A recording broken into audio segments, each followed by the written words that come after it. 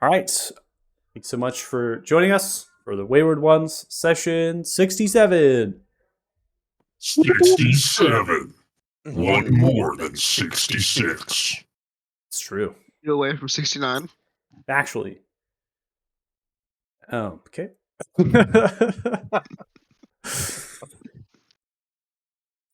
All right. So we're just going to move right past that. Section 66. We met Ukar. Ukar is known as the Great Chief to these people.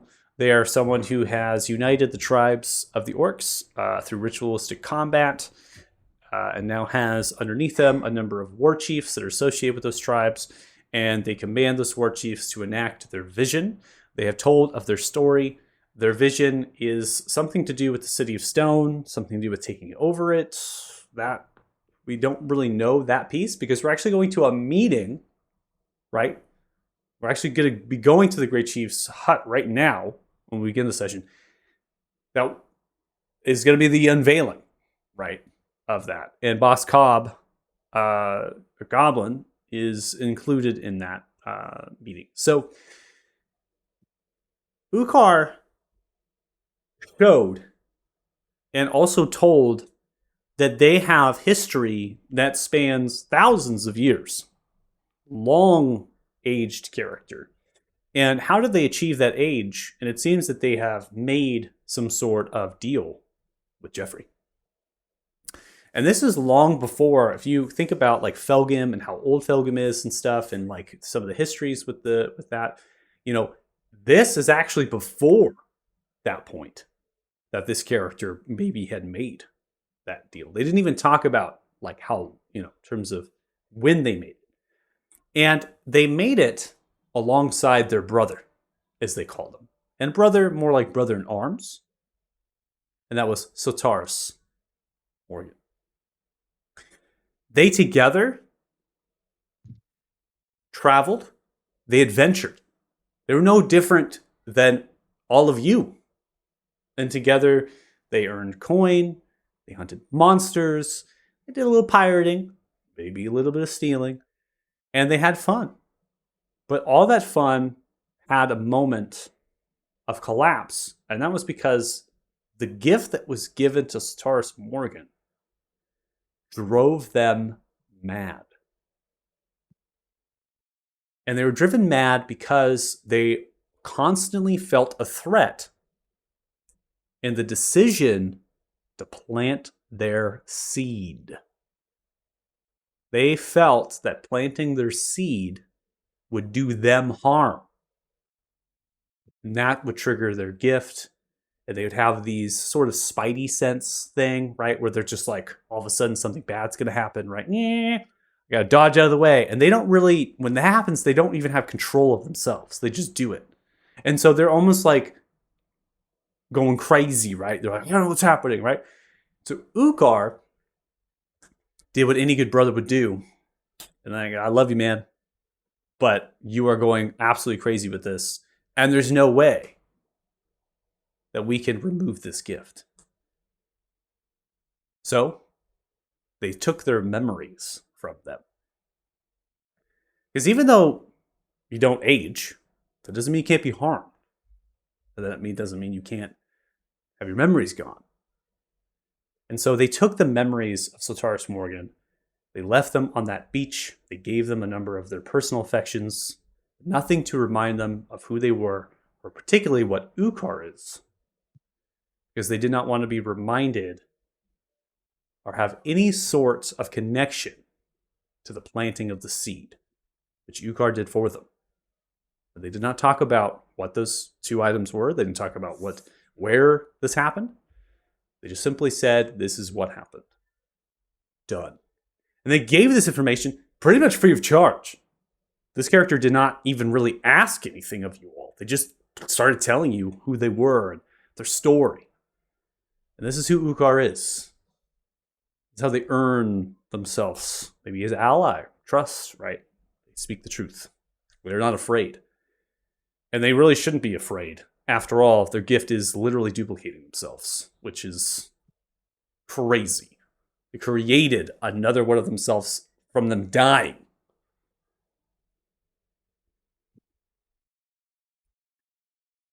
We asked the question, where's the other one going? Right? Like, where's it going? And it's going to continue to provide information. Talked about moving against the city, that sort of thing. Well, we have questions we can ask, right? So there is plenty of time to ask those questions. And that is in this Great Chief's Hut during this meeting. While we were waiting for that point to happen, we talked to Vistar. Vistar is a gold dragonborn. They are an Oath of Redemption paladin, and they worship Helm. They are currently part of a clan known as Dragon, or a rebellion known as Dragon Pike. And so they have a strong connection to Ukar because of similarly guided agendas, right? But Vistar talked that they have a history, not just of the rebellion, but also Beldzar. They said Beldzar is the son, is the child of Horan, the gold dragon, which the Belnock revere. They don't serve. They're not thralls. Right? They're part of Valar, which is a time during an age where dragons were fighting amongst them between, right? Metallic, chromatic. Metallic being Draconis, or chromatic being Draconis, and metallic being Valar. And they each had their own allies, right? And so the Belnock would be that ally to Valar. And so they see Horan as a great protector. They see Horan as someone that serves Valar. And so they work alongside them. They do that by a number of ways. So Belnock is just one of those. And so this is like their service to Valar by finding a way to save Beldzar. Okay? A lot there. But it's pretty simple when you think about it, right? It's just a dude trying to help a dude help another dude. I got them. Dudes helping dudes. Dudes helping dudes. And so they fought against the undead, Vebith. They actually traveled from this land. They were born in Nisquil, and they grew outside of that home in the Crystal Desert. And they ventured afar as a traveler, as an adventurer. They then took an oath of redemption, and that redemption was taken to redeem, right, what has happened of Beldzar, right? What has happened with Horan. It's also an oath that was taken to redeem some of the undead, the Scourge, that they could be saved, they could be spared from whatever turned them, right? They're not exactly evil, right? They're doing this out of their own free will. And that's kind of what pulled them.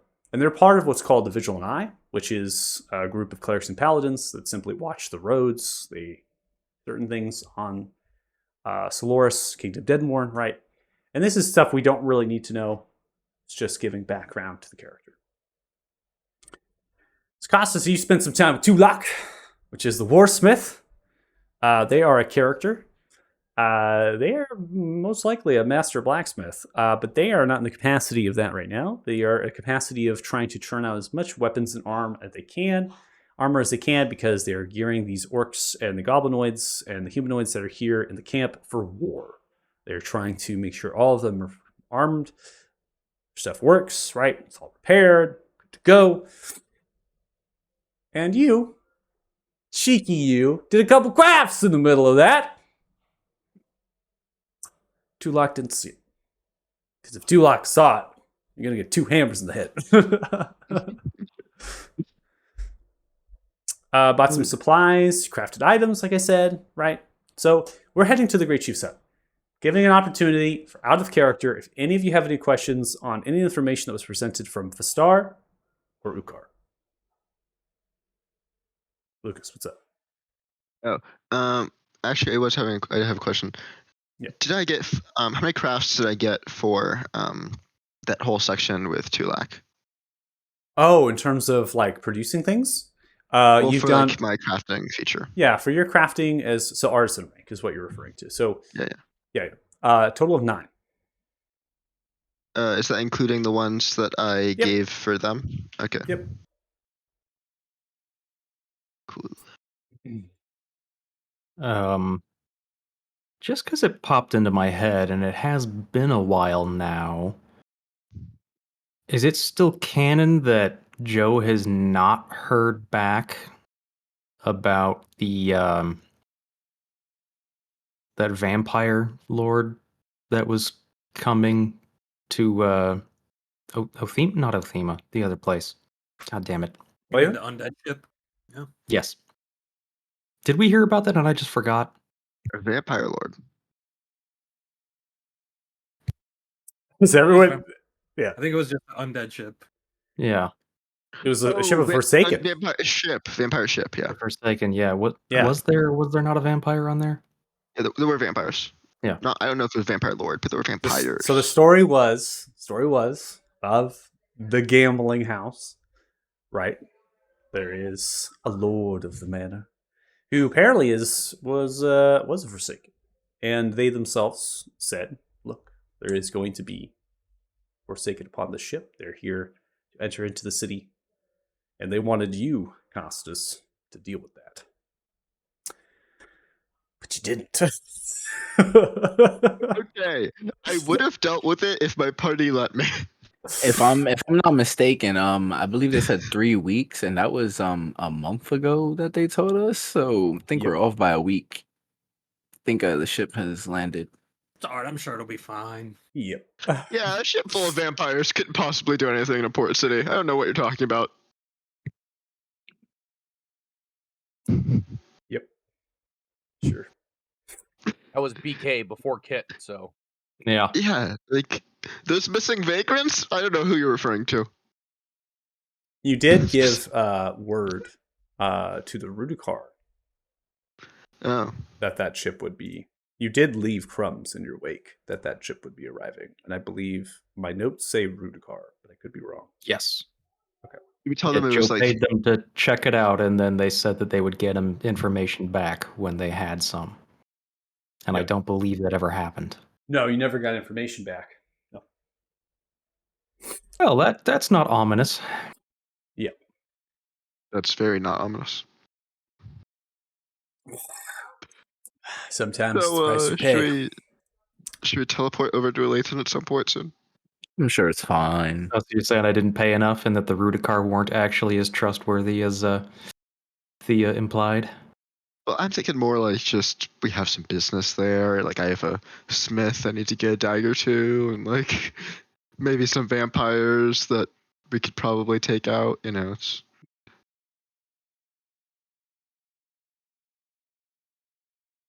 no. I feel like vampire like armies are never a bad thing to handle. Kinda got our plate full at the moment, don't you think? I'm just saying at some point, be like somewhere on the list. You can't go around helping every vampire invasion, okay? So at this point, you want to go to Aletha and you want to say, "Look, we didn't get the ship, but we want to kill him now, right? We want to stop him now. So where are they at, Rudikar? Well, tracked the ship, couldn't stop him from landing, and by the time we could get anything to report to you, they were killing us."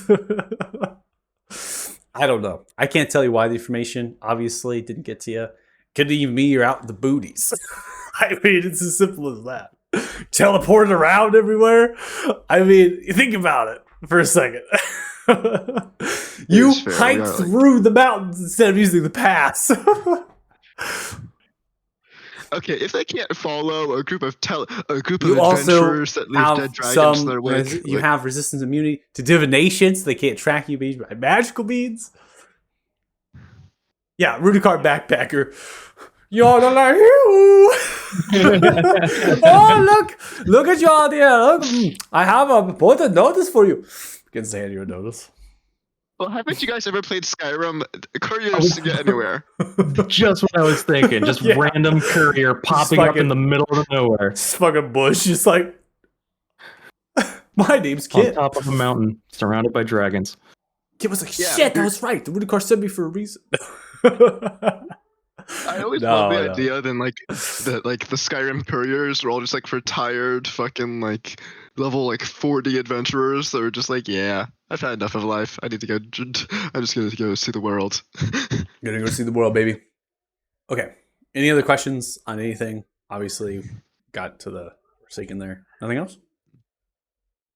Okay.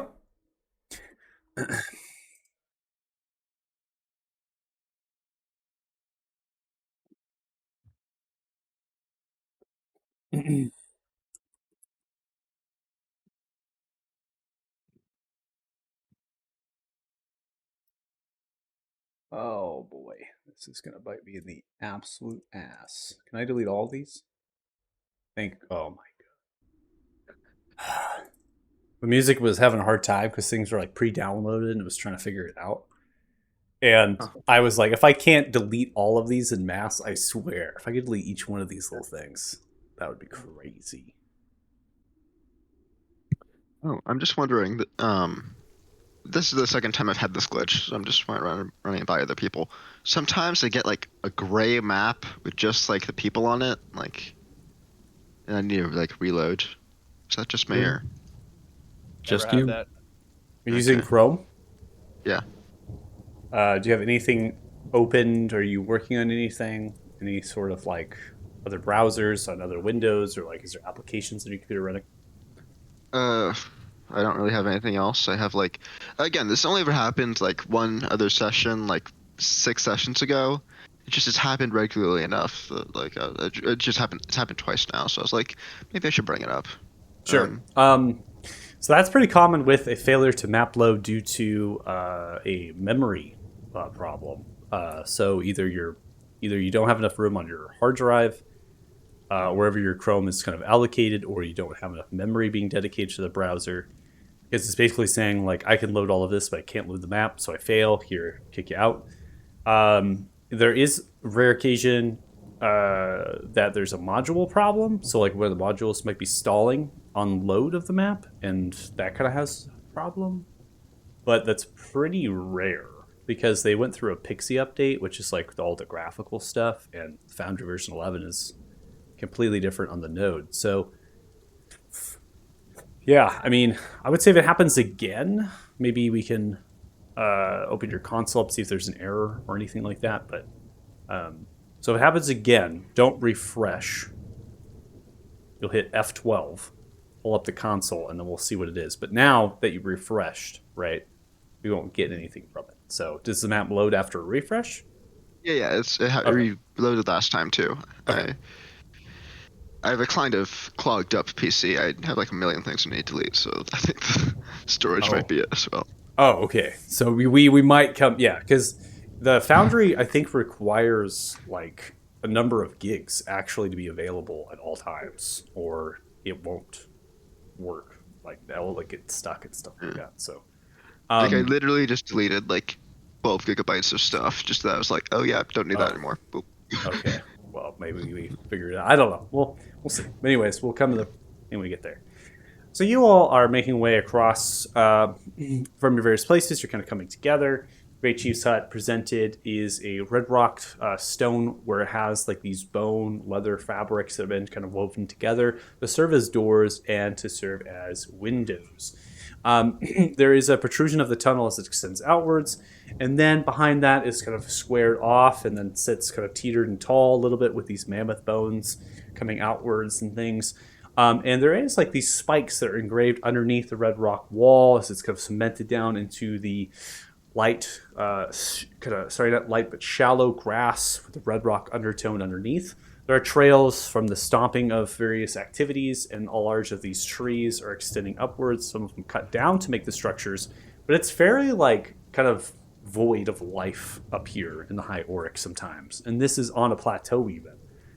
Where water is not actually reaching here necessarily. So the plant life is just showcasing that. The trees themselves are absolutely enormous. The height of the structure is roughly 20 or so feet, and the tunnel is only about 10 or so feet. And so it has the vibrance of kind of smoke billowing from it from several places that are seeping through these overlapping layers of the leathers. You can hear noises from it because there's not a lot of insulation in terms of sound, so that you can hear people inside. Some which are laughing, some are talking very boisterously, giggles, that sort of thing. And so you feel comfortable that this is not going to be like you come in all of a sudden daggers at your throats, right? That sort of thing.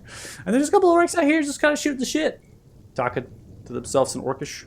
Does anybody speak Orcish? I could translate it if I hear it. Yeah, so you translate, you hear it. Oh, that apple, rotten. I know. I shouldn't eat this, should I? You can't waste food. Nope. Fuck, you can't. Fermented. Yeah, booze in that. Wow, yeah. That's the conversation you're hearing. It's unpaused. Remove. Would you care for the apple to be tasting fresh rather than fermented? Sorry, I was eavesdropping a little bit. Speaks in common. So you speak in common back to it. Hey. Sure. Cast prestidigitation on the apple, and it tastes like a fresh apple.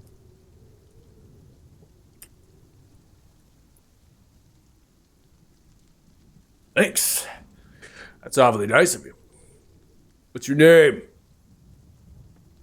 Othala. Nice to meet you. Othala. It's not an orc name. Not an orc. Why are you here? Part of the Wayward ones. We're guest of Ukar's. Here for a Ah, meeting. welcome.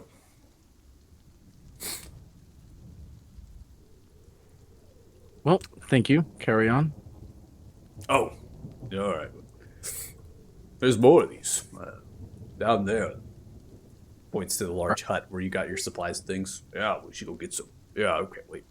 If you're gonna walk away. Is it just a pile of like rotten apples? They're just gonna go find some more of those apples and eat them. Burlap sacks of different sorts. Basically, where you buy your supplies in was that large pavilion hut, the various assortments of crates and things. Fisher just looks over at Othala's like, did they really think you were an orc if you didn't give them your name? Do I look like an orc? Nah, I man. think they were too drunk to tell. I think they had a few too many of those apples, yeah. Mm. Which means maybe we should get some of them apples. Yeah. I think in this case, those apples are literally like solid cider.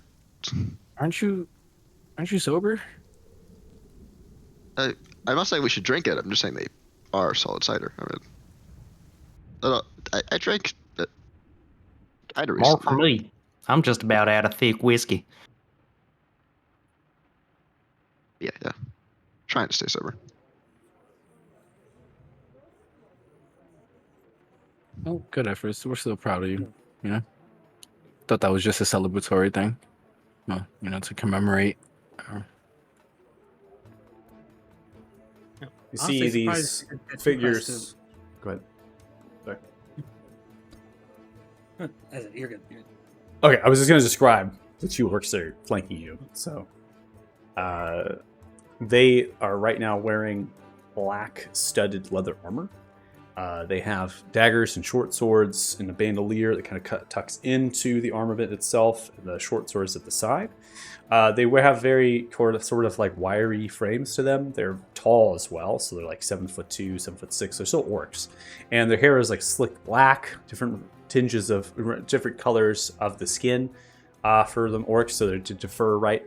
And then they have a ponytail that comes through, and they have like this blackish hand claw like that grabs onto the hair and holds the pony there. They are just kind of regal, almost stoic figures as they're standing there, and they see that you've left the rung of the door, right? And so they kind of push the flap back, keep out the rain and the wind. There's altars here. They have various reagents and things in. You imagine that this is welcome to a variety of perhaps gods to give worship and prayer. You're kind of maybe thinking of like what god do the orcs worship? And it seems to be something very bestial, could be a god in terms of the Feywild, right? There's a lot of like natural elements here and that sort of thing. And behind them, in terms of the red rock wall, right, is a couple paintings out of blood or out of charcoal, and they're kind of just depicting certain things upon them, one of which is a wolf, right, as it's kind of coming upwards, which is not so dissimilar away from the symbol of the Whitebreakers. And they don't say anything to you, these two orcs that flank you. They simply just push back the flap, keep the wind. They are just intently staring at you both, or you all, and them both. Am I able to determine what kind of claw is holding the hair back? What's it made out of? You can make a nature check.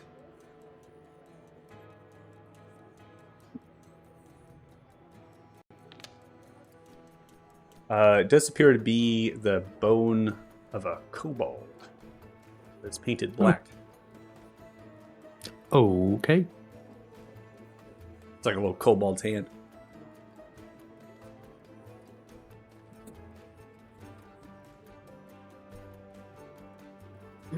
Love the decorations.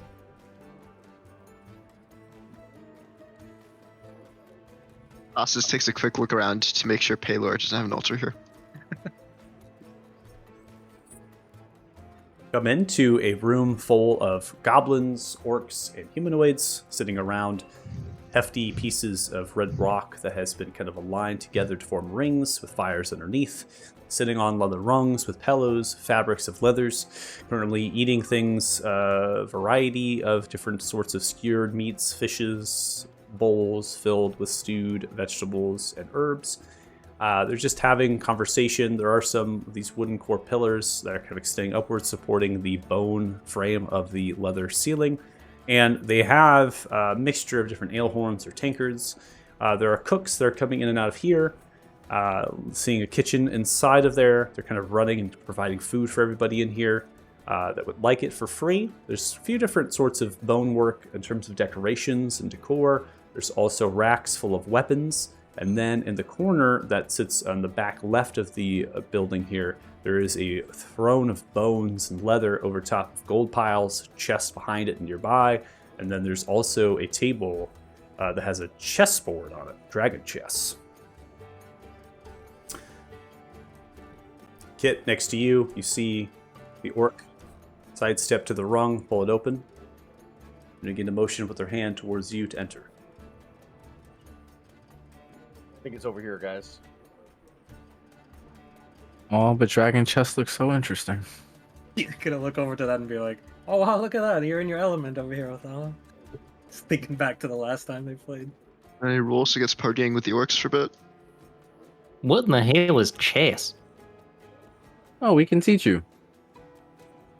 Would I just like flick these little pieces and try to knock the other ones off the board or something?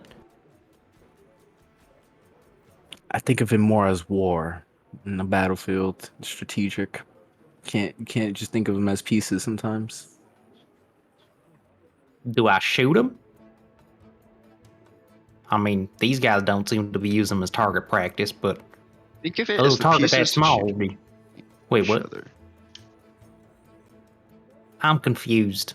I have to give these guys little bows and have them shoot each other? It's more melee combat if you think about it. But anyway, we'll explain after the meeting. We can just show you. All right.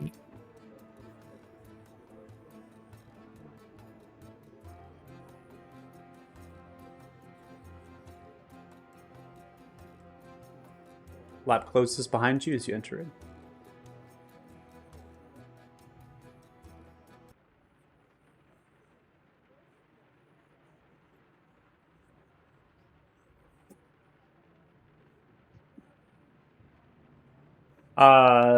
Okay, so let's go through the characters. You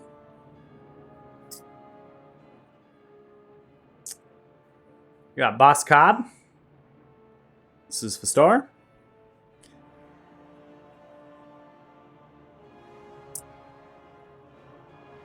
Pip. Ukar.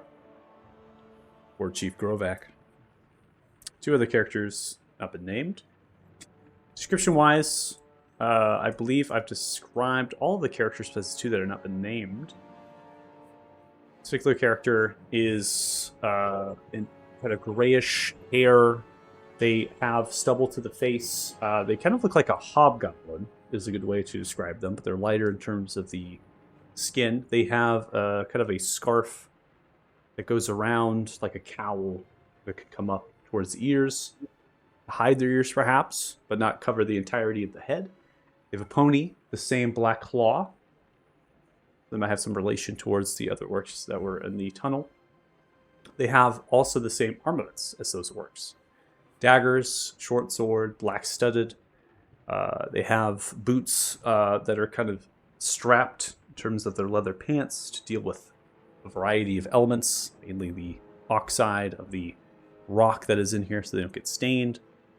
And they seem to be very well traveled. They have a backpack on their back.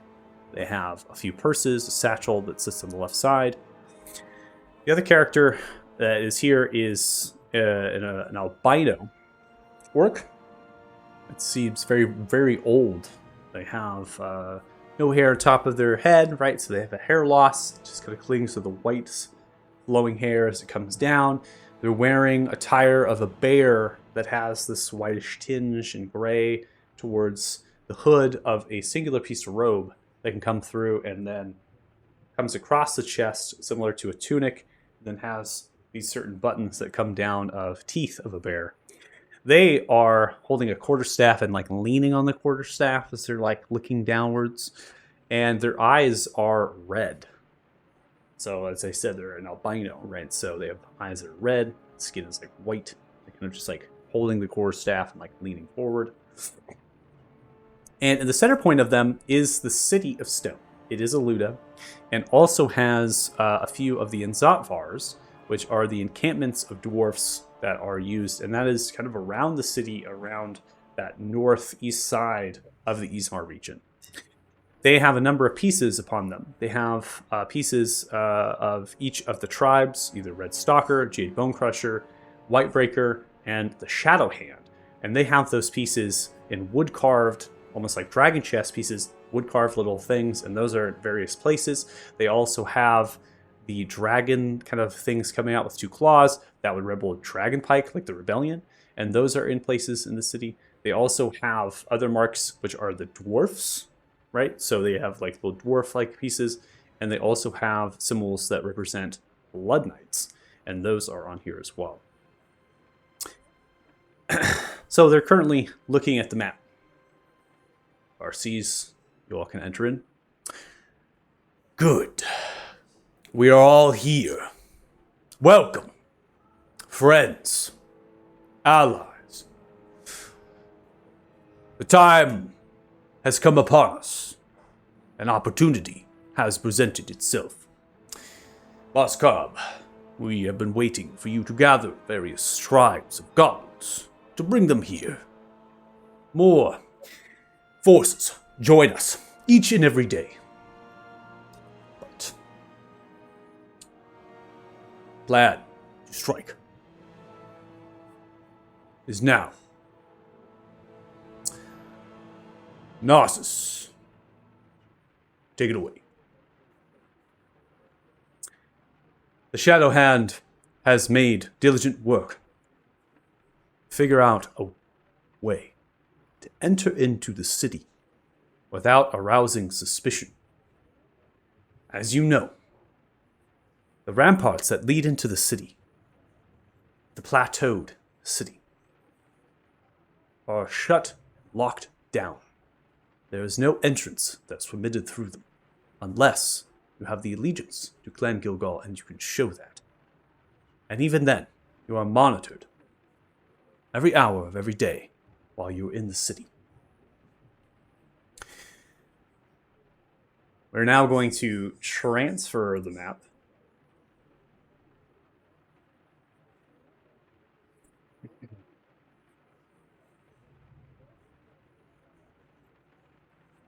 The city is divided in 3 different districts: the lower steps, the upper steps, and the royal steps. Each series raises higher on the plateau than the other, and they are connected by the ramparts and bridges that would ascend higher to them. The city is backed by the plateau as it grows into itself. There is a quarry and a mine that harvests the red rock to build the buildings, and that sits in access to the royal steps. Always have access to stone and materials when needed. There is no way to get into that mine or quarry but from that district. There is a tunnel that leads through the mountain plateau, and that carries to the base of the bay through a series of switchback roads. The harbor Frothingal. It is small, and it is well defended, as the plateau extends into the waterway, into the bay. The walls are built from that stone, and it hugs the bay. It only has 2 wharfs and a series of docks, a few warehouses and cranes to lift the supplies needed upwards, and it's supported by a track railroad. And in between the reach of those walls is a sea gate of Vasily. The star leans forward. The sea gate is something that Rhodey, Nimblethumb, and their submarine had ran into a couple weeks ago. Rhodey Nimblethumb barely survived the ordeal. The submarine circuitry was fried, and they escaped with their lives. They are currently held out away from the city in a secure location of the rebellion of Dragonlink, recovering from their wounds. Location that looks towards Ukar, that we do not need to know.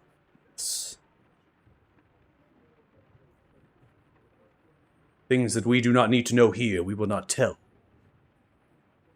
Tinkerer has many methods. Extraction of knowledge from one's mind, whether alive or dead, is common. We hope Rhodey will heal, and that they can join us when the time is right. Star speaks again. What Rhodey has communicated to us is that underneath the gate is an inner web, metal chain, a netting, if you will, and it is electrified. The walls, they carry all the way down to the seabed, along with this netting. There is no ship or submarine that can enter into the bay.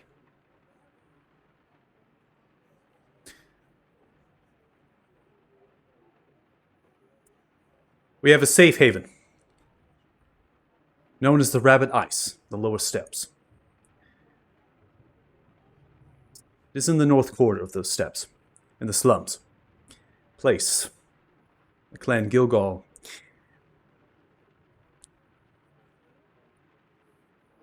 has destroyed in their time of occupation. It is a small alehouse, and underneath we have a safe house.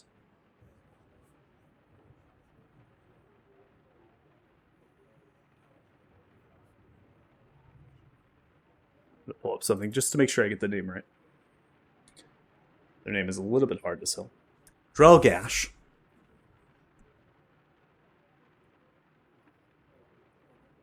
And the other one was Rhodey Nimblethumb. That was the rabbit ice or the rabid ice? Rabid ice. Oh, so ice can get rabies now. One more thing to worry about the 21st century. Drelgash is our informant with the rebellion of Dragonpike. They're the one who runs the Rabbit Ice, and they take care of that safe house. We are to get into the city they can become a resource. Rhodey has already communicated, which I will advocate for those who have now brought in to the war room, that their automaton workshop, known as Nimble Automation, is a nest. The two sisters were slain, and is now a breeding ground filled with constructs and blood knights. Yes, Ugar speaks. It is a place that we will need to investigate upon entering into the city. Could lead us to the Tinkerer.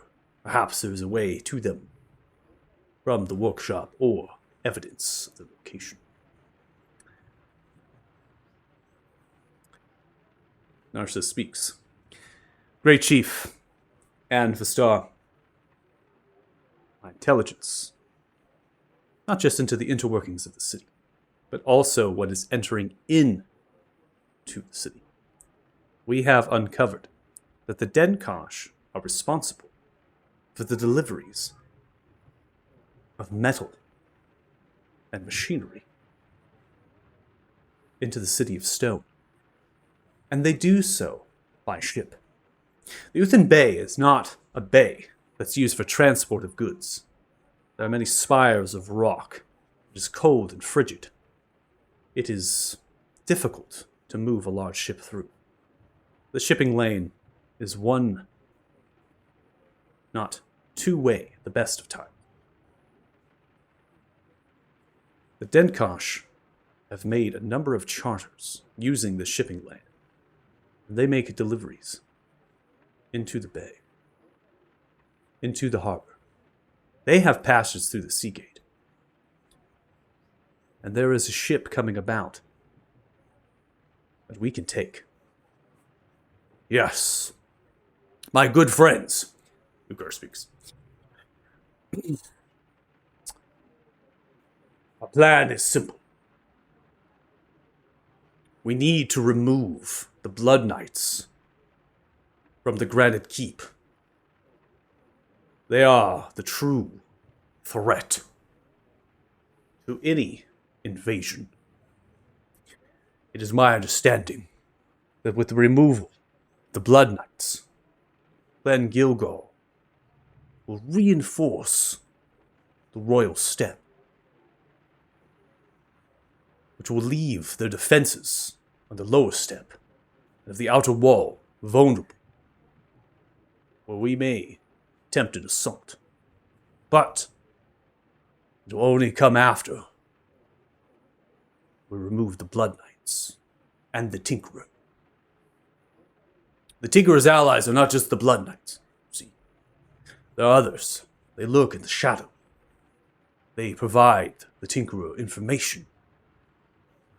If we are to move about the city, even if we secure some sort of passage into the city, we will arouse their suspicion. So when we take this Denkosh ship, we will use magic. A seeming spell. Not just of anyone, but that of the Denkosh, the captain of the ship. You will not only have the documentation needed to come into the city, but we will also have the very people who need to be there. Unless they have magic to counteract our seeming. We will not arouse any suspicion even from the informants of the Tinkerer.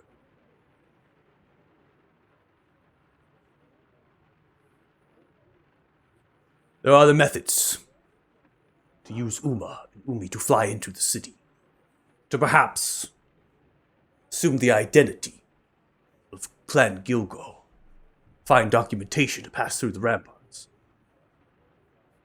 But all of those would either be spotted or not have a place in the city, you see. Not only do we need to look the part, but we also must have a purpose and a reason. Are we aware of the Tinkerer's location? No, We are not.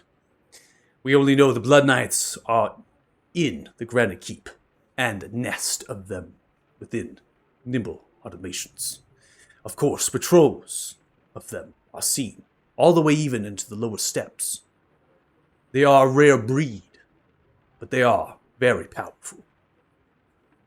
I have fought one of them, and I dare say they gave me a run for my coin.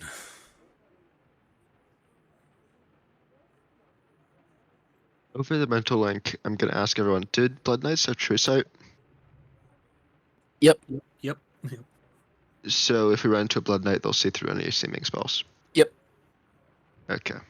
We should probably tell Well, them that. We don't Yeah, know we if they should have definitely true- remind them of that. We know that they can see invisibility, but we don't know if that's because of true sight. No, Othala has taken the oculars out and studied them and learned Mhm. that it is actually true sight that they have. Gotcha. Oh. You say that you propose the idea that they might have a way to see through the seeming as if it's an unlikely scenario, but Blood Knights have True Sight. I very much know it will eventually happen. But by the time they figure out that it is us, we will be inside of the city and where we need to be. Okay. We are to find a Blood Knight. We are sure to be on the path of the Tinkerer. We will not move into the Royal Steppe. We know they defend that. Could be the Tinkerer is there. But if that is the case, then we will need to take down nimble automations and where they are being made. Or we can enter into the Granite Keep. We would assuredly be lost. Our numbers are too few for a full-scale invasion against the city. It is the city of stone. Not only is the towers armed with cannons, they serve a wall that has interconnected levels, also have cannons. And that sits not only around the outer of the city, but also of the districts. We are to launch a full-scale invasion. We will need to go through 3 walls to get to the royal steps, and then cross over a moat that has 2 drawbridges that can interconnect to the spire for getting to the Granite Keep. It is nonsense to wage something such as this. We would lose, assuredly. And we would leave casualties in our wake. What is important, allies, we must understand, is that the people of this city are innocent.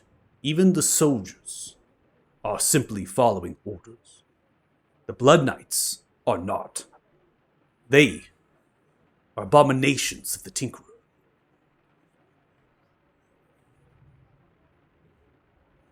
Anything we do to put people, the city of Stone, in harm's way, we cannot do. Sees Vistar shaking the head at this point. How many people can we get into the city? See them clutch their stone. I can enlarge Uma with my abilities. We will use Uma and Umi to fly, to attack this Denka ship. We will take it over. We will get through the sea gate and into the harbor. From there, I see 2 paths. We either continue seaming, pressing into the city towards nimble automation, risking us being found as we press into the lower steps, and even worse yet, by them inside of their nest. Or land into the harbor, find where the Denkosh are unloading the supplies. Find to see if their hideout has any sort of evidence we need. Of course, one way risks life. We do not know if the ones unloading the ship and stashing it are innocent or evil. We do know that the nest at Nibble Automation is evil.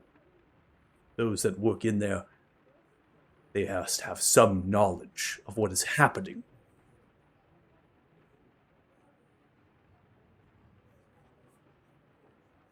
So, wait, you mentioned find evidence in the Denkosh port. But evidence of what? Like, don't we already know what they're doing? We know What are what we they're trying to doing. prove here? We are trying to find evidence of where the Tinkerer is. We know the Tinkerer is in the city, because the Blood Knights emerged in the city. But we do not know where the nest, the lair of the Tinkerer is. We don't even know where the Blood Knights are being created. We know, though, that the keep, Granite Keep, the Blood Knights are not created in there. They simply arrive there. The Granite Keep also is cut off from most of the city. It sits on itself its own rock. It is not connected to any of the systems of the city, such as the railroad, the sewer. It is not interconnected to any other buildings either. I So- know that. If the hall is scouted, and the investigations yield that the Blood Knights are not created there, and they simply are there by arrival, or otherwise magical methods, there must be another location that they are created. We find where they are created, we may find where the Tinker is, or vice versa. I know that our group, the Wayward Ones, are at least somewhat skilled at infiltration. Maybe we could try to investigate the Denkosh without causing civilian casualties, so to speak. It's possible. A counterpoint to that, my good fellows. This is a very tightly integrated place that we're all trying to infiltrate into. If anybody, whether they're part of these dastardly plots or not, notices anything untoward or suspicious, alarms will be raised. And it's a total crapshoot that we'll find anything interesting in this outward port location. If we're going to try to be sneaky, our best bet, in my opinion, is to lower our threat surface as much as we can, sneak right past this whole Denkosh Harbor business, get into the city. If we can make our way into this Nimble Automation place, we can lock it down, scour it out, see what there is to see there. It seems like we'll get more information anyway. Well, Because if we dither too long in different places, people are going to find us out. Well, the That's Denkosh how are the I people feel. that supply the metal, so maybe we could delay our attack on Nimble Automations for 10 or 20 minutes. I mean, we have an outpost in the city. While one group scouts out the Denkosh outpost, another group could prepare for an attack on Nimble. Sark They speaks and interrupts you. regroup. I do want to clarify that the rabbit ice will only be used by us if we have to use it as a means of escape or resupply or shelter. It is a safe house, and there are a number of connections that Rebellion Dragonpike has established within the city. If we are to go there, it would need to be as a last resort. I understand. Okay. Over the What is link. the end goal here? If everything goes according to plan, what are you hoping to achieve with this? The Blood Knights have been ended and the Tinkerer defeated. The Royal Step will be reinforced, and we will be able to wage war and get into the lower steps. We will hold it. In a normal siege, we could starve them out, and that is possible. But we may have other methods at that point. an attack on the keep itself.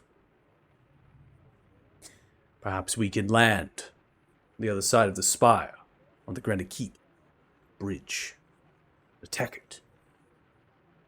Now the Blood Knights may be able to survive it. We have options. This is what I give all of you. This plan does come to fruition, and we succeed. We have options.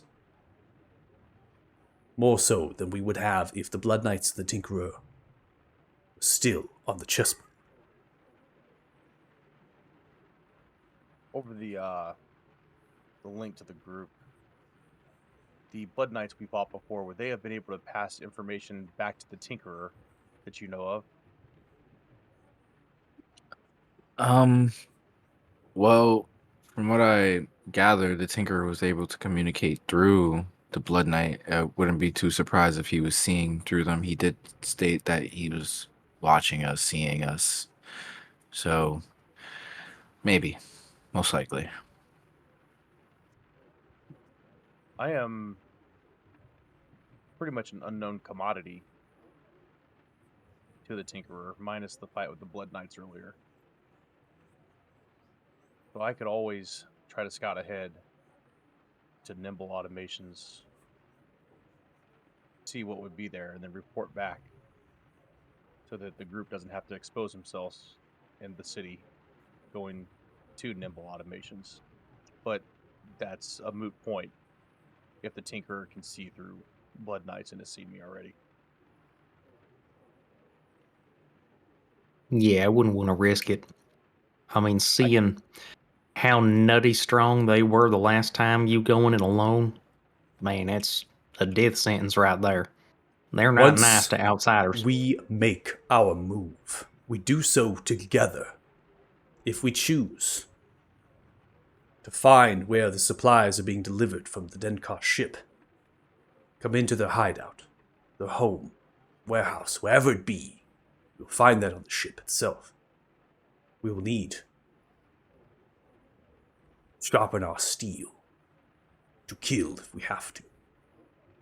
We will move with haste. Do you see?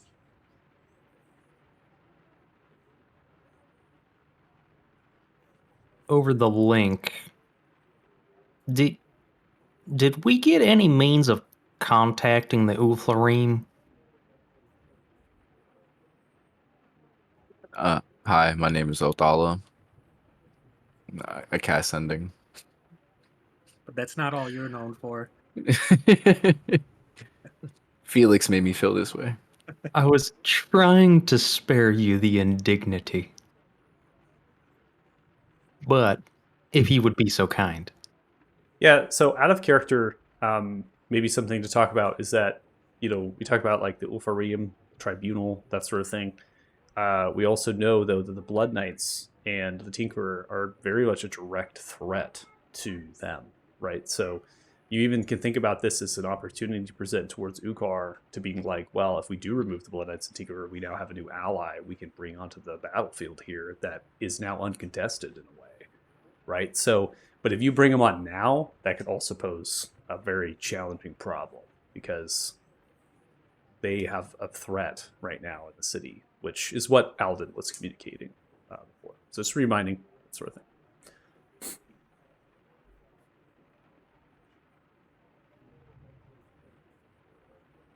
I guess through the mental links, though, would you want me to contact one of them for a reason? I mean, yeah, we're very much on a friendly basis, and we're fixing to go in and take out the head big bad that our friends here hate and have sworn to destroy.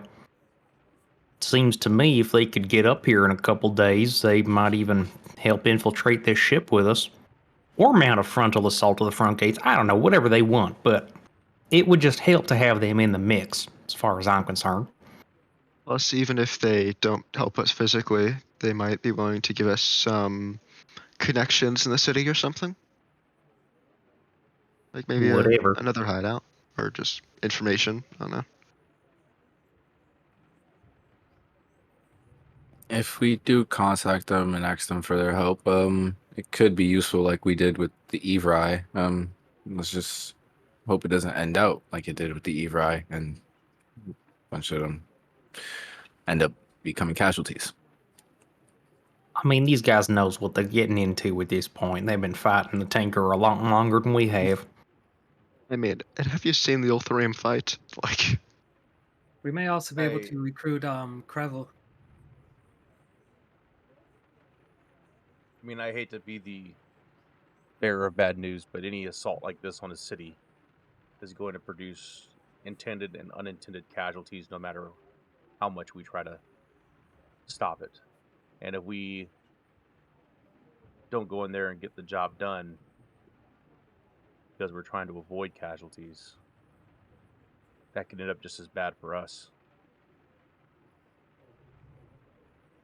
Oh, you're absolutely right. Sometimes in the effort to preserve life, other life is taken.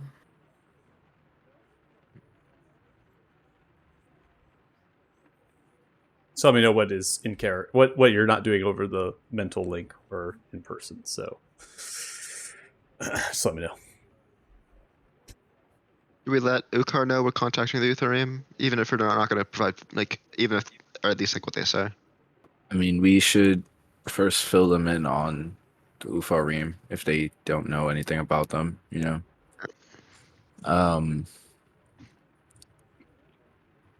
Okar, I know you've been around a while, so I know you possibly know of the Ufarim. I do. Good. We've encountered them a few times. We've met with a person named Alden that's a great ally. We know that they're enemies of the Tinkerer and these Blood Knights. They'll be great allies to us.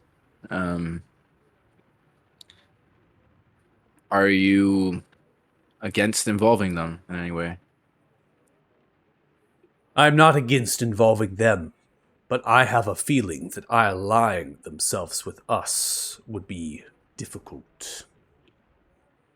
Orcish kind has fought against the Grey Bear tribe for thousands of years. Grey Bear tribe have connection and ancestry to the Ufarim, whether they know that or not. Ufarim, I know correctly.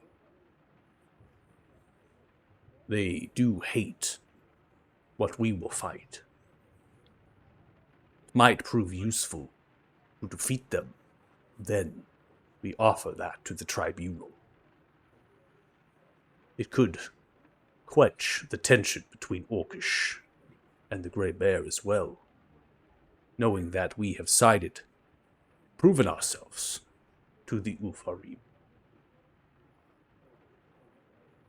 As I cannot speak to your relationship with them, I only offer what I can from my perspective.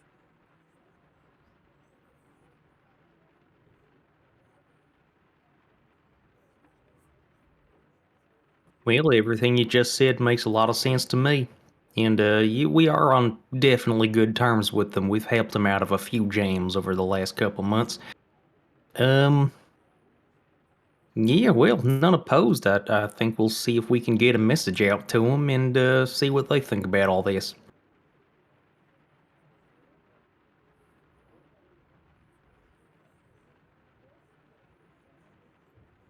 Athala, if you would be so kind. Yeah, but do we have an exact date of when this is all occurring, when everything should go down? Narcissus looks from the manifest that we were able to make a copy of from the Denkosh headquarters in Paylene. It would suggest that there will be a ship known as the Blue Iris. The 18th of this month, 8 days from now. It'll be in prime position in Uthin Bay under the cover of fog. Should be able to advance to the ship without eyes, and then use that to sail in to the Sea Gate.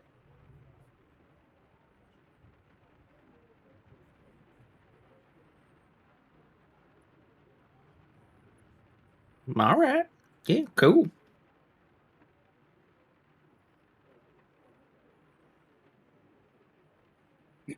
Over the link. Yeah, that should give them enough time to get here, right? Yeah, it depends but if we're moving, I think we should just tell them to probably meet us at the bay if they can. Makes sense to me. Yeah.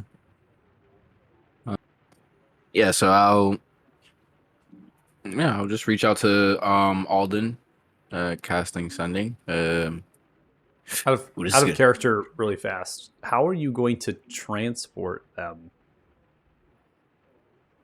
That's what I was starting to think about, where they're at in their location and Yeah, how so long they're gonna get here. right, so like Ukar cannot offer anything in this endeavor, right? You're the one who has the connection, so Ukar is saying that hey, look, I got 2 dragons.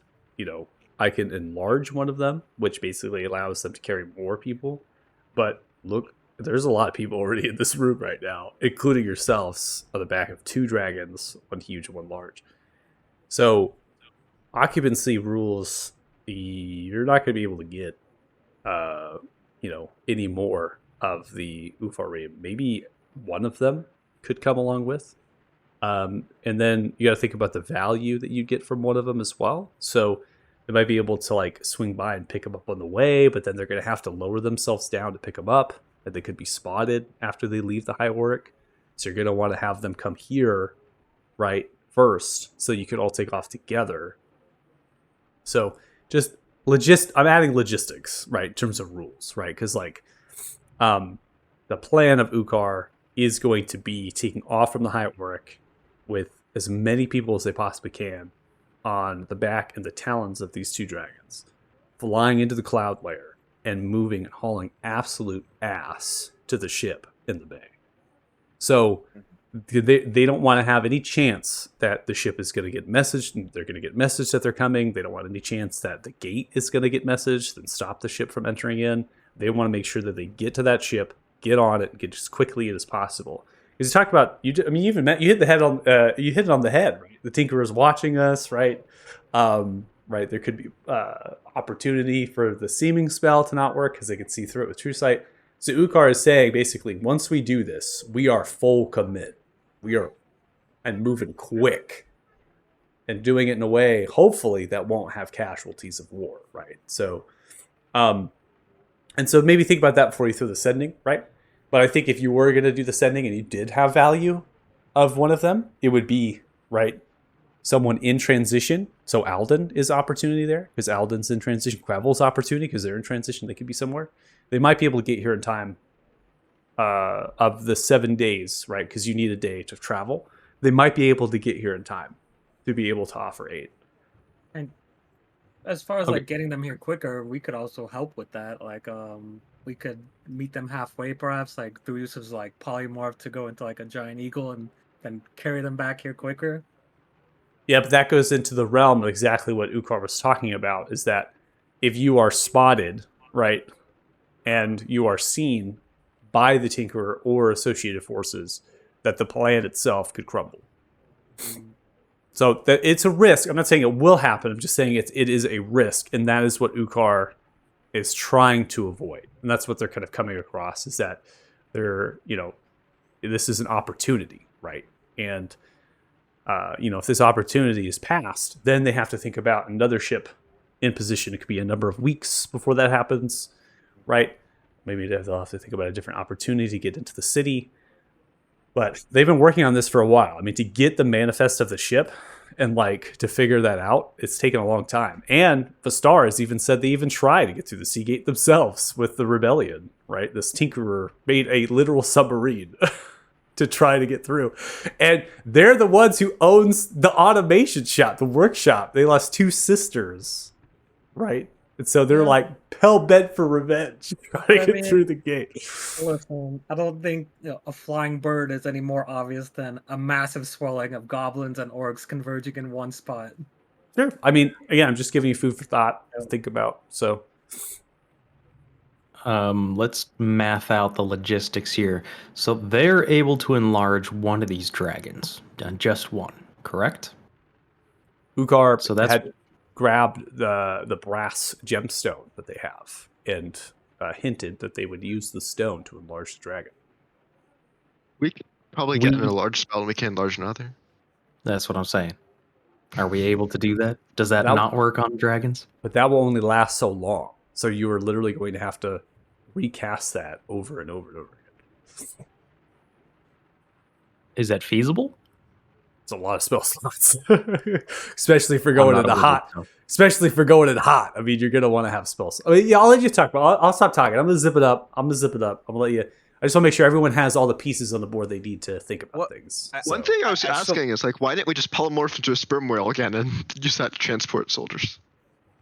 So my question is not having the basis for why you guys want to use them. Like, what is the bang for the buck getting these guys to come now, vice us going in there, and when we start our fight, having them start moving to meet with the goblins out front?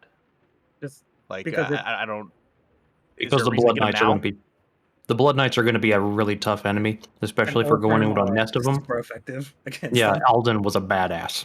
So even if we just have him, that's a huge leg up. Next question that factors this into, like, what is the carrying capacity of standard dragon versus enlarged dragon? How many people we talking about here? This is homebrew at this point. Normally, you can't actually put these many people, but basically, your party would be on the huge. Your party would be on the huge dragon, and then the large-sized dragon would consist of Ukar, Urpip, and Vistar, which would be pretty much max. And that follows more along with the rules that would max out. But normally, you can only have one person that's medium mounted onto a large, and then two Okay. people, two medium mounted onto a huge. That's normally the consensus of rules there. So Do we know how long he said it would take, like, in flight from this point to the ship? with the dragons, they can fly at a speed of roughly 80 feet. They're going to be dashing the entire time. They'll have to encompass nearly, actually more than 48 miles of actual travel. Damn. So it is going to be at least 6 hours of flight that they're going to be moving through to reach that at full bore. Ooh. Another stupid question here. Probably, could we teleport to where Alden is, bring him here so that he could join us, or no? That's something to talk to Yeah. Urpip. You can also ask Urpip that. I mean, if you don't, that's definitely a possibility. So I have a We're question though. looking If for we're bringing him. teleport into this, can't we just teleport to them? I could if I have a teleportation circle set up outside the Windy Tower, but I would have to have Alden go back. I don't know. I don't think Alden's there anymore. No, what I mean is, can't we have them set up a teleportation circle in the city?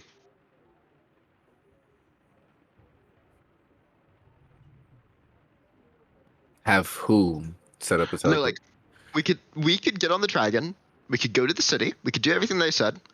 Instead of going anywhere, first thing we do, we set up a fucking teleportation circle, bring the army in. We skip the walls. We just teleport into the city through the walls.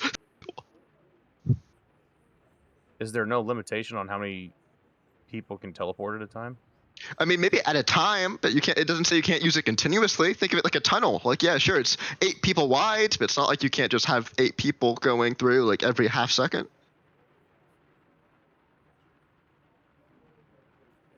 I thought a teleport spell was instantaneous and only lasts for a certain amount of time, though. I don't know. I've never. Teleport, not So teleport. you're referring, Lucas, to a teleportation circle. You're saying, hey, if we get in there, we can establish a teleportation circle, and then we can kind of travel, teleport back and forth.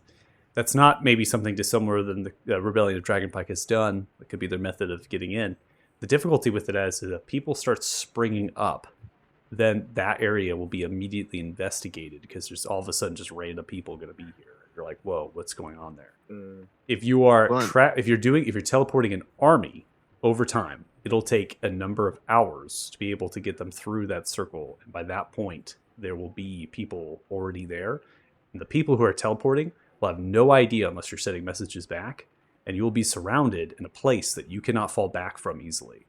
Attack military wise, that is an all or nothing attack, and if anything was to go wrong, you will always lose.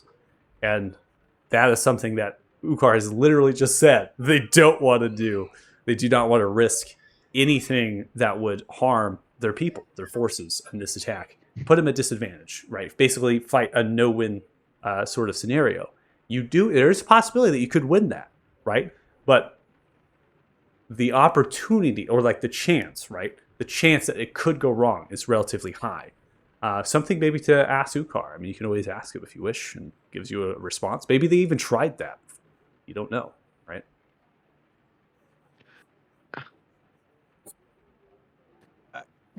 I think from Ukar's perspective, and correct me if I'm wrong, Michael, but what he's trying to do basically is get into the city and get rid of the advantage that they have on him right now, which is the Tinkerer and the Blood Knights. And then once he's managed to get rid of the advantage that they have, that's when he's looking at bringing the army in. So Correct. our question, so our question here should be not how do we get the army in? It should be what's the best way to help and assist getting a small raiding party into the city to wherever the Blood Knights are and destroying whatever's making them and potentially destroying the Tinkerer. That should, and then the rest of it will come later. That's the plan we need to be looking at. I mean, a teleportation circle could do that. But you have to get somebody in the city first. You have to get someone in the city first, and if you teleport into the city with the circle, you will have no purpose in there. And that's the issue, is that you will basically arrive, even if you have the simming spell, they're going to be like, where were you born? Like, why are you here? And that is putting yourself at risk immediately. And that's what Ukar is saying, is that if we do this, then we actually have an identity that we're taking. I'm just saying, any identity. Like, the moment we get into the city, what we're doing is we're literally going to attack a well-defended factory. So, like, it's we're going to throw away our identity within, like, maybe not 10 minutes, but we're going to throw it away pretty much immediately upon entering the city anyways. So the question is, do we want to, like, bring a few extra people along with us? Like, maybe we can, like, teleport, like, a small squad of elite orcs that, like, weren't quite high enough up that they could fit on the dragon, but also, like, would be still very useful in the fight with the Blood Knights. Like, that might only take a few minutes to get through the portal, and then, like, go at the Blood Knights, or, like, or do we just want to, like, okay, let's go straight to it? So, a couple of things. How long does it take to draw a teleportation circle? 2 hours. Okay, yeah, never mind. I forgot about that. So, like, you have that one, plus I know what you're saying about we're just kind of getting off the boat or the dock or wherever we're going to be at, right, coming toward this, and I don't know if they have a way to detect magic being done in the city or not, but if we're coming in on a boat that's known, now we have the element of surprise. Teleportation circle could give us that if we're in the right spot and we're not detected and nobody's watching. And you see there's a lot of ands with that one as well. Vice, the boat comes in, we're disguised, hopefully is what he's saying, and we're there and we can go. To me, the question is, do we try to bring one more person in what's his face with us? And if we do that, how can we get him to us as quickly as possible? Well, sorry, go ahead. That part I don't think is too hard. So I think that's the simplest thing we could do. We send out the messages to Alden and Krevel, and if they agree, then we ask Purpip if they can teleport them over to us. And then to your point, Costas, that gives us 2 extra people that we know have proven to be valuable against Blood Knights in fights. So it kind of accomplishes a little bit of everything. Just my thoughts. Yeah, it's just what annoys me about this is that it feels like we're rushing into it. Like, we're just going to the city and we're like, okay, we're going straight into the factory. We're not, like, even with these, like, investigating the Dunkosh. Sorry, I might be pronouncing that incorrectly. We were like, okay, there might be civilian casualties, so we could sneak through. Like, maybe, like, the people that aren't so sneaky could, like, go somewhere else. Like, they don't even necessarily go to the hideout. They could just, like, maybe hang out at the market. I mean, they have viable identities. They could just say they're buying, like, groceries or something. They go hang out at the market for, like, 20 minutes while other people go in. But he's like, no, we all stay together. If we're doing this, we're doing it with, like, blood and fire. It's you can ask Ukar. I mean, this is all out of character, but you guys could switch it back in character and start asking questions. That's totally fine. So here's where I'm going to toss it back to you, okay? This is a military quote that I've carried with me through my whole career in the Army. A good plan executed violently now is better than a perfect plan executed next week. Yeah. Just, we have an opportunity with this boat, like Michael said. Don't know when the boat's leaving, how long it's going to be there, all this stuff. So if we don't do it now, we could be waiting even longer to make this happen. So I mean, I think the plan has enough. Yes, are we going into an unknown with some Blood Knights, some scary dudes? Hell yeah. But we have an idea of where they are. They're not expecting us to come in the way that we're coming in, and we have some pretty powerful guys on our side. But I'm not even sure. I mean, in character wise, I kind of know why we're doing this, but I'm just like a tag along Yeah. character wise at this point with you guys. So like, Sure. this is just me talking out of characters. Like, hey, there's a good enough plan, I think, to set us up with a better than 50% chance to win, as long as we go in and execute it violently, right? We go and we do it without thought hesitation. So and anyway, that's my thoughts on it. I would strongly suggest switching this back into character. Definitely not maybe talking the mental link and just asking questions of Ukar, because you're all sitting around a literal war room with battle preparations and stuff. Everyone's talking about certain things, so obviously you're more welcome. Don't need to raise your hand, right? That's just an open conversation. So if you have questions about the city, questions about the plan, questions of why, right? Those are the time is now to ask them, because in the end here, Ukar will do this with or without you. This plan is already in motion. So that's also something to note, is that you just like showed up and Ukar, this plan was already going to be delivered upon Boss Cobb's arrival. Jay, you got your hand raised. Yes, Oh, you said no need to raise your hand. I just raised it anyways. You don't need it. Yeah. Okay. All right. So we'll get back into the role play. You all can proceed. Yeah. I don't think we should really contact the whole group of a lot of people or try to do it. I think Kit is right. We take taking a few people there, infiltrating is one of our strengths. We stick to that. We try. I think getting to Nimbu's shop is a good idea. Finding out what we can, eliminating the Blood Knights. Maybe your plan is okay. Ukar, we're talking. Yeah.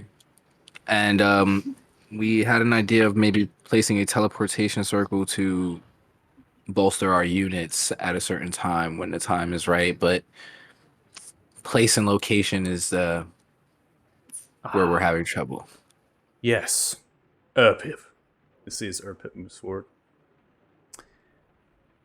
Erpip would know that is relatively unwise.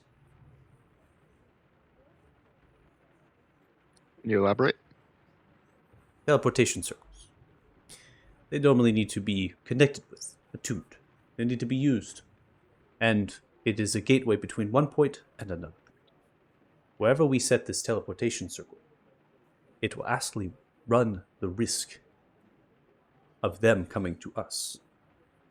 The Tinkerer has shown strong prowess over the arcane, not just in their constructs that they've created, but also in other methods of those that we have killed. They have abilities that we would run the risk. And it is rare that teleportation circles are used in this way. But it is not unfound. There is histories, and there is evidence to suggest that a teleportation circle used one way could be used the other way.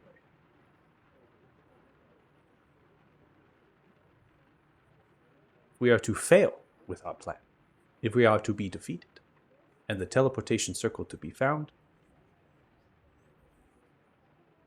we would risk the lives of everyone in this camp, or wherever they are found in that circle. Not that it is not impossible. And the second point to this is important. Is that the Tinkerer is strongly versed in finding magic throughout the city.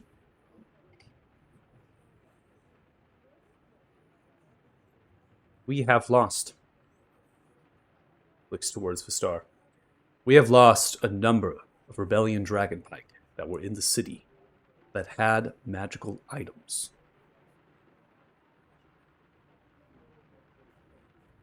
They were caught by patrol, and somehow Blood Knights, or otherwise, other creatures, detected their magic. They imprisoned them, and we haven't seen from or heard from them since.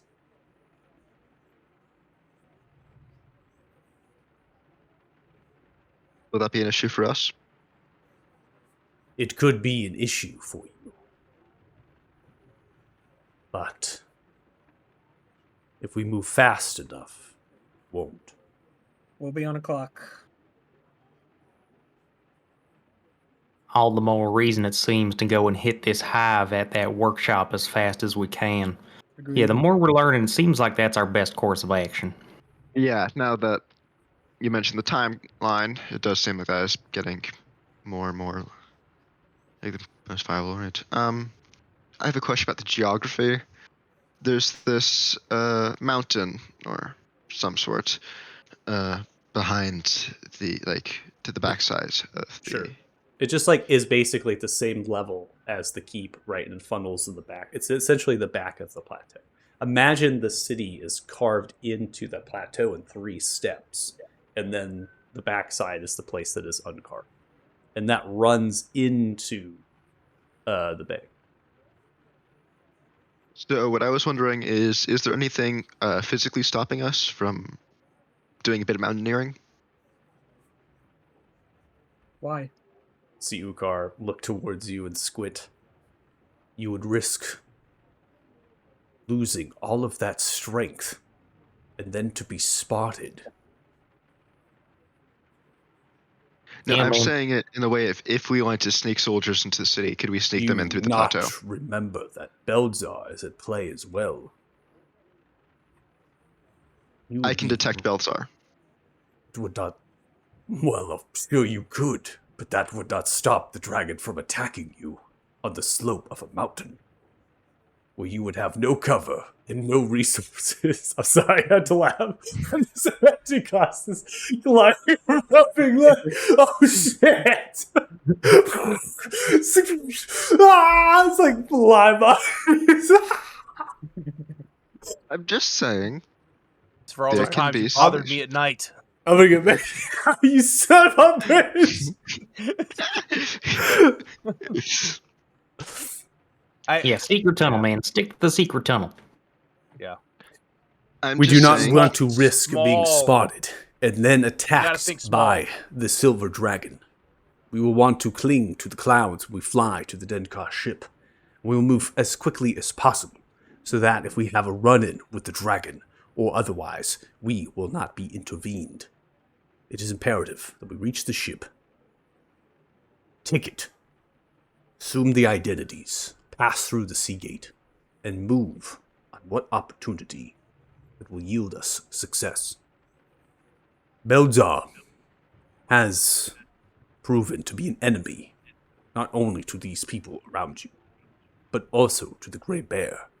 They have shown no quarter to either of us.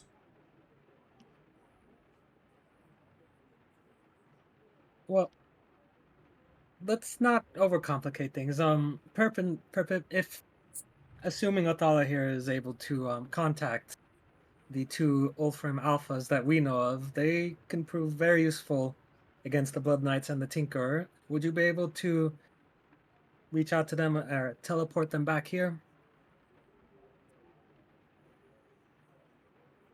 If Erpip knows the location, Erpip can find and teleport. Yeah. We would only be able to take one more on the back of Ula after I enlarge them. You will have to pick which one. I believe they're capable of shape-changing. What if they were able to make themselves smaller? You think they can shape change to a mouse? I don't know. We never asked. They Yeah. can. or what if they could shape change into something that could fly Shrink it. alongside the dragons? Or that, yeah. Don't know that either. Well, we have ways. Don't we have a polymorph or a wand of polymorph as well? Oh, that's right. We do have the wand. Yeah. We can Do just that. you know. Bam! Bam! Bam! Bam! Oh my god. Oh, sweet Fly, lord. Alden, fly. Yeah. That is up for you to decide and your plan. I do not know the abilities or the powers of the Ufarim.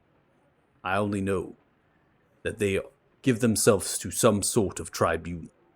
They have a relationship with the Grey Bear tribe, and they do hate the Blood Knights. It is up to you to decide if we can get both of them onto the back of Uba, or even get them here. Erpip is at your disposal to make them, to teleport them within the 8 days that we are waiting to move. 7 days, I should say, waiting. Well, let's not think too far ahead then. How about we just make our contact now, Athala? Let's see if that's even something we should start thinking about.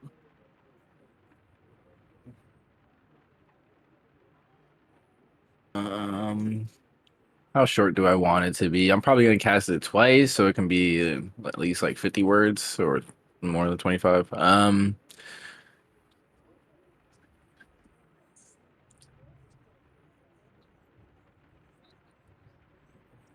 We are about to head to Eluda with the orcs. Might need help if with Krevel, pass message along. Do you go Make 25? sure to- It's a 25 words? Yeah. So I think I Yeah, did 22. that. Right? Yeah, you're 22. You're saying this to Going Alden? kill. Maybe add that we're gonna kill the Tinkerer. Going kill Tinkerer. I Going believe he. for I five. believe he knows the Tinker is in Eluda. That's why I stated we're heading to Eluda. So he got the whole gist. Tinkerer is there. And 3 words left. Yeah. Sure. Okay. So you're basically sending a message stating that. Oh, that sound effect. Okay. Gotcha. Response back from Alden is swift. I am finishing cleaning up the temple. There are many that have suffered. Do you need me?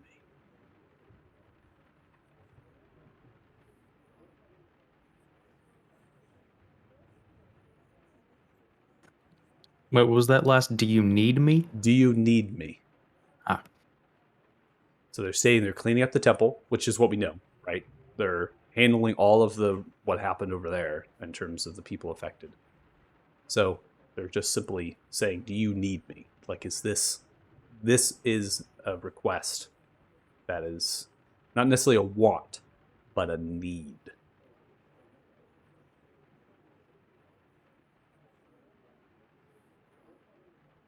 Could we ask him for a different alpha? I mean, Yeah, I mean, I'll tell everybody like this is how he's feeling. Do we actually like?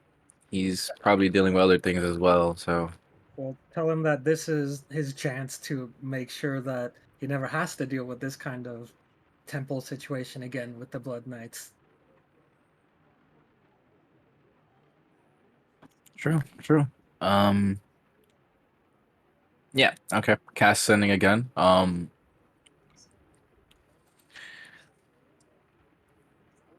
understand,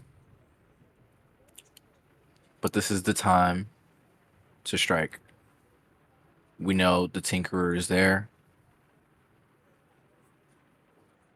Eliminating him will end all the strife.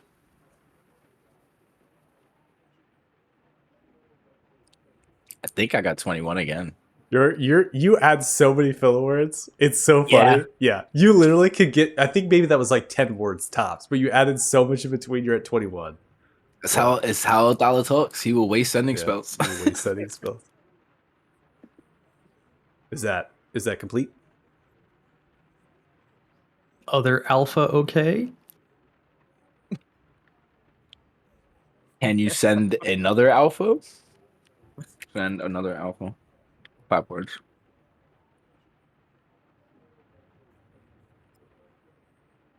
The tribunal does not know you. I know you.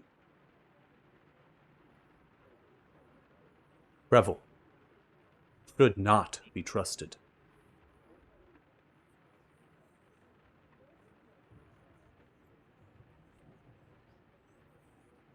If you need me, I will be waiting where we made shelter.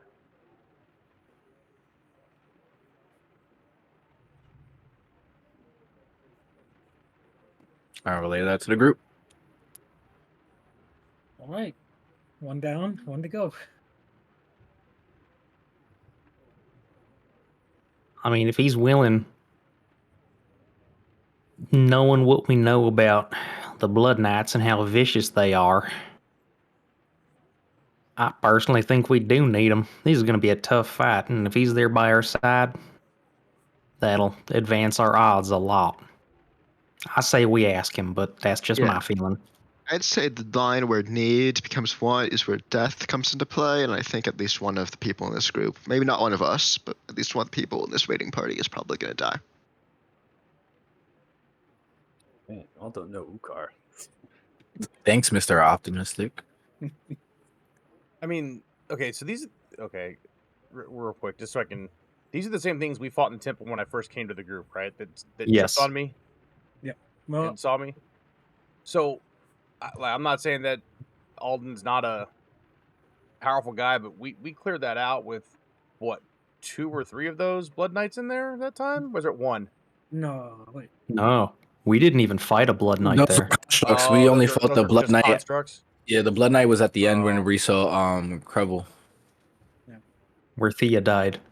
I mean, I'm just saying, like, I'm not saying that guy's not powerful and to do it, but we got, well, minus Goblin guy, another 5 people in here with us that we don't even know how powerful they are or aren't, right? Just have ideas. We've never seen them fight. I don't know. Nest of Blood Knights. What do you mean? Tinkerer's Lair. Oskov is I don't know. powerful. He was super strong. Why don't we go to the fighting pit and see if we need backup? Should we do that? I say we ask him. I mean, the dude's planning on doing it without us anyway, so he obviously thinks he has enough to do it.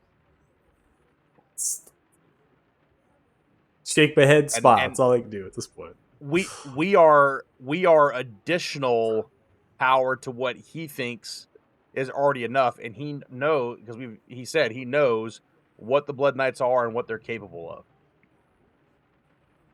Thing is, he says he knows what the Blood Knights are and what they're capable of. He doesn't even know where the Tinkerer's Lair is. He knows Neither do generally how strong each individual unit is. He has no idea how many there are. He has no idea where the target is. For all he knows, he might be running halfway across the city. Like, I mean, he has a pretty good idea. He doesn't know what's inside the target, but he knows where it is. I know. I mean, I think it's so funny. Hold on. I gotta take a little moment here. This all stems so much from you being super cautious and being like, whoa, whoa, whoa, whoa, whoa. Like, I think it's really hilarious. Like, this person is literally like, you're either with me or you're not. This is the plan. And you're all like, we need to bring every single ally we possibly can so we don't die. I think it's so funny. That And just you don't even know what Ukar's capable. you have no idea what Ukar is Yeah. capable of, or even Vistar. Like, you've never even seen them. You saw Vistar fight in there, taking on several orc people, right? You know, Urpin. I mean, you have no idea what level of magic Urpin is Paladin capable of. got tired after 3 orcs. I don't trust him to take on a Blood Knight.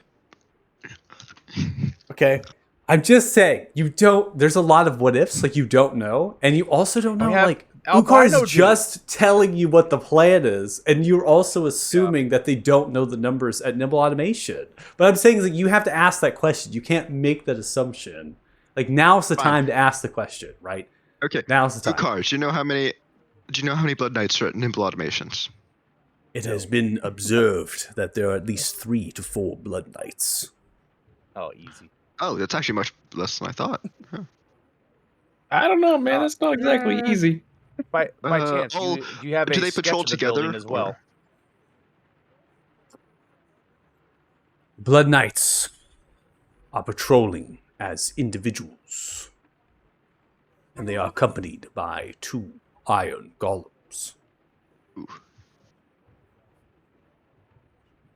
The iron golems and constructs, they are paramount to the city, as the city of stone was made by machines, along with dwarves and their masonry. There is a reason why there is a railroad that goes through the lower steps.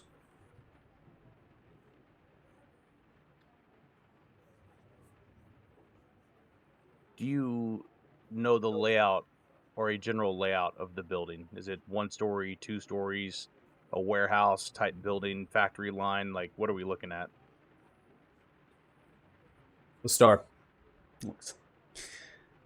Nimble Automation has 2 buildings. One is to store machinery, to smelt and make parts. It also has a number of chambers for alchemy and other tinkering. There is stairs that lead down to a tunnel that connects in to the secondary building. The second building sits off-site. The tunnel runs underneath the ground towards it. And it is comprised of a large furnace, fueled by magic. It is where most of the larger parts are made. The tunnel is not used to transfer those parts. They lift those parts out of that secondary facility, and they either transport them by railroad or wagon, where they will be brought to the main workshop and assembled. You mentioned earlier they were patrolling Blood Knights. Do you know what the response time is for general guards as well as Blood Knights that may be just around the city? If chaos is caused in a magnitude that demands the Blood Knights, their response is quick. They will arrive in less than 30 minutes. Less than 30 minutes is quite a large window. It is large to some, others not. When you are moving through the city, it is challenging. Once the Blood Knights are upon you, or even on your trail, they will not stop. They do not sleep. And their tracking is of means that are not natural. And at worst, is that when you are moving through the city, you do not know if you by chance run into one of their order. They will relay that information to what is hunting you. So even when you feel you are safe, oftentimes you are not. Which is why we are not simply going to go to the Rabbit Ice. We will use it only as a last resort. And our emergency escape plan, once we have hopefully achieved our goal, or if Once we fail. have achieved our goal, if we succeed, the Blood Knights,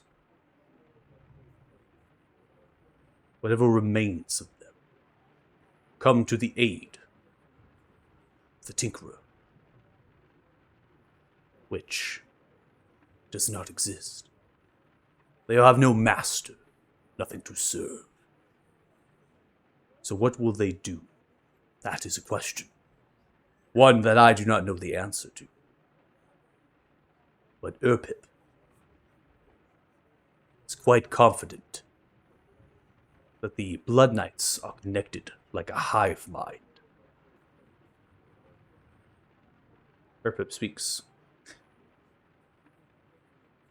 Herpip is under the understanding that the Blood Knight's communication is so fast that they must be communicating by magical means. They must have some method that commands are given to them. From the Blood Knights that have been defeated, that I have studied, along with the Rhodey Nimblethumb, that there isn't much in their mind that is their own.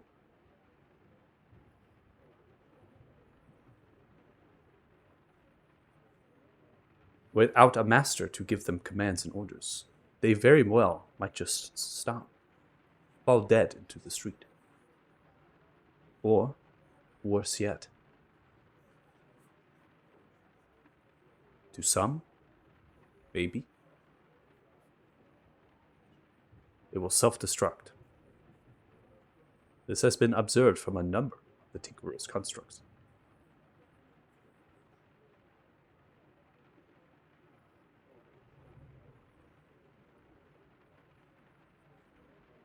Most of the Blood Knights are found in the Royal Steppe within the Granite Keep, or those that we have told you at Nimble Automation. There is not many of them in comparison to the people of the city or to our forces here, but one of them is strong enough to slay hundreds, if not stop.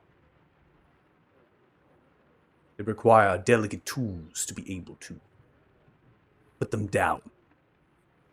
One that not everyone has possession of.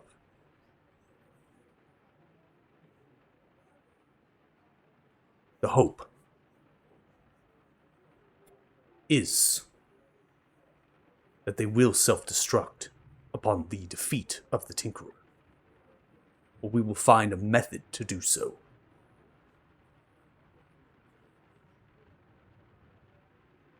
It would wreak havoc in the Granite Keep. Provide an opening. I have thought of multiple paths. I have thought of many ways. My plan is only the best of those ways. The best. The less loss of life than all others.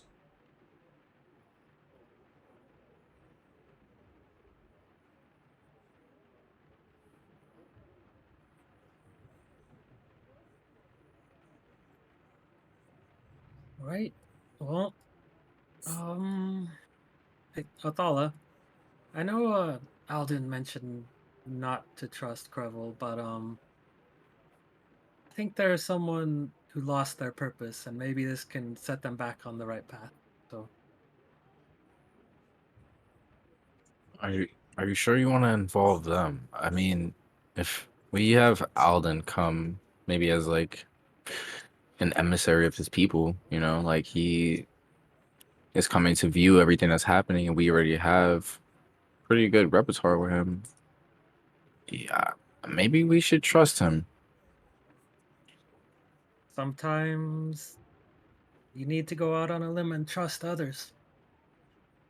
Thing is that I don't think if we take Crevel, Alden's going to be very happy. He's already doesn't seem happy about coming. He's just kind of doing it because he feels duty bound. If we I don't. Right. bring, I'm not even concerned with happiness on Alden's part. I'm concerned with we don't know what he might be capable of or do when we are in the city. We have a plan that has to go 100% or it fails. And if we have something as faulty as an untrustworthy ally, then we're basically giving ourselves a handicap. that is fair. And Alden can shapeshift. He can he's a hell of a good fighter. He's a very versatile and powerful asset in an infiltration mission. But something unreliable, and yeah, I don't know if it's worth it. Well, I mean, listen, we're talking about it like he's some black sheep that can never, get back on the straight and narrow, right? We're the wayward ones. He's a wayward person. I don't know. I think he should at least be given a chance. Would he even want to, though? I mean, you gotta figure this guy was off doing his own thing, trying to start his own society of mind-controlled slaves. And he's just now gotten a second chance to go back to all of his friends. And, he's repentant. He seemed to see the error of his ways. But why would he care about the Tinker at all when he wasn't aligned with the values of all of his compatriots? Why would he put his own neck on the line to go on a really difficult mission, put himself in a ton of danger for a bunch of complete strangers? Well, I mean, don't get me wrong. I'm all about redemption, but Is I this don't over the believe link? we should. I assume this was This in is out or like loud. yeah, it is out Yeah, I was loud. saying out loud, yeah. Yeah. He sees Ukar as merely watching. Allies need to be trusted. Yeah. If there is any possibility that this Krevel will not aid us, will misstep, falter, then we do not need to involve them. The choice is yours. This meeting Right. is to be adjourned. We have 7 days before we travel.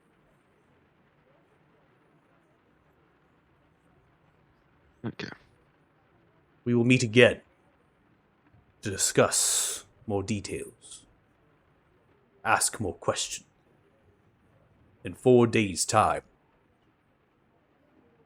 strongly suggest you eat, feast, drink, speak to your new allies, find common similarities, friendship, and bonding.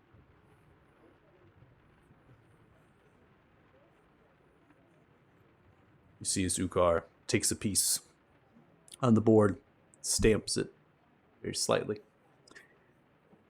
smiles to you all. Thank you for coming. The meeting is adjourned. South, a game of chess. It's to pull themselves.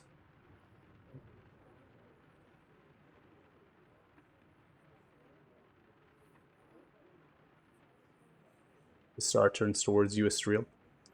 A moment, if you will. Sure.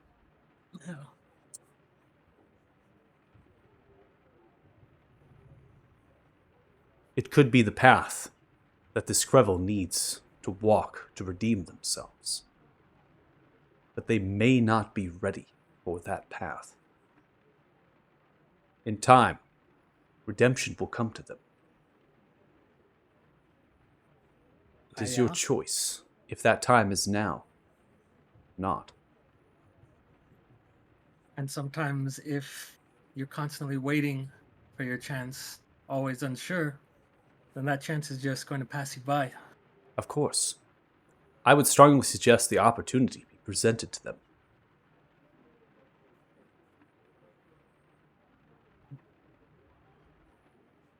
But they should be given a chance to redeem themselves.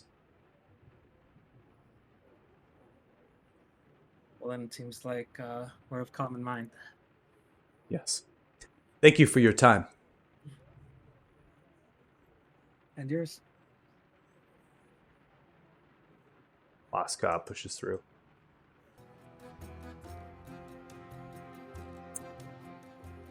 Well, that went pretty good, if you ask me. I think that Ukar's a real smart fella. I'm gonna go give all the goblin bosses, leaders, I'll give them the whole synopsis of that whole shindig. I think we're gonna be right on board. Sounds like you're gonna be all right up in front of it, too. Preliminary attack. I like it. Give him the rundown. Of course. I'll be seeing you around. I'm gonna go get a nail. I got mammoth ribs. Some sort of fish they catch out of here, the high oric. I can't wait to eat that orica. Ooh, sounds like barracuda. I do like a grub around here. Some more of them ribs will go down a treat. Look, Costas Costas. is gonna start Where you making go? his Hold way on, around Costas. 1 second, Costas. Come back. Just round back around. Yeah. Listen. I've heard you're some sort of quasi deity right now to my goblin folk. Yeah, if you're really thinking about serving as a leader amongst us, right? You wanna achieve that level, all right? I think they would be glad to have you charge into battle, headstrong when the full invasion happens. They're really gonna follow you to the T, and I'll be right alongside you. You know what? Actually, I'll see if I can get a position in the vanguard. Goblins are only as strong as we are in numbers and leaders. And I see a leader in you, and they already love you. Savior of the whale.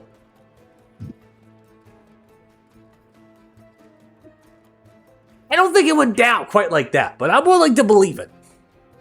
That shit was absolutely insane. What even were those things? I don't even know. Anyways, I'm gonna get drunk.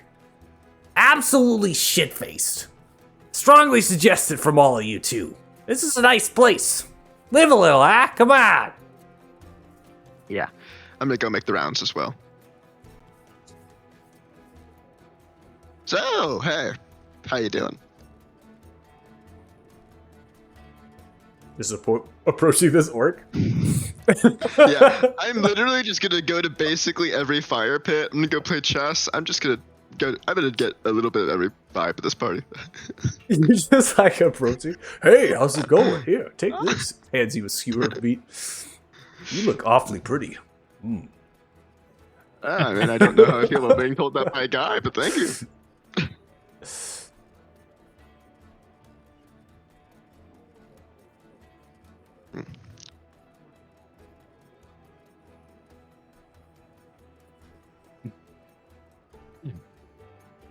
So, Costas, as you are hanging out there, Kit, you're kind of by the door. Flap is going to go ahead.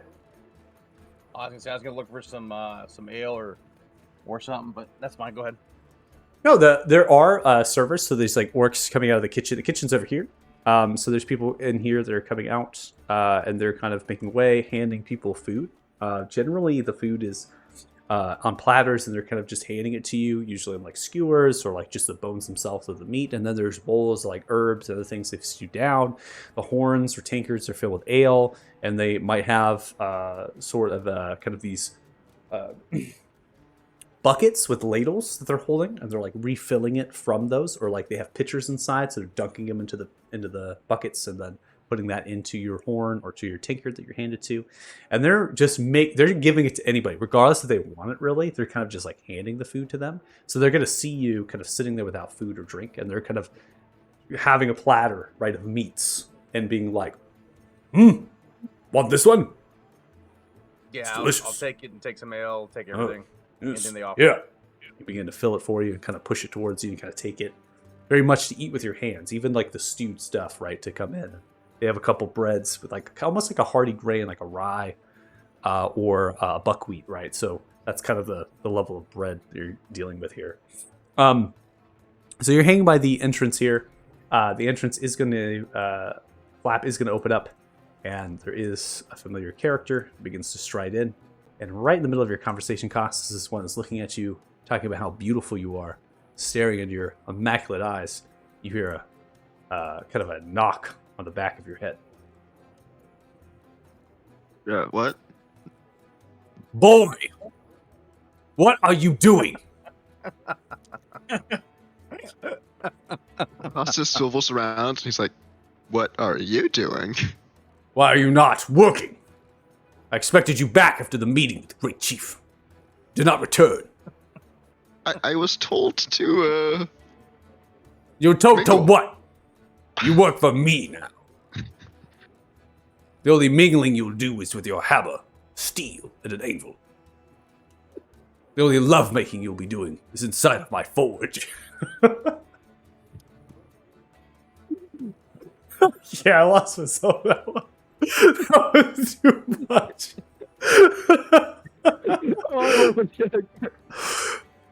Oh yeah. Yeah, that's so good. Oh my goodness.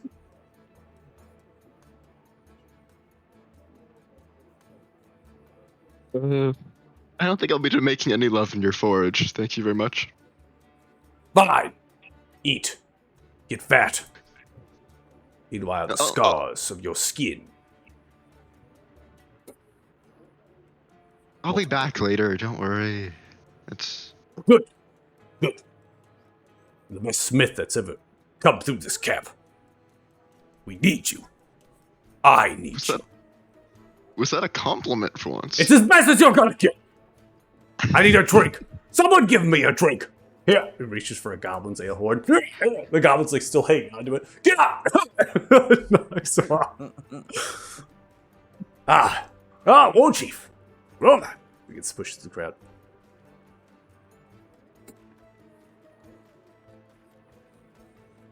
See, it's this white breaker orc.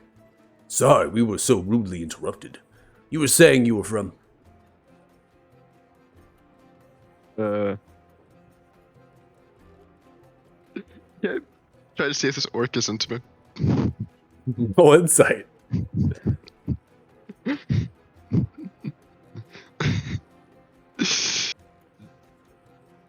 Natural one. Not at all. Yeah, I'm from Athema. Must be a beautiful place. I've never heard of it.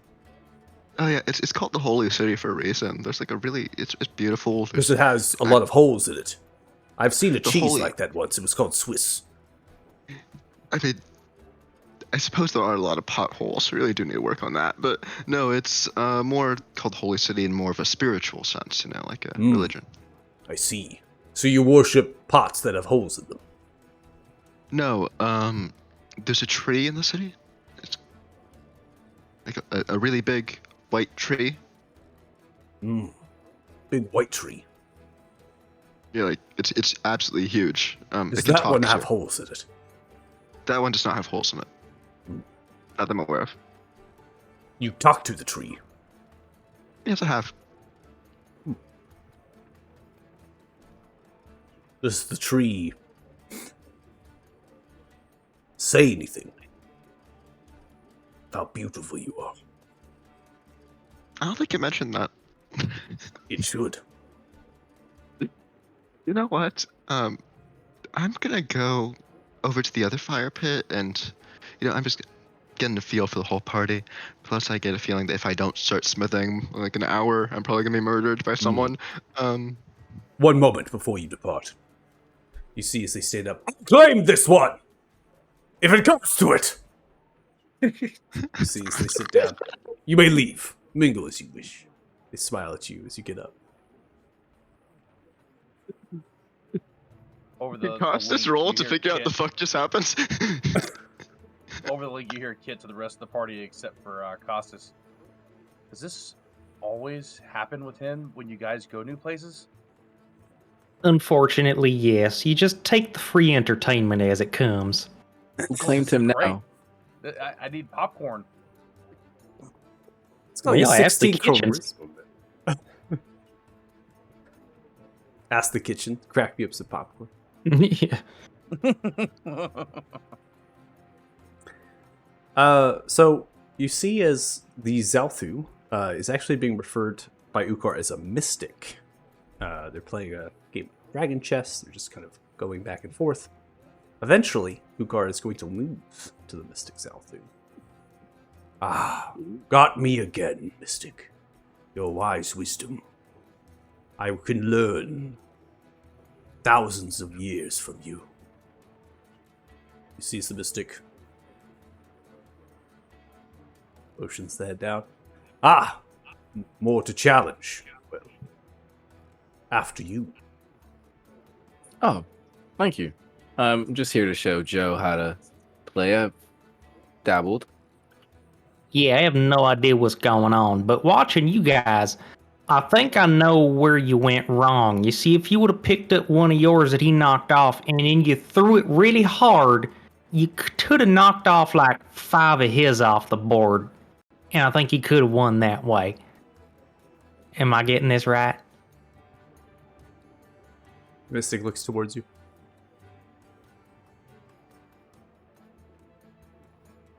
No, yeah. No, is that not how this works? Just maybe visual learning will help. Just Why watching don't more. I get you an ale and a rib?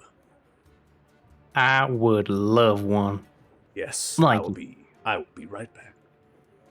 These they make away, quickly come back, grabbing platters of meats and ales, handing towards you. You see as the Mystic makes the first move on the board.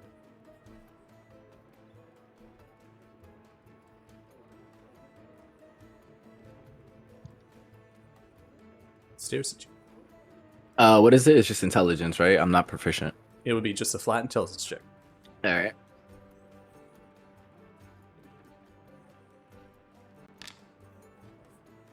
You move in good position. Mystic needs to roll to get out of it. Natural 1. You have a chance to win.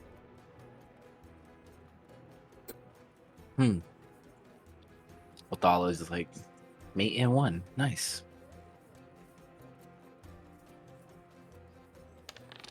Natural 1. Oh, Blunder. You see as they get out of it. They move themselves into a better position to check you. Natural 20.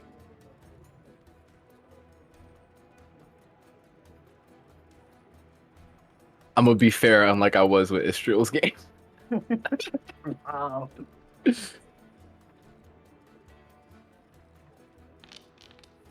See as they check you, they move into mate. You need to roll successfully against theirs in order to continue the game. Go ahead and roll. If they get higher than your roll here, they will win the game.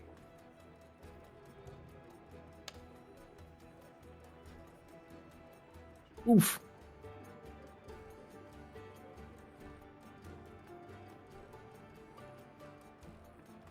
That was interesting. Great game. I learned a lot. I didn't learn a damn thing other than this ale's real good. Kind of grab upon you, Dirty Joe, and then point towards the other chair. Yeah, all right. What all these little doohickey-mabobs supposed to do? Begins to motion with moving the pieces in various places. Showcases to you that certain pieces move a certain way. Yeah, all right. Let's give this a shot. Go ahead and roll.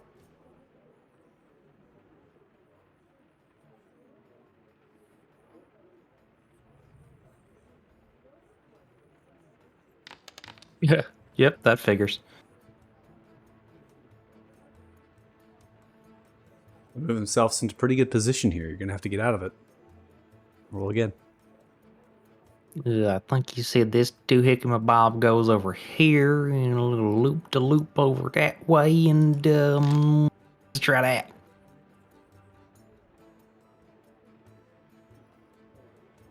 They put you in check. You have to scramble to get out.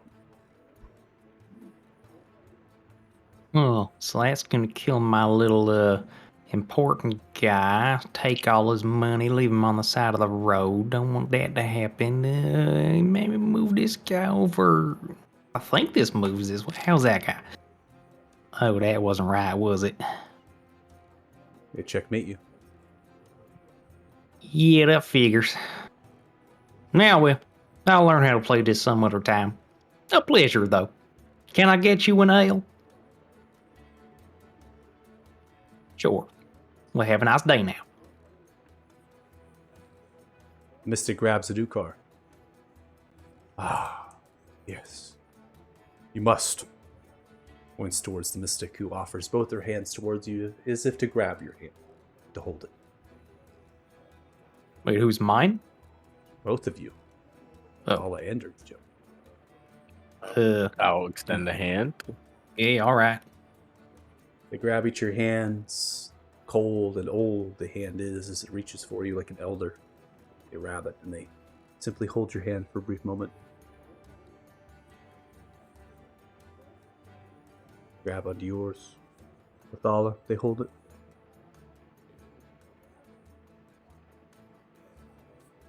As they do that, they look towards Ukar.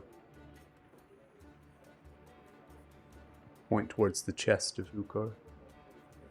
Point towards the chest of both of you.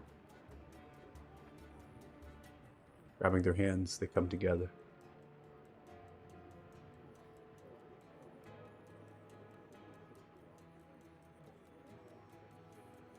Yeah, that's Yeah. the general idea. We are friends, Mystic. We are allies now.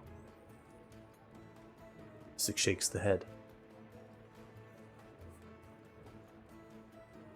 See as they hold their quarterstaff and they pick themselves up. And they make way for the altar nearby to grab various reagents, prayer, incense, to light. Mystic Zalthu has lived a long life for an orc. They are a mystic, a shaman of the Whitebreakers, who is devoted to the bond between the wolf and the orc that is dictated by the deity known as Volaris.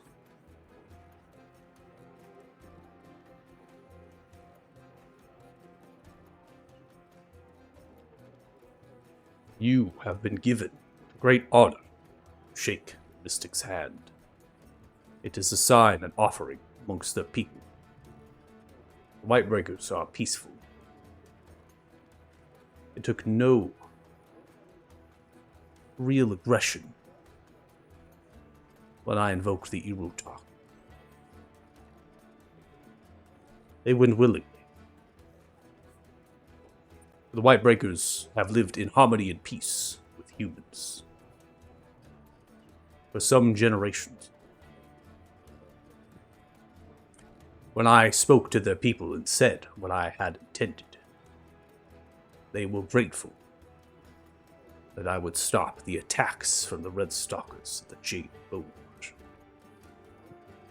And I would bring peace. I would bring peace amongst orc kind. The mystic Zarthu does not have long yet to live. They would long to see the city of stone removed from its occupation, and for all kind to have a new and better life than the High Ulrich. Too long has our kind lived in these mountains. Did you know that orcs were equals and aided the dwarfs in constructing the bridges of Ismar? Long ago, when the city of stone was built, it was our backs and our shoulders that carried the stone.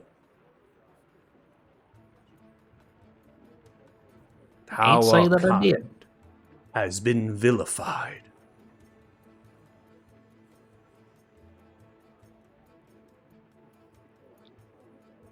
Care for a game? I am not nearly as... Points towards the mystic. As good as the mystic is. But I could give you a run. Sure.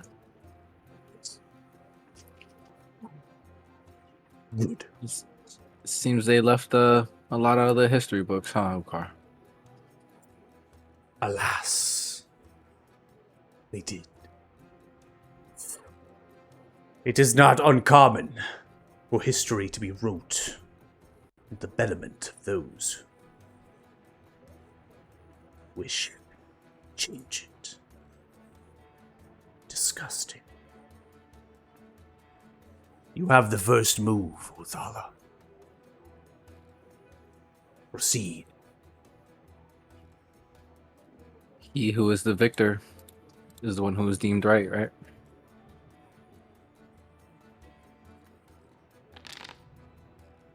Incorrect.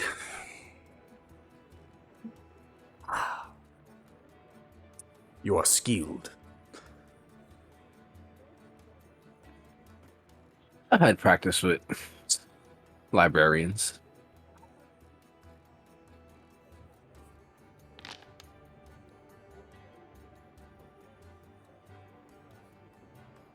Put him in check.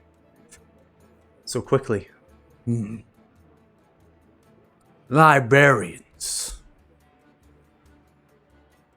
I'm sure they weren't just humble scribes.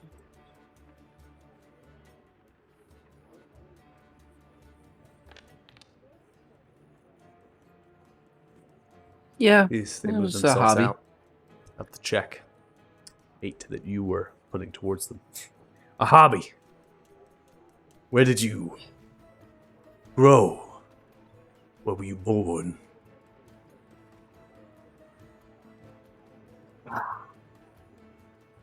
I was born in Eberron, and then traversed to Faerun, where I lived my life.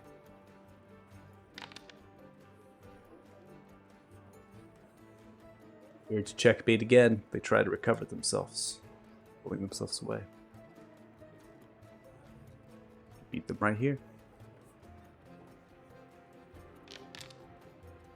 It is not a place I am familiar with, but it would seem that in Faerun you were a master at dragon chess. They knock their own king down. I forget what it is in Dragon Chess. I don't think it's a king, but Could it be a dragon? I could be a dragon. king. I can't remember what it. They're pieces of different names in Dragon Chess. Maybe I've it's like never- an elder worm, An like elder worm. wormlings sort of thing. But they knock their own king, whatever the king would be in Dragon Chess down. Yeah. It was a long time ago. I have lived for a long time. And I can tell you, it isn't long at all.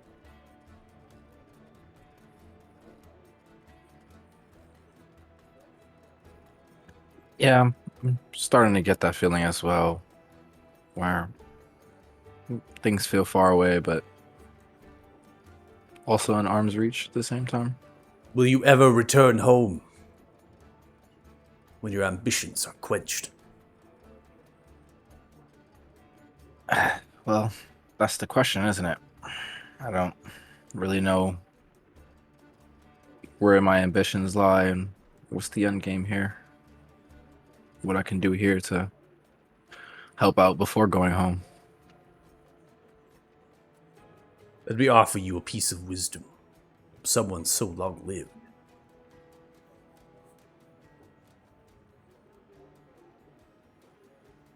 The home is where you make it. I was born in these mountains, but as I returned here, they were unrecognizable. The people had changed, the world had changed. Wherever Sotaris and I went, that was home.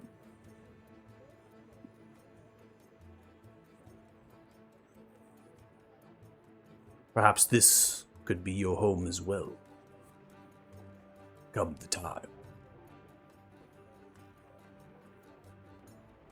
It's really good advice. I'm actually starting to like this place. Let's have words with Narcissus. You may dabble, if you wish. I'm sure someone else will come to play. Perhaps you need to eat.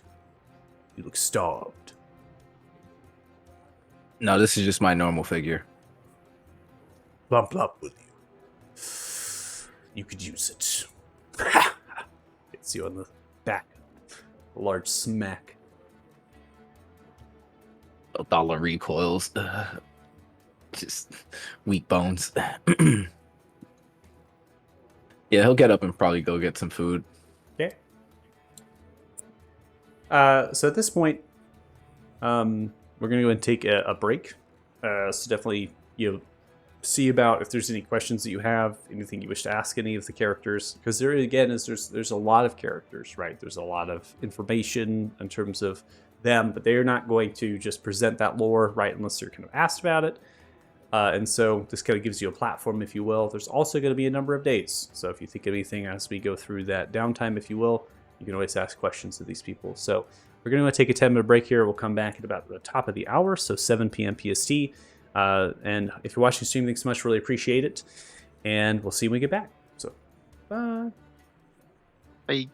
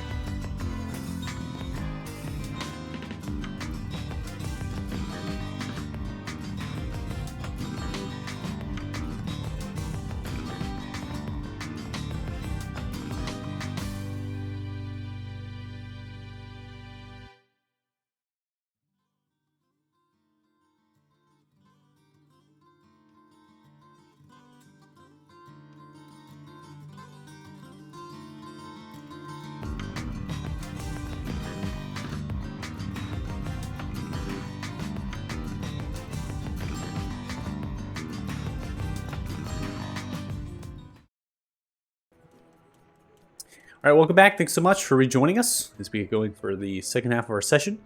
So, right now, you're at a feast inside of the Great Chief's hut. There's a number of people in here that you have met with in the war room. There's also a ton of goblins, orcs, humanoids. They're kind of drinking and eating in this hut. This is something that is a very frequent, something happens very frequently inside of here. It's just a party in itself. Enjoy the food, enjoy the drink, build bonds of friendship, because these are potentially the people you're going to go to war with. And it's important because they come from different backgrounds, different places. Even Ukar said that they're the reason, right, that these tribes are kind of at peace with each other and formed underneath their title of the Great Chief. So at this stage, this is just going to kind of incur into the night. So it's going to be a couple of hours here that you're able to drink and enjoy yourself. If you do have questions or anything you wish to role play, now would be the time to advocate that with the characters that are here. If not, we'll just kind of move through the night to the long rest, and from there to narration of downtime.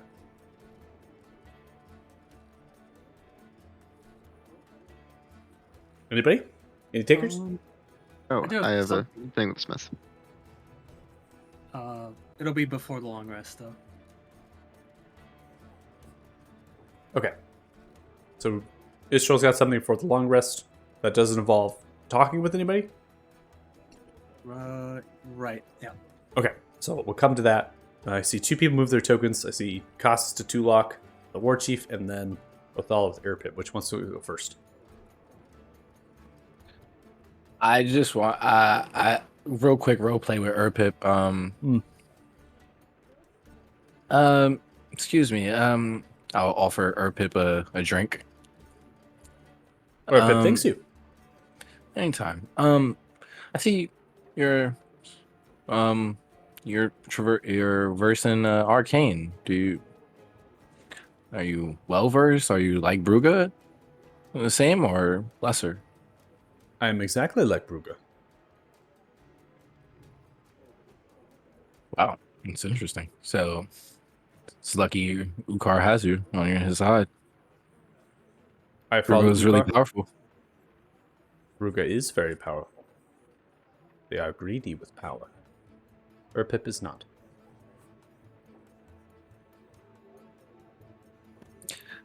Well, I wanted to know, since we have a few days here, would you happen to have anything you want to teach me? I'm always open to learn new magic.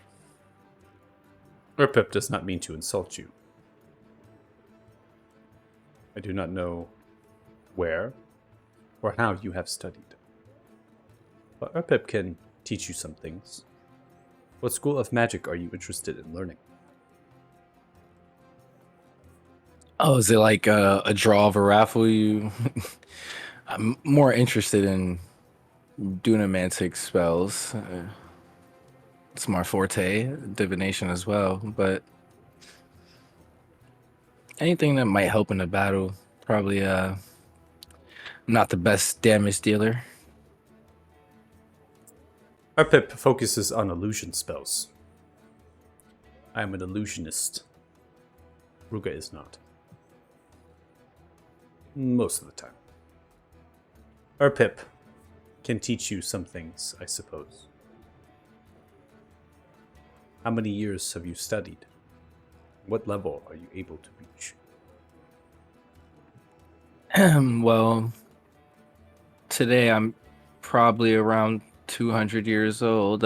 Studied my whole life. I'm currently able to cast 6th level. Do you know the spell called Mental Prison? I was looking into it. It's very powerful. This is something Urpip can teach you. You trap one's mind in the bondage where they are horrified by things around them, terrified even. To run away will ensure their destruction.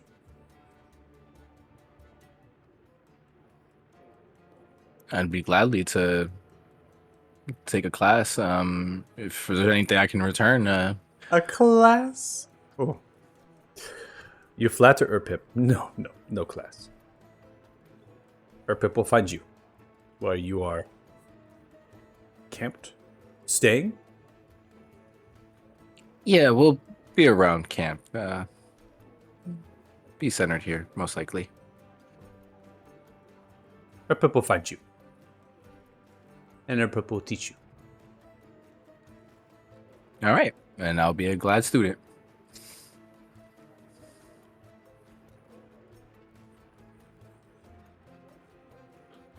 Erpip senses familiarity. Were you student of Bruga? Ruga has given me a few spells. What did Bruga give you? I'm able to channel my stone and summon an illusion of Ethrin. So, yeah, summon Draconic Spirit.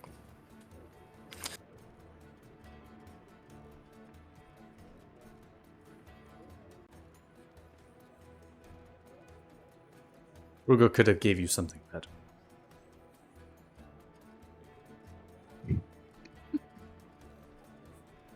Well, Bruga did help out with giving some items for our Felgum adventure, so... Have you ever heard of the spell known as the illusion? The illusionary dragon.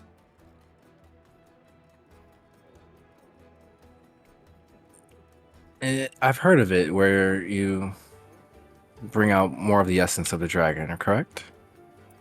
You pull upon the manifestations of the Shadowfell, bringing about the plane existence to reality, conjuring from it a dragon that is very much real as it is an illusion. It is not yet within your reach, Erpip is afraid. But you will get it.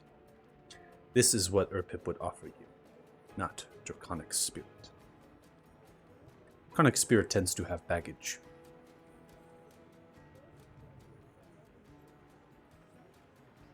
Yeah, Ethrin is a lot.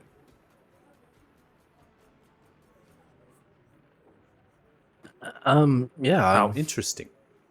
Ethrin. You sense Erpip does familiarity as well? Yeah,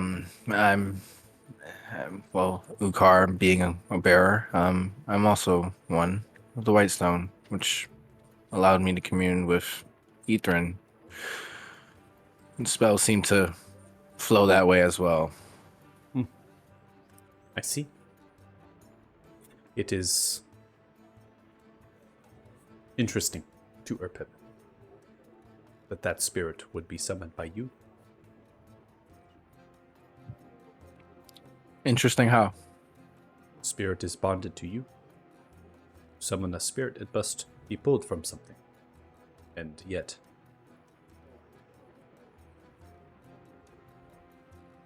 it is, Erpip would say, that Ethrin would willing.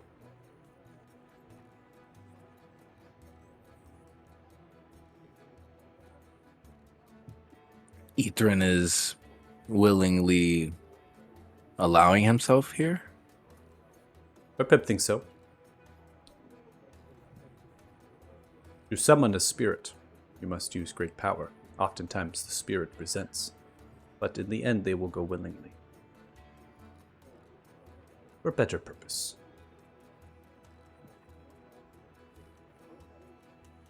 Yes, definitely interesting.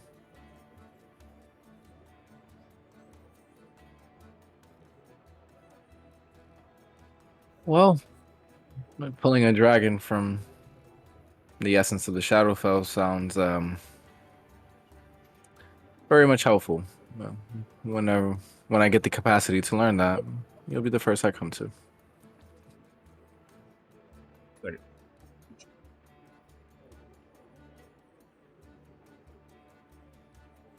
DM down. We lost him. He's gone. Fatality.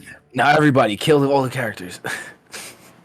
Yeah, so I put the smoke powder barrel in the middle of the room, and As long as you're on top of it when it goes off. Suicide How else bomber would they Costas. ignite it? Yes, divine smite on smoke powder. Non-lethally. Man, I need to one day figure out actual in-game way to non-lethally smite. More Yeah. power to you. You just attack. Pretty much. I will non-lethally attack with the power of God. Thank you very much.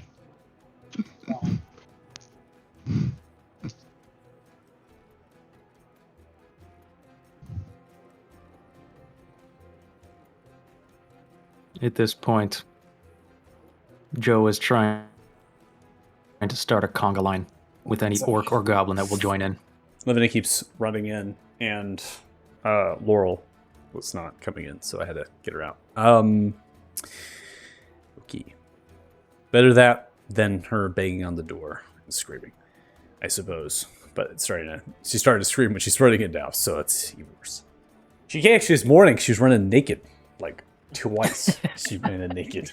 So at least you're not all getting that, because that was a time. All right. Is there anything else, Othala or Pip, that you wish to discuss? No, learning new spells is always good. That's it. Okay. Costas, floor is yours. Looks like you're the last person, right, that wants to speak. And then Istral will handle something for a long rest. So, Tulag, Yes, I think I made my quota. you made your quota. Your quota's not ever met. Okay. Not with that brawn and talent. I will I demand think twice you- as much tomorrow. I'd really prefer you to. Maybe I like insist. 5 more. The war chief laughs. Giving him a lot to work with, are we, Tulak? The boy shows talent. It would be a waste not to use it at every ample opportunity.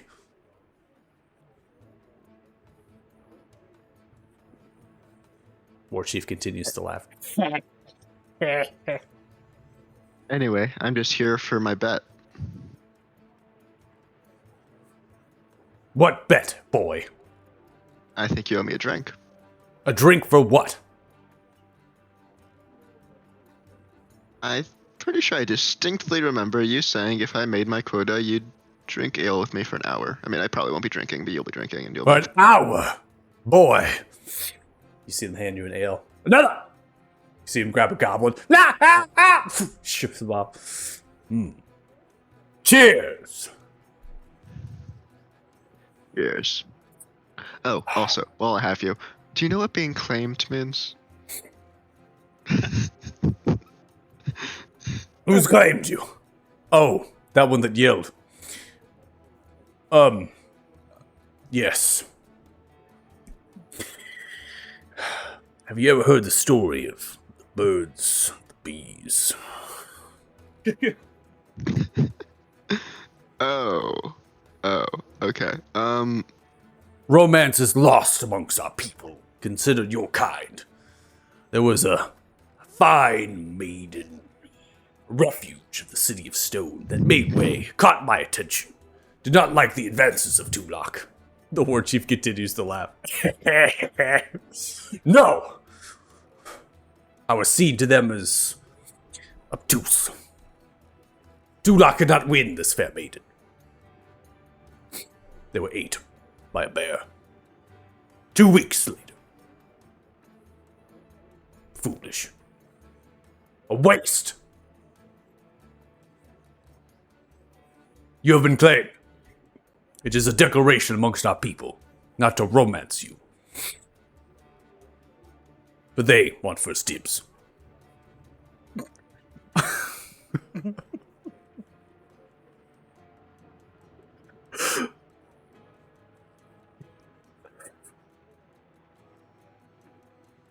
I'll take it as a compliment. Okay. Good. He's pretty, right, War Chief? Very pretty. Oh my god.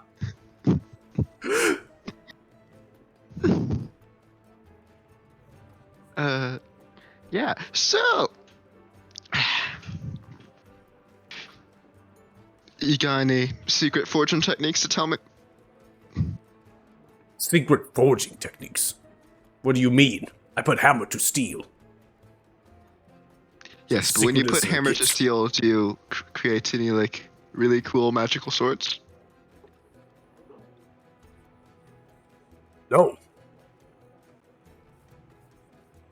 Oh, come on! I know you're holding out on me. I'm not.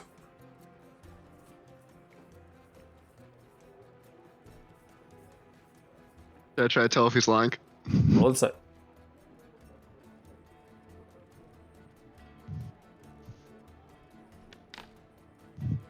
Dulac is lying.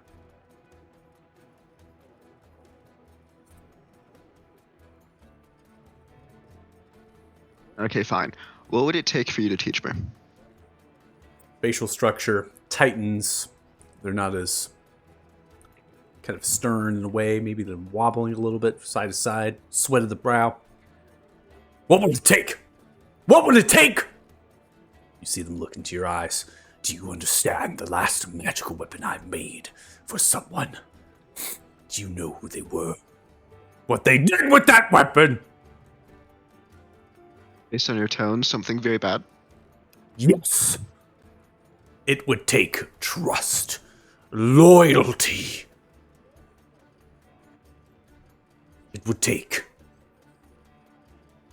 Looks towards the ground, looks at your eyes. Sacrifice.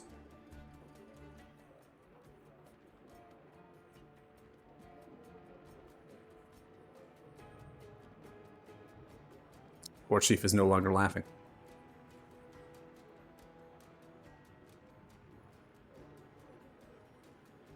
Okay, I guess we'll Do you get there when we know, get there. boy, why the mystic Zalthu does not speak? No. Because Can the you very enlighten me? weapon that I forged cut their tongue off!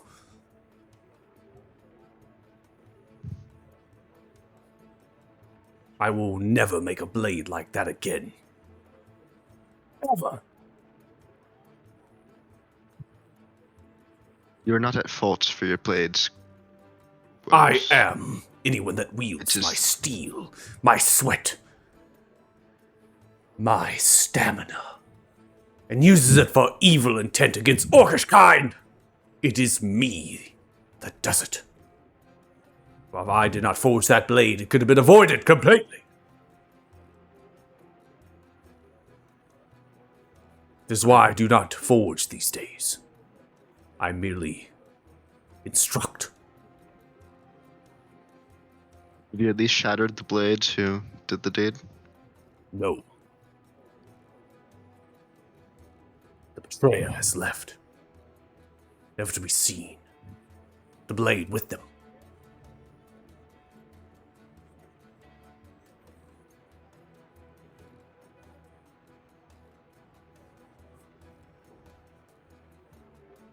Joe, seeing this awkward pause, leading the conga train throughout the room, sweeps up Costas, puts him squarely in the middle of the smith and the war chief, now heading the line, slaps him forward. Keep it going! Bam, bam, bam, bam, bam, bam, bam, bam, bam, bam, bam, bam.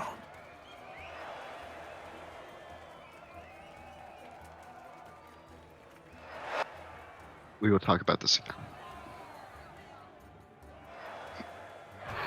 And then Costas joins the conga. All right.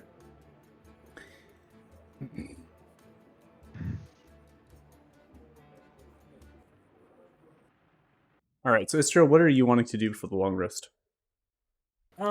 So usual like preparations for sleep and all, but it's gonna pull out the globe of the Ulfrim from the vault of Amber, and well, Perpin said a lot of interesting stuff, and Well, there's one thing in particular that Istriel was interested in, and one individual that hailed from the same home as her. She is going to use the gift of the old ones to see if she can find the resting place of the staff of Twin Fern.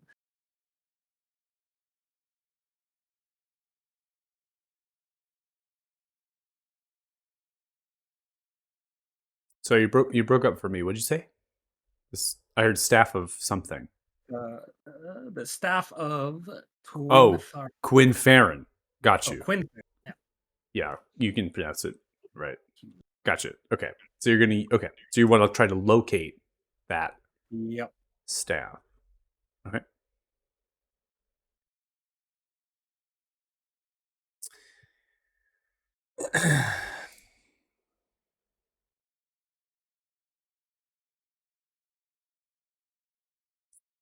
So you activate your gift. Purple pink cackling lightning begins to sprout from you. And as begin to feel a great urge to the far south of this land. And it feels as though that you will need to go many miles to be able to reach. And you have a connection to the earth, something strong, something underground. You feel your gift tell you that what you seek lies underground and far to the south of here.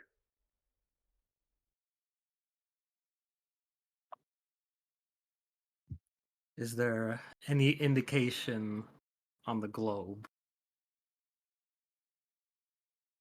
Spins, then begins to feel a presence, a connection to the south of the Galiana Mountains. There is a place that is located for you.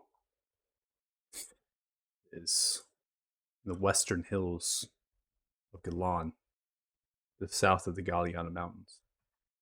I can see you're already on the continent map. It's roughly here. Yep. Okay. All right.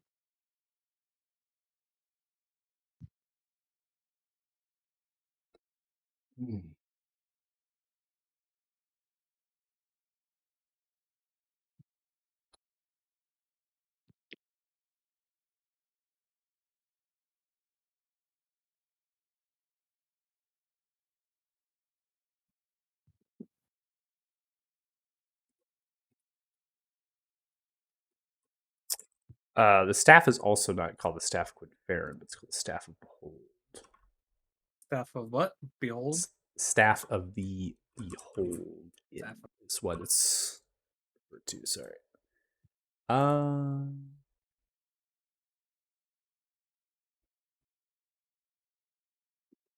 Realize that's like crazy big comparison.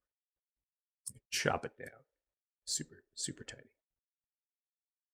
There you go. That is the name that Quinn Farron had given the staff, but technically you could call it the staff of Quinn Farron because it's the staff that Quinn Farron made, but that was the name that Quinn Farron had given the staff. Okay. There's one more thing, but it's gonna be in the morning after he's able to swap out some spells, but it's gonna involve probably a little talking. I'm gonna do some sending. Okay. Who are you sending to? It'll be over 3 messages of sending to Crevel. Okay. And it'll go like this. It'll say, Hail Wanderer, when last we spoke, you left in search of purpose.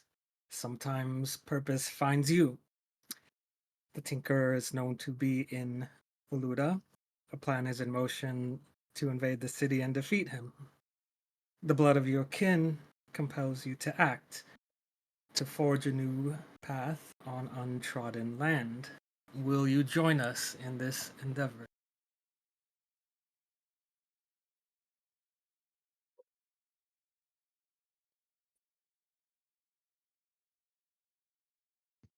What victory will I achieve?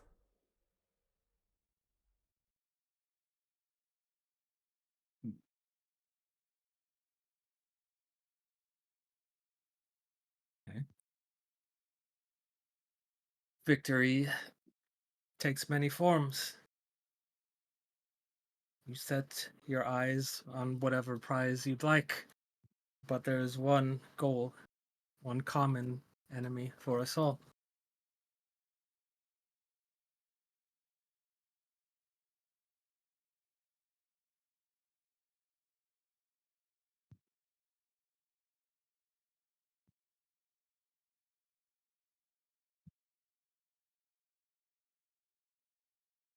Response back.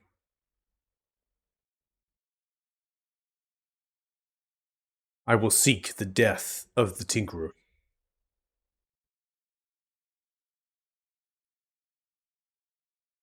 Only if I am welcomed home. And only then.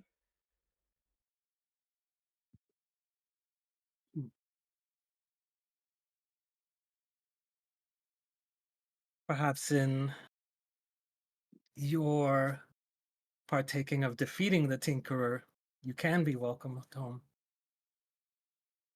To act only when you know benefit is the outcome, is that truly what type of character you have inside you? The tribunal. They do not care until it has been done. If I am to do this, I am to get back what I had lost. I think that's what's 25. That is also a response to your third sending.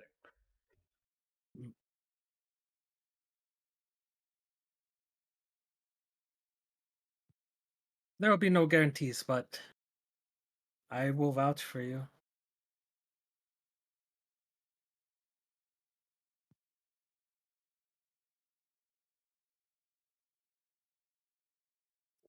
Response back.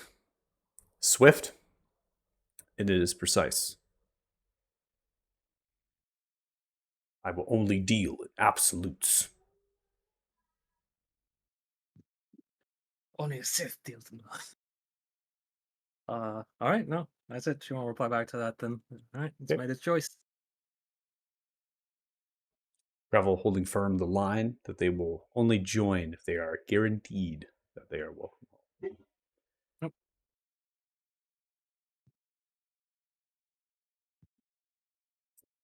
Right.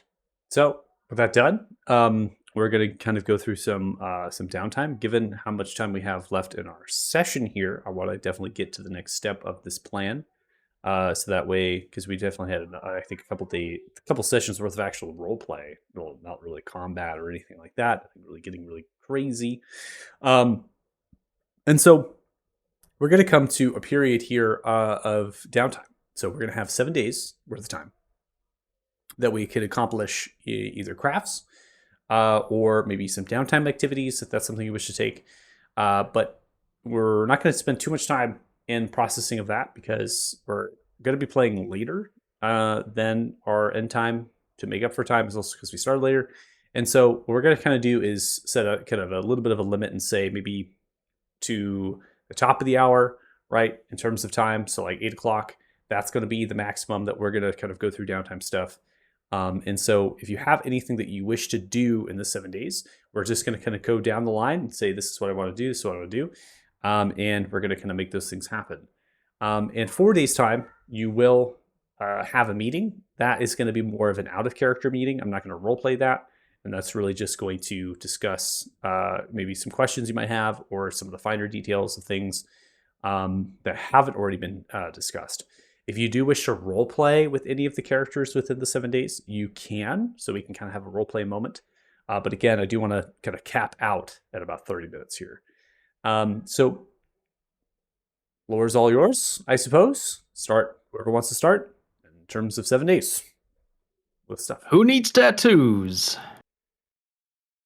Tattoos? Any tattoos? Anyone tattoos? Ones we got available. Let me pull up the We- spreadsheet. The last week we went through quite a few supplies. Oh, I know. I doing need stuff. the Smith's Tools of Expertise. So if one of the people who can enchant wants to do that.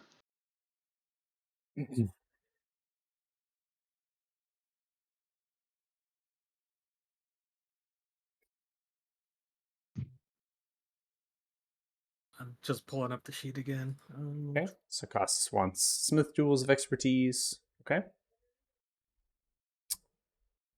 Is he gonna do that for him? Yeah, just seeing what I need to subtract. I think Common it's all handful common. of it should be a common handful of metal scrap, and then some gold. Yeah, so yeah, I'll do that. All right, I'll go ahead and change your Smith's tools here, Costas, for you, and then go ahead and reduce Istriel the materials for that. And you can do that passively, and you can add another to your artisan rank if it's not already full. Yeah. Okay, that's just 1 hour to do that, and you have 7 days to.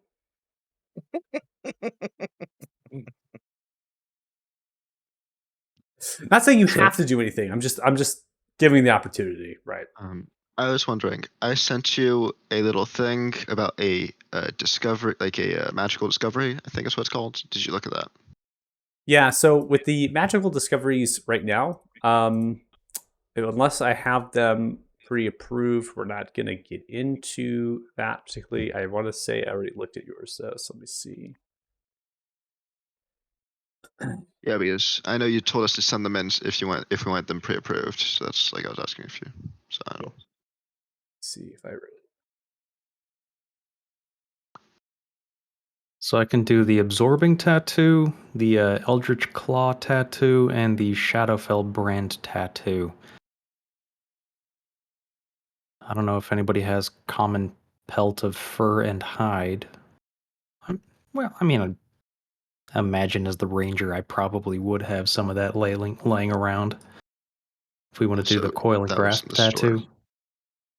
Oh, well, there you go. Unfortunately, I don't think any of those help me. Fair enough. So we yeah. go ahead. No, go ahead, Michael. Oh, I was going to say with the Guardian's Reach, you could do the versatility traits. In terms of the damage, what I wrote is that it's already at the rarity that it is doing quite a bit of damage. You maybe if you wanted to bump it up to a very rare, you could do it. You can kind of get it up to a +2. If you want to do legendary, you can get up to a +3. So you can do very rare +2 increase, and then have versatility.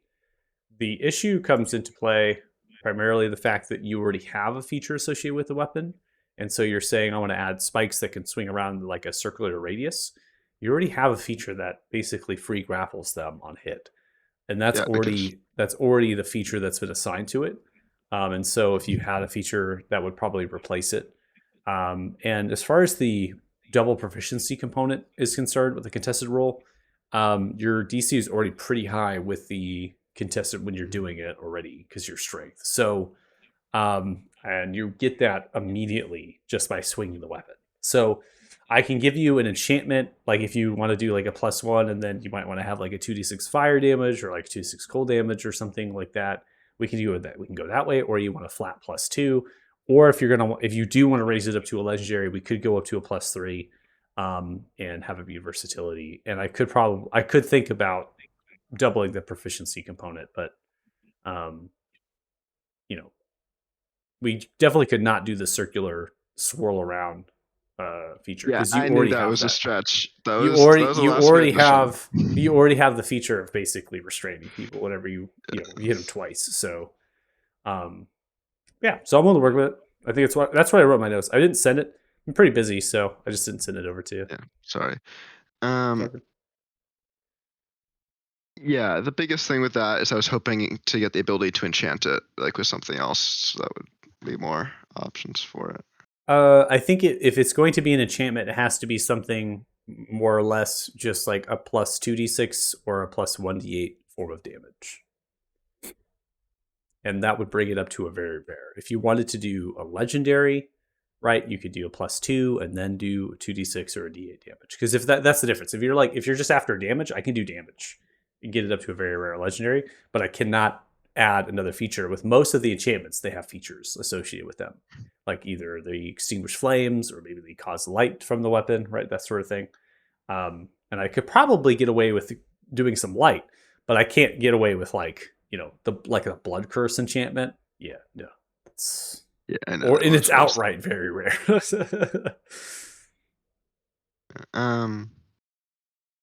Yeah. Okay, it's clear. We'll need to talk about this out of session because this is going to take a bit of. Too much time. Yeah, it's going to take too much time. That's fine. We can retcon it too if that's what you wish as well. So Yeah, because no matter what, I'm not going to be able to craft it right now. So. I got something relatively simple. So if we have 7 days, if I spend all 7 days of doing the 3 free crafts, that's 21 plus Costas's 22. That puts me at 95, which would be 5 short of the 100. Would it be possible to like work into the night on some of these days to just cap that? no. Still gonna do it, so I'll be at 95. Okay. Go ahead and Yeah, change I'll be that. honest. Sure. If I'm not doing the magical discovery, I think unless like people are requesting stuff, I'm just gonna be working with Tulog on smithing and probably like in my free time talking with him, trying to get him to know him better, like trying to Sure. get closer to that trusted status so I can get him Yeah, to teach me I mean, stuff. Tulok is really just a mentor at this point. You know, they're a wordsmith by the title. They don't really forge anymore. They're kind of just helping out. Working with Tulok is going to yield a higher form of the downtime. So you're actually going to be you're going to do about 6 crafts in the day. So if you do wish to work the entire of the 7 days, you're going to get a hell of a lot of crafts in terms of free stuff. That's your choice. So you about 42, if you will. Thinking. Okay, 42. Cool. Is Pepip an enchanter by chance? Is Urpip an enchanter? Urpip is not going to enchant like Bruga will, but they will offer vocabulary of spells if you wish to learn from them. They can do that. Not if it's going to take away from the other thing. Would Yeah, we'll Urpip take it. would Urpip know where to find exquisite demonic eyes, perchance? Urpip will not know where that is to help you Oh, out well. with that. So. I have a Worth pair a of shot. fine for you. Nah, not good enough. I need the exquisite. Yeah, and I have hit the limit for apprentice, so like I just physically can't put in any more in my thing. How about an exquisite bag of primal bone? Wow. I'm just trying to stock up on whatever tattoos I can't do right now. Right. So you can add all the way up to 100 now, and then you will be a journey. As far as your Smith's tools are concerned. Your active will be +10. Joe could go hunting and get creature material.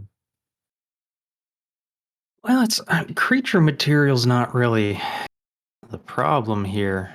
Really, the 2 big ones that I can't do now are the Life Well tattoo, the Blood Fury tattoo, and the Ghost Step tattoo. For those, I need exquisite primal bone, exquisite demonic eyes, and exquisite rotten flesh, respectively. And I don't know if I'd be able to find these just out in the wilderness. Is remnant of rotten flesh? Specifically has to be exquisite. We already have fine rotten flesh. That's how I'm able to Yeah. do the Shadowfell brand. I have still got 8. some of that left over. Convert it to exquisite. If you have Yeah. 10, if you have 10 fine, you have 1 exquisite. So keep in mind, yeah, you can do the downtime for like the 10 rare fines, like if that's possible, and then that's If one exquisite. depending on what your artisan rank is, if you are an apprentice, you can get common rarity of any material if you take the downtime. If you're a journey, you can get fine for the downtime. Or if you're master, you can get exquisite. So I think I am you, not master yet. yeah. So you right now are an apprentice, so you can get 10. You can get 10 common, um, for 3 days, I think, worth of time, which isn't Yeah. bad. So, but if you already have people, I think if you already have some, um, you know, if you have 10 fine, you can make one exquisite. You just need one exquisite, right? To attempt a ghost step tattoo, yes. But you just said I have to be a master to do that, did you not? I was just talking about how the artisan rank allows you to get harvesting of materials that are higher. Narratively, it's more or less. I was talking about this with the morning group. It kind of fits in where I'm kind of narrating in the sense like you're building street cred, right? Where if your artisan rank is like a master, you're able to find some of those back street vendors, the places that you're able to get those exquisite materials. Versus like you're an apprentice, you're kind of just like starting out in your craft. You've got some talent, and you're able to find common materials now, right? So that's the bounty system and how it works with the downtime. That's what I'm referring to. You can shoot for the moon no matter what your artisan rank is. You just have to be able to meet that DC either passively or you have to roll for it. So, Okay. right now, your needles, you are proficient. They're dexterity base. You have expertise. You're artisan. So you have 10 plus 4 plus 5. That is a total of plus 19 to work with on an active roll.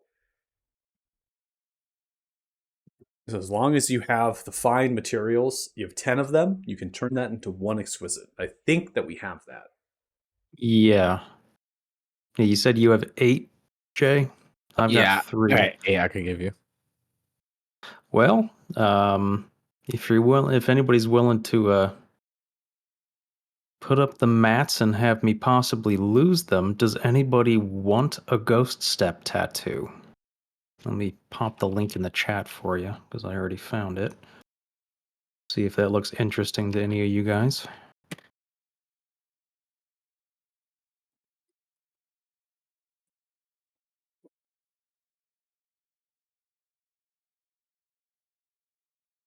Man, I think everybody would love a ghost step, right? I mean, especially you melee guys.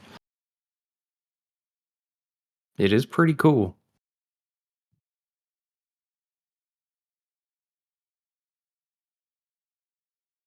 Yeah, becoming a ghost is dope.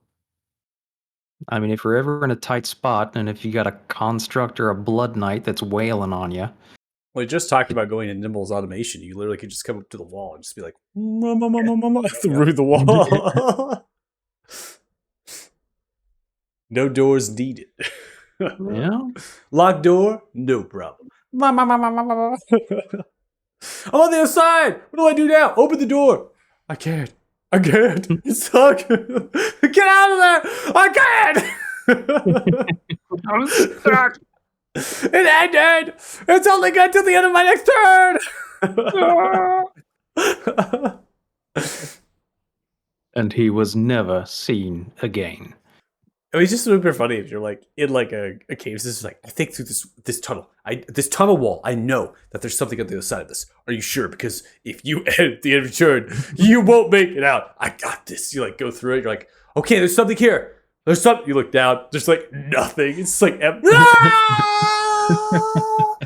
roll crest. Da, da, da, da, da. Yeah, do you want I'd say that? the ghost user the most often. You can do it. You got one exquisite. You have actually 6 fine right now, Dirty Joe. You have 6 fine remnants of rotten flesh. Combine that with Othalas, you'll have 1 exquisite, and you can make it. Just depends if anybody wants it.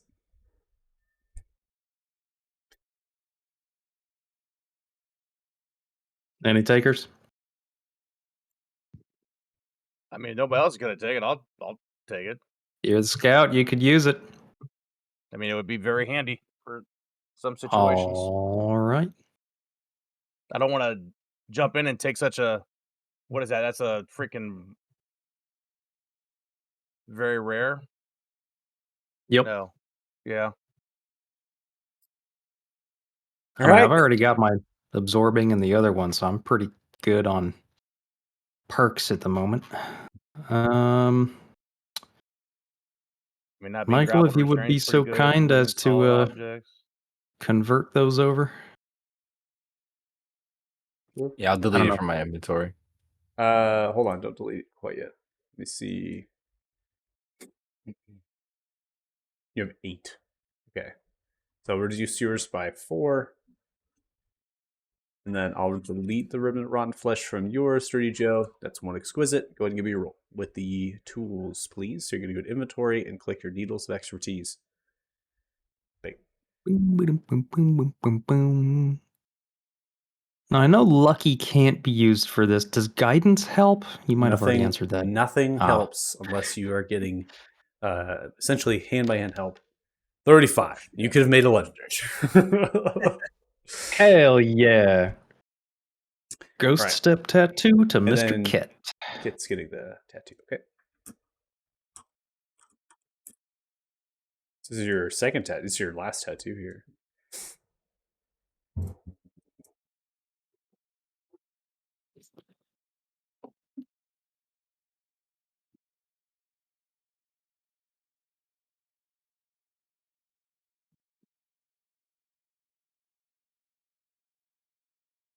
All right.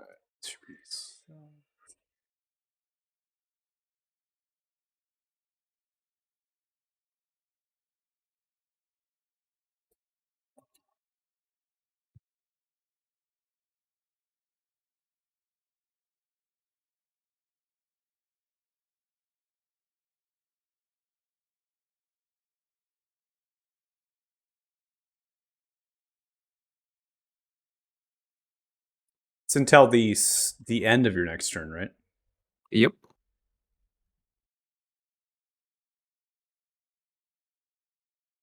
I think I can make you immune to. Actually, hold on. I think I can do grapple and restraint conditions. This is such a easy one to put in. It's kind of interesting that they don't have it already set up properly.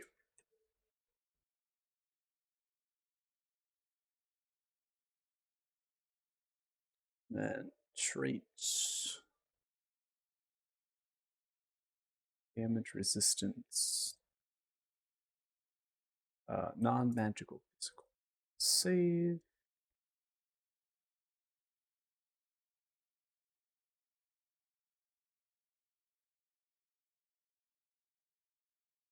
All right, let's test it out.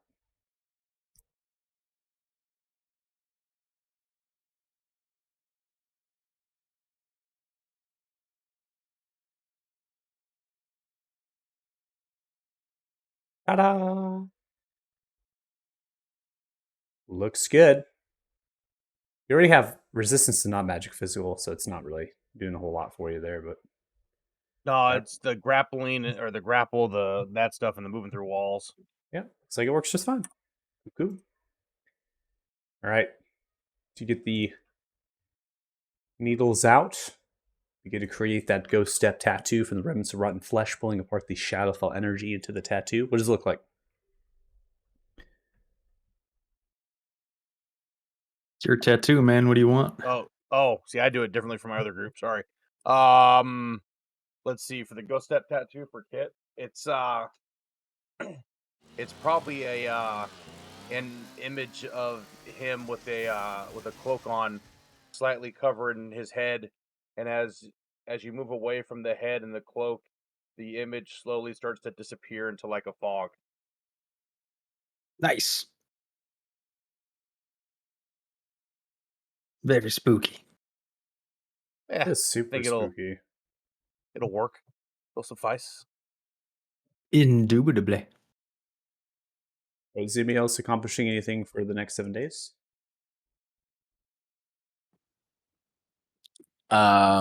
besides learning a spell from Urpit, um, I'm pretty sure that takes a whole day. It's a 6th level spell, right? Yeah, it's gonna take a whole day.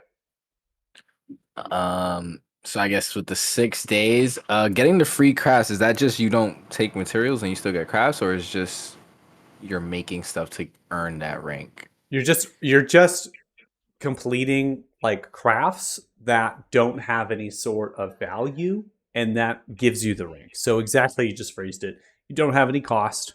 There's no gold. There's no materials that you need to use, and you're simply just playing with your tools and getting the rank. And it's very similar in the way that we just like kind of role played it. How like Costas is just making mundane things right inside of the Warsmith and that kind of thing. So you basically would set up an area depending on if it's alchemy supplies or tinkers.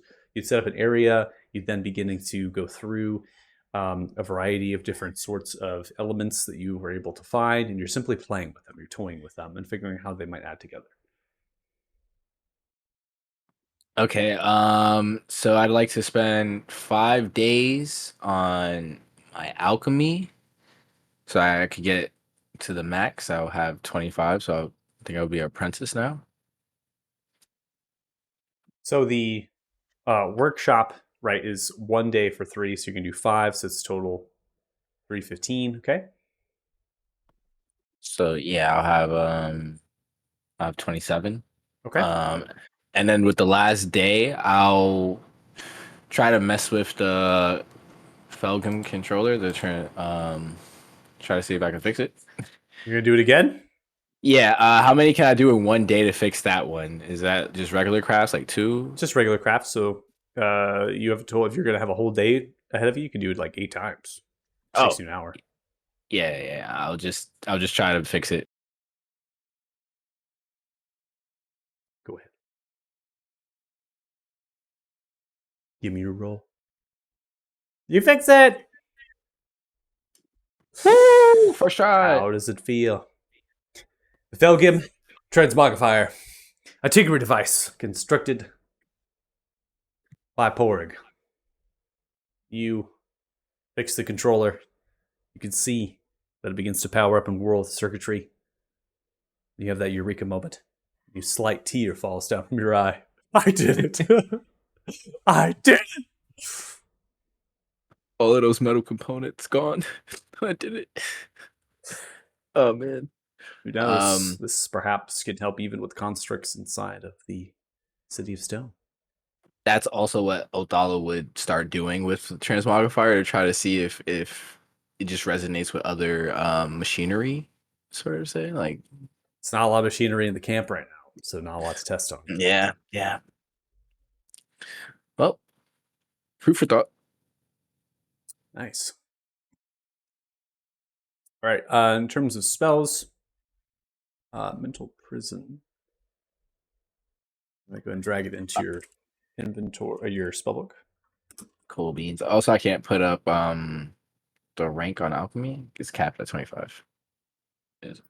Yeah.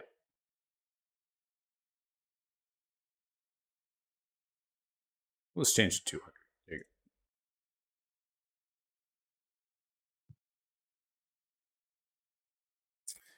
Change them all to 100. And now I can finally help Istru.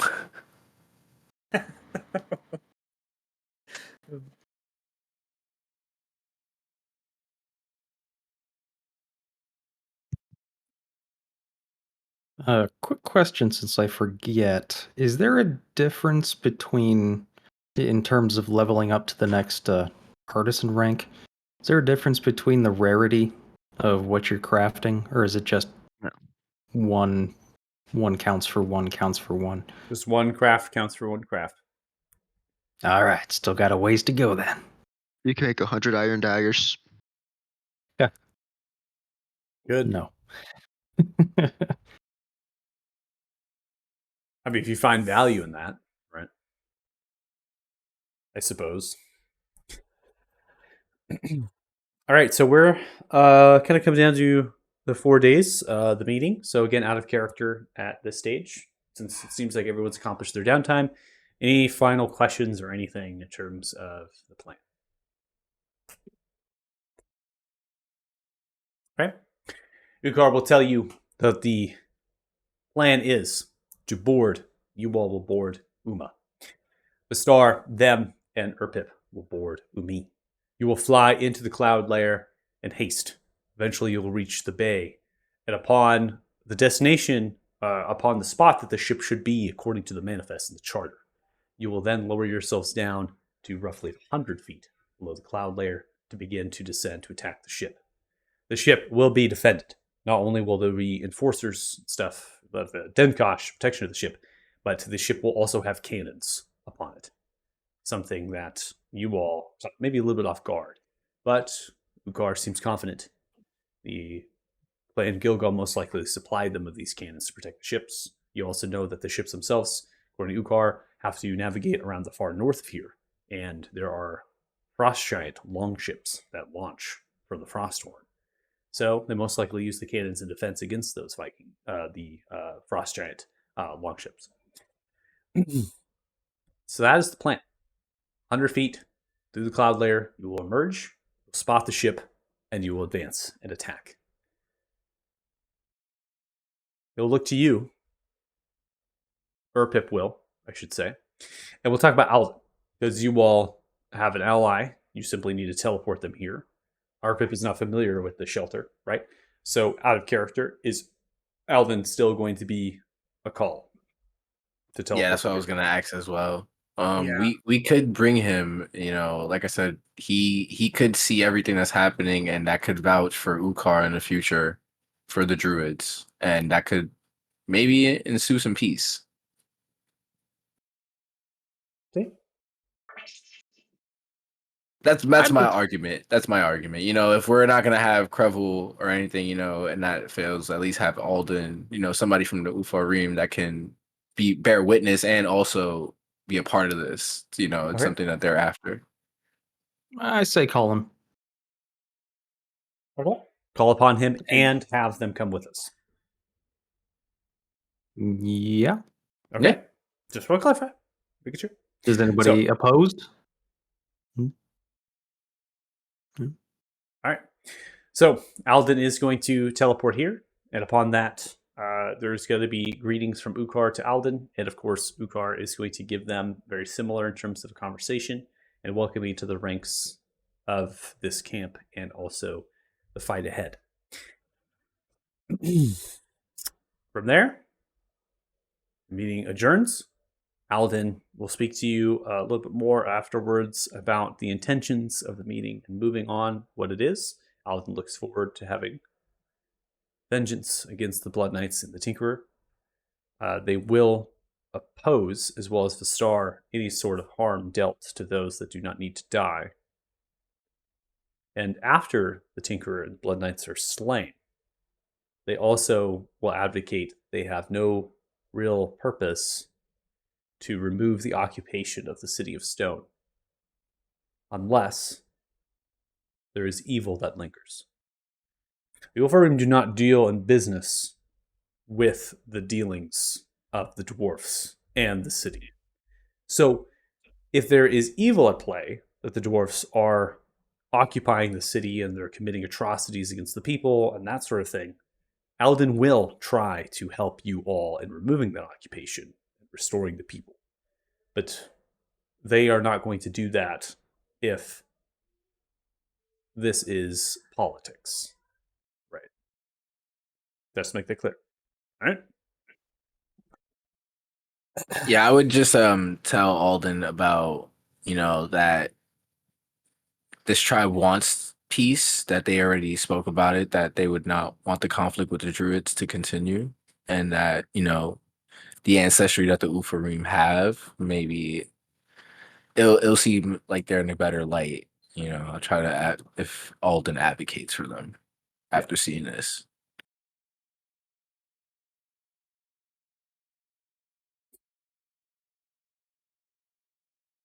Alden is going to agree to join you all. And upon there, we are going to advance the day. We're going to come to the 18th, and I'm going to set the hour upon reaching the ship.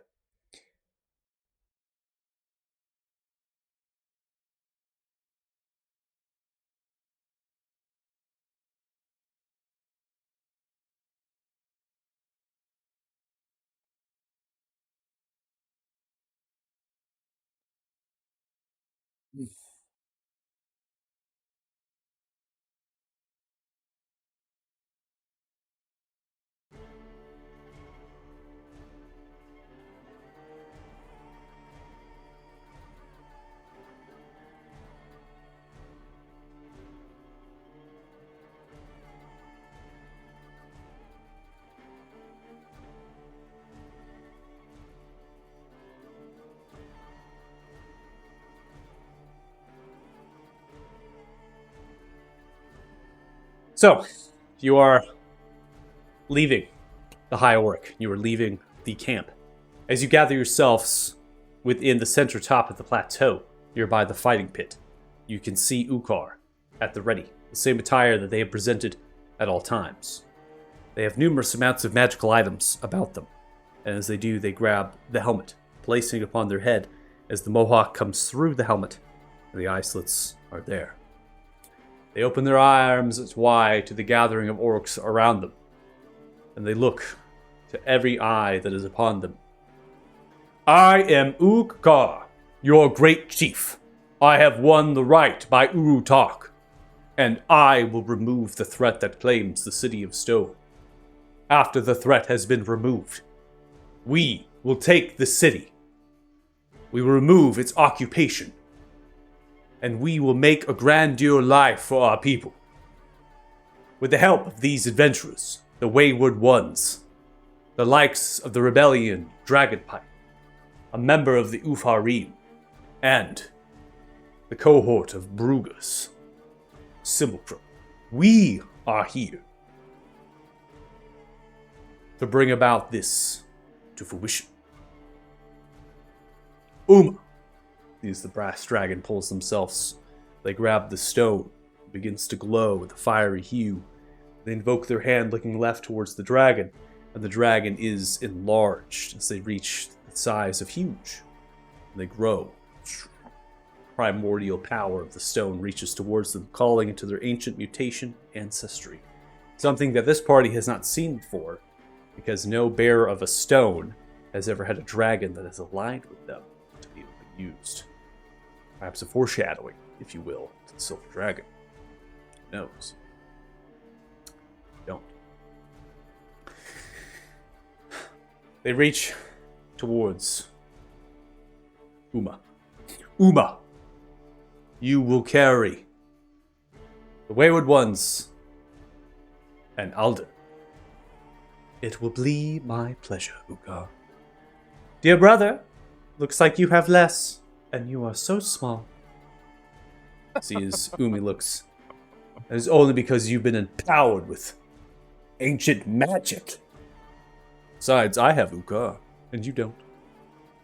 They spit and spat as the star and Urpip clutched into the talons of the dragon.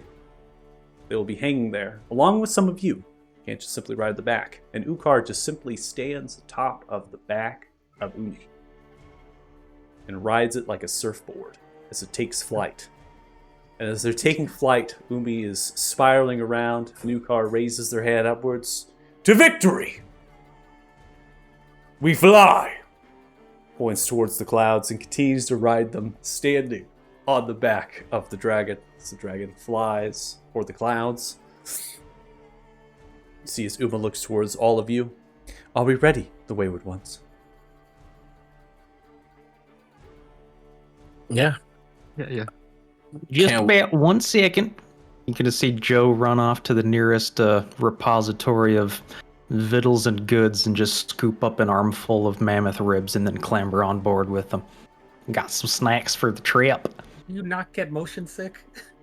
Oh, hell no. This is going to be the coolest thing we've done yet. Riding on the I back will of be the asking you dragon to eating pass me ribs. those while we're on the trip. Oh, you betcha, buddy. Got plenty here for you. I wonder if Ethrin's spawn will look like this as well. It's Clouds will be cold. My internal flame will heat you. You will be comfortable. Hear that, guys? Heated seats. Okay, Ethrin's now for the real spawn. question. Ethrin laid an egg.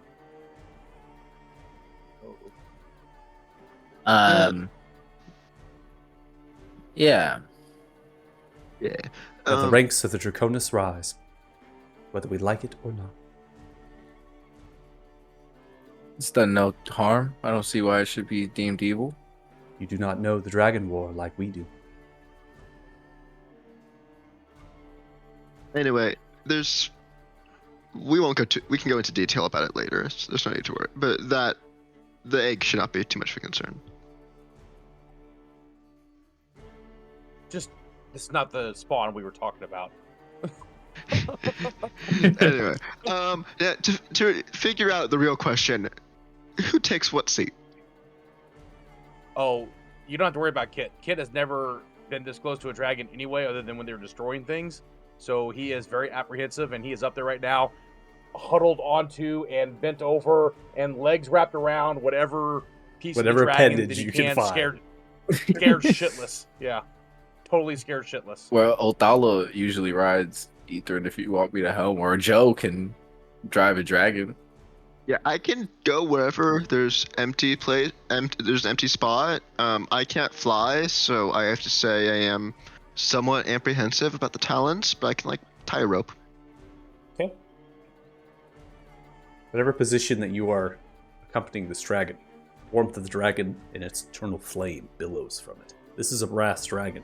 It breathes fire, and as such, that flame from its body heats around it. It grips into the back of its hind quarters and begins to lift its wings outwards as it begins to fly with a large gush of breath and wind. You have a moment of fear, as the only dragons you have ever really faced as a party have always been out to kill you. This dragon seems not to do that.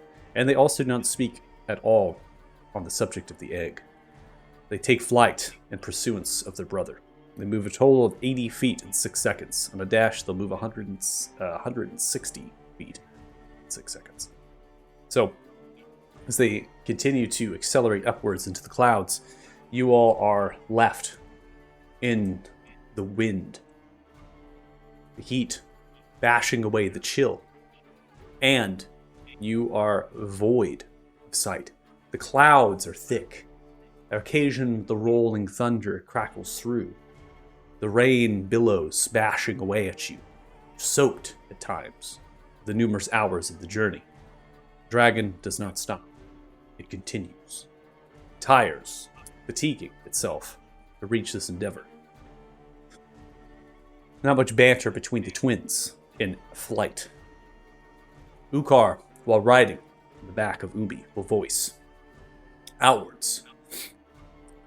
Uma, you are not to breathe fire on the ship. Do you understand? We cannot risk the ship sinking to your flame. Uma speaks. You would have no problem from Umi breathing their breath. It is of very little consequence. My breath is larger than yours. What are you talking about? Why does this all feel like a very complicated dragon dick joke? And they're battering. They banter just a little bit about the size of their flame that they breathe in terms of strength. After all, they're twins. They were actually born, according to them, as they end that conversation, with the same egg. They don't even have them. Cloaca. All right. I just had to correct that real quick. Yeah, to Sorry. correct that. Okay. That's like I mean, they're dragons. We don't know if they follow normal rules. They could be their entirely own classification of animal. well, they are. I mean, even like an undead dragon is usually just a dragon. Like the dragon supersedes it. That's the thing. Like it always feels weird when people apply real world reptile rules to dragons. It's like, yeah, I mean, it's close to a reptile, but it breathes fire and flies. Why do I have the feeling you've been spending too much time on the more unsavory corners of Tumblr? Yes. Not for this specific question, but for there's a game theory episodes where he tries to do it might be film theory. He tries to do something with Toothless the dragon, and it's all based on the assumption that Toothless is a reptile, and I'm like, okay, but are we sure that dragons are reptiles? And they're not their own thing? because they're basically their own like species and like okay, you know what? Their own classification. Just keep on digging that hole deeper, man. Fine. Okay, it's.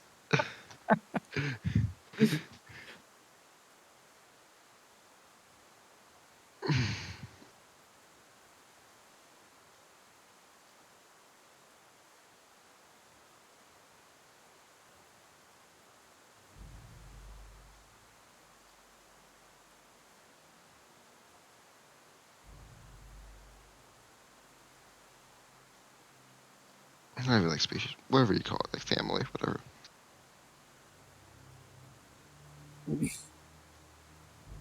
Category. Genus, phyla. Now I forget. Yeah, I completely. At some point, I knew that. Michael, you're the Dragons- biologist here. What? Oh, okay. What are we talking about? The different evolutionary categories. Different evolutionary categories. You're talking about. Genus, class. Oh, you're talking about taxonomy? Phylum. Yes, that's the one. Yeah. You're talking about the rank of that? Uh huh. You want to tell the whole thing? There's a lot there. If anybody had it memorized, it would be you. Weren't there like 7 different categories of it? Are we playing Dungeons and Dragons, or am I going to All list right, them all out? fine. Because it's a lot. Okay. We can do this All right. afterwards. That's fine. Fine. I will tell you the taxonomy of it. Our after D&D session is just a science lesson from Michael. Yeah, sure. All right, so why we're at this moment right now is because this is where the ship is actually going to become visible to you at the same time that they are going to recognize you. So you're in the cloud layer most of the time. In fact, the entire time. The dragons are at level 2 exhaustion, and eventually you hear Ukar kind of voice outwards through the clouds, "It's the spot, now!" And they have like kind of like a charter, right, outwards in the winds. They're kind of holding it. And then the dragons is just going to dive, like just dive down through the clouds. And upon that, they're going to pull themselves up as soon as the clouds end, and they're going to scan for a ship. Remember I talked about the shipping lane? There is just like one way. So there can only be like one ship here. There can only be one ship in the bay, really, at a time. And so immediately you lock on to the mast, the sails, and then you're going to fly for a number of hundreds of feet in the direction of that ship, still maintaining a level balance as you're now gradually causing your descent. And that is the point, that the ship is going to spot you through the fog and the clouds. You can hear the ship bell ringing, ding, ding, ding, ding, as it comes through. And you hear a voice yelling outwards, "To arms! To arms! Man the cannon! Starboard side!" They begin to yell outwards. I need everyone to roll initiatives. The dragons are not full mounts. They're going to move and do their own thing. You are simply going to be riding them. I've had you at 100 feet. I've Alden 100 feet, and the dragons at 100 feet. It's going to be up to you to negotiate your own elevation upon that moment.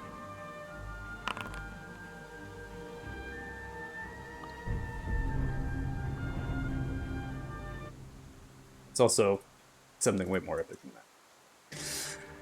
All right. Aldala, as always, I mean, I pretty much say your name every time combat starts because you are literally always the one who starts. 32 initiative. I mean, who would have guessed it? You are first.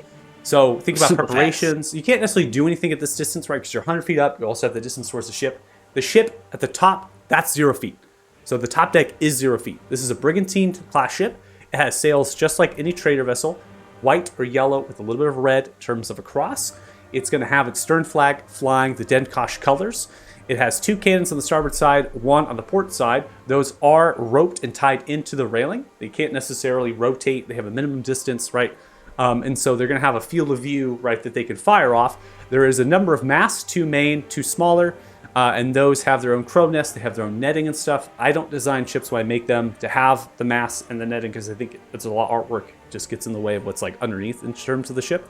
There's 2 decks, top deck and below deck where the hull is. The hull is going to have a quarters for storage and the supplies, most likely what they're transporting, right? And they're going to have a little bit of a quarters. And then underneath the helm is going to be the captain's quarters. That's pretty basic. It's a bare bone transportation ship. There's no thrills to this. It is a small in terms of it's small in terms of like a galleon, right? Because it's a brigantine. So think about things to prep, maybe, you know, because you're starting off really faster. Okay. And I can't control the dragon, correct? No, you cannot. The dragon is going to go when they're going to go. If Othala could move all the way to the end of the dragon, I think I have reach. Ooh, hold on. I forgot to roll the dragons. Hold on. If Othala could get to the end of the dragon, I think I actually have reach to cast something that far. If I can, because you said it's 100 feet up and 100. We're 120 feet across. If I have a spell that's 120 feet, can I hit it or no? If you have a spell of that, you said 200 feet? 120 feet. 120 feet. So you have 100 feet to get to the ship in terms of elevation, and you have 120 feet to the ship, so that is a no. All right. Okay.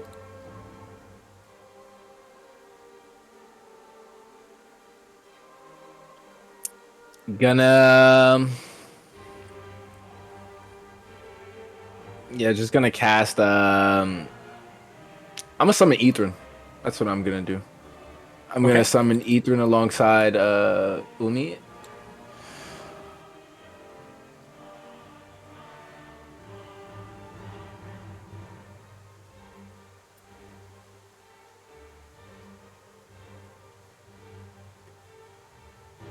Why is Ethrin so low health? I forgot to give him a long rest.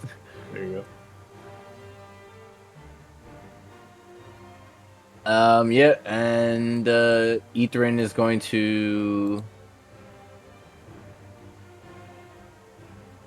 You can mount Ethrin if that's what you wish. It gave me another template. I don't know why. Oh,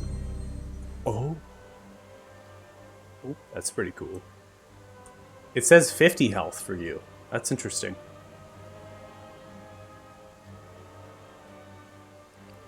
I thought that was a regular. Are they supposed to have 50 or 60? 50. Because I think that was the last time when I cast it at 6th level. Yeah, we changed it. Okay, let's just keep this one. And then I'm gonna delete this one. And we'll just keep the concentration as is. And then we'll go ahead and get this up to 100. And let's get you off of that real fast. Let's mount it. If it will. Mount. There we go. And Nice. There you go. You're mounted. Then I'm going to dash with Ethrin. I'm going to come down 50. Come down 50 feet and then use the rest of the movement. So that's I think that's like 70, 60. So they move, I think they move 60 feet in a fly speed. They'll have a number of actions that they can take based on the spell description.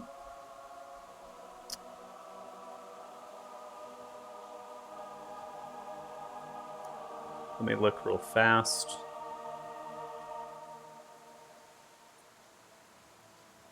Yeah, so they get to it. Yeah, shares your initiative count, but it takes its turn immediately after yours. So it's basically you're going to end after you cast it, and then it's going to come to theirs. So they can dash, right? So yeah, that's what I'm doing. I'm dashing straight across and then coming down another 50 feet, and then that's where I'm ending. Yeah, that's where I'm ending the turn over here. Okay, there you go. You can end your turn whenever you want. See this gruff-looking one on the top deck. To arms! Did you hear the captain? Verzar Dorgo! Get on the cannons! You with me over there! So they begin to move towards the cannons. Cannons require 2 people to fire.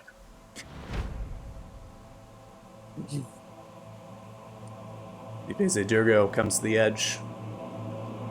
Takes his scope out and looks the direction. Dragons. Not silver. 2 of them. Could be gold. Quickly, on the cannons. The rest of you. Man the sails. Those who are not needed below deck. See a number of workers and things begin to go below deck. Clearing the deck off.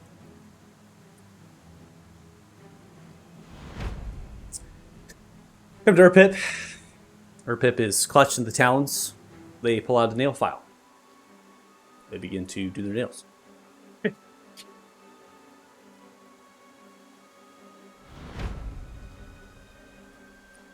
We are now going to come to Uma.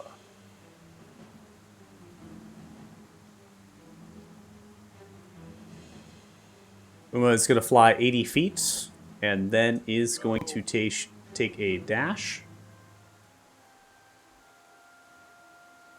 As Uma takes a dash, they are going to collide into the mast of the ship. As they pull their wings back, they let it flutter, grabbing onto the mast of the ship that extends to about 90 feet or so. So they are going to lower themselves down to about 90 feet. And that is going to bring each of you down to 90 feet as well.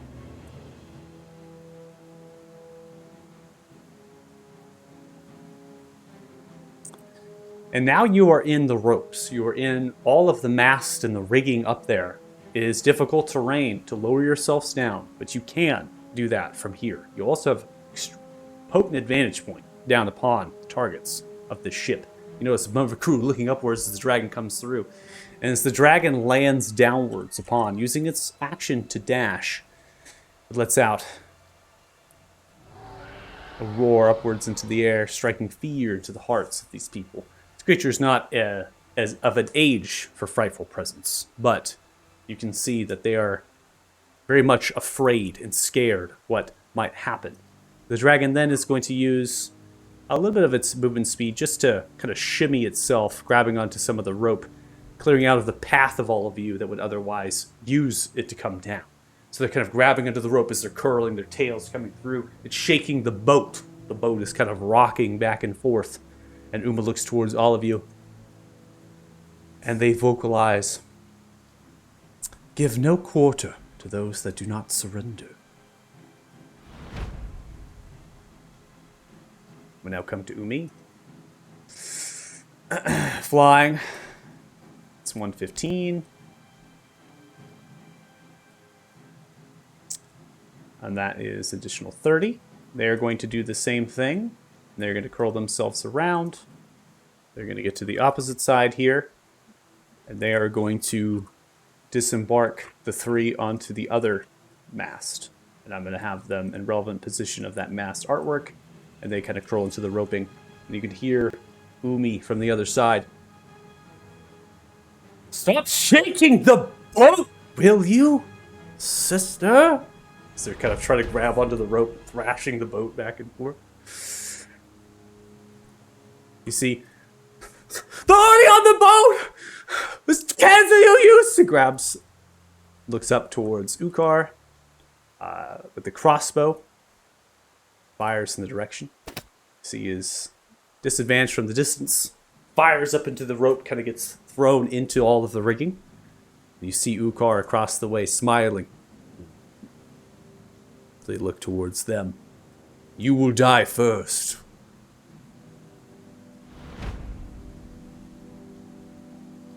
Alden will take a crossbow bolt as well. That is going to hit Alden and does nothing to them as they're cut through and they rapidly heal as the bolt is not silver.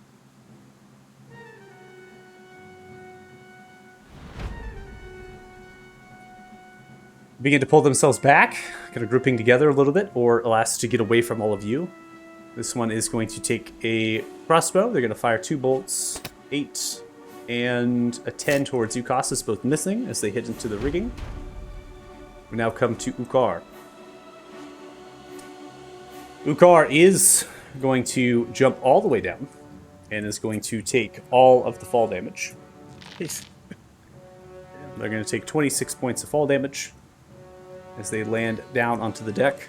Large crunch.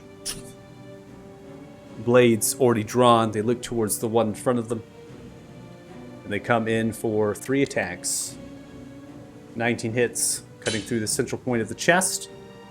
Next attack is a natural 1. The last is with a purplish dagger with a curved circular that they talked about, and they stab directly through the center point of the chest. Thug. Planting the dagger. And you can see that the creature is beginning to become decrepit. Almost as if their soul is being sucked into the dagger, feeling the gem implanted at the pommel. They then take the blade out. You can see that they falter down dead.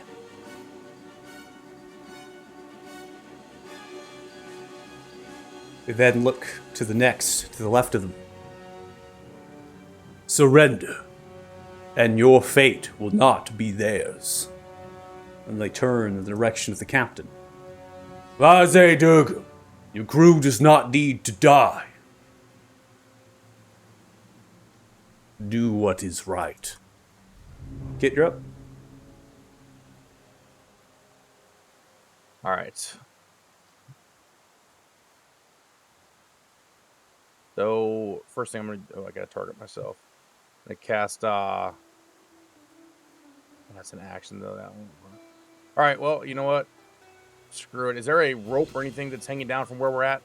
Correct. All the rigging is there. You're up in the crow's nest, basically. Yep. And so you can use the. Use to, like, go down. You can use the rung to go directly down. You can use a rope to kind of swing.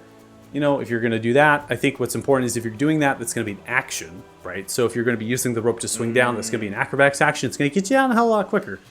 But you're difficult terrain if you're going to use the inner workings of the mast and the rope and the rigging, right, to be able to kind of come down. That's going to be a difficult thing. Okay. You have superiority at range, though, right now, and that's what's important.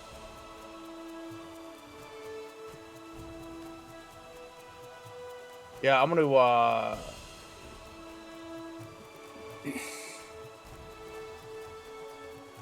go ahead and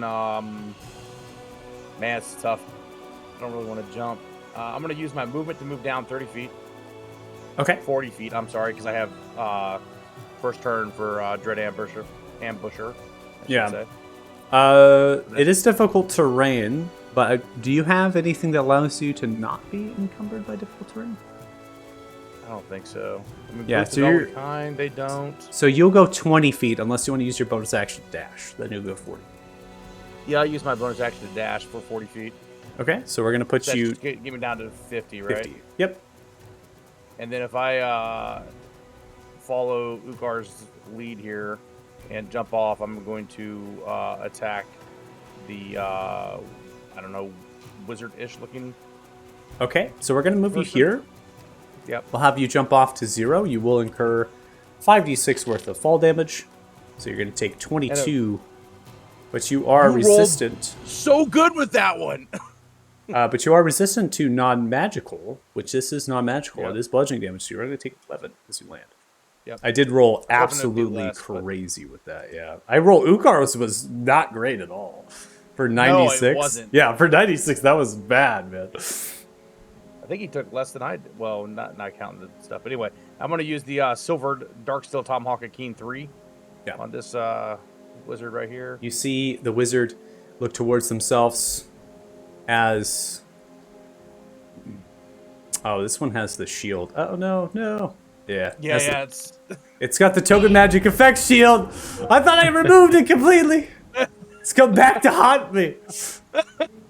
Son of a bitch. Get out of here.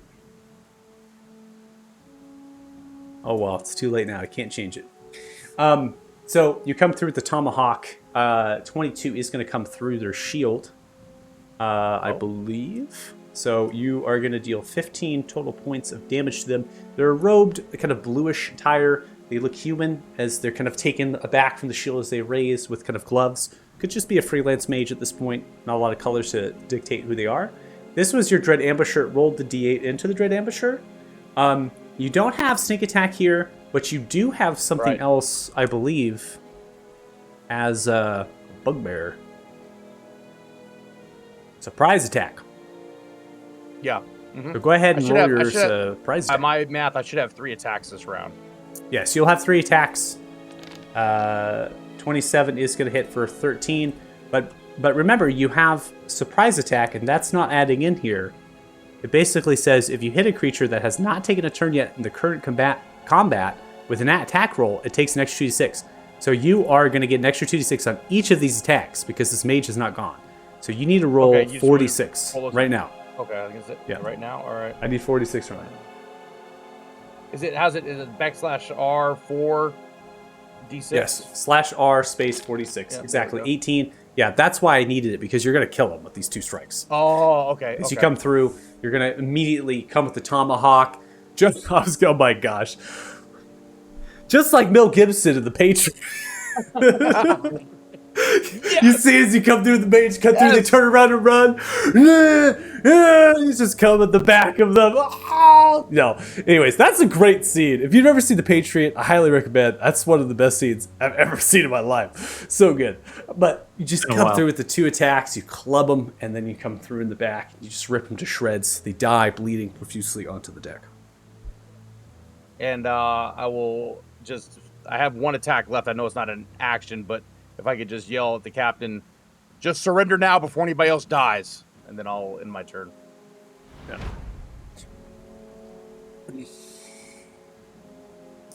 So this one is going to group themselves back and then see that Ukar is back there. They see the one dead, just with the dagger pulled out. They look towards you, Kit. They raise their crossbow. They fire. 13 is a miss. It's Shirley up next. Okay. Let's just start a blade song. Boom. And then we'll cast a haste. Oop. Perfect. And then haste action dash. And then with the boots of sprinting, unhindered by difficult terrain. So I should have 160 feet of movement. Yeah, so I believe so. If you dash and then you use the boots. Let's see So here. Down 90 and then as far across as we can get close to the captain. Yeah, so down 90, you'll have 90 feet left, right? You said 160 to 80, 160, 90 to 30, 70. Yeah, so 70, you have 70 feet. You can go anywhere on the boat right now at this stage. Yeah. So go, yeah, if you want to head, but you could take attack of Yeah, opportunity. I'm taking attacks of opportunity. Okay, you are fine. So you will take all 1, 2, 3, 4 attack of opportunities. Okay. Yep. What's your armor class with the haste? 29. 2 nat 20s. Holy shit. No shot. That's No still it. fucking shot. All right, so this is the nat 20, and then this is the nat 20. They're swinging scimitars at you.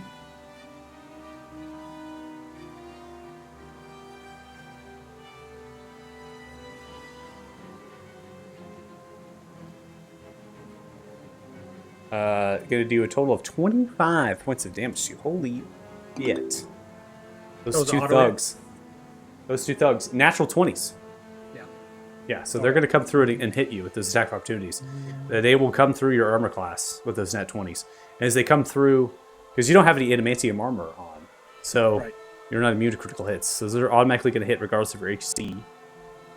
Prompts you for a con save for the concentration of the haste. One sec.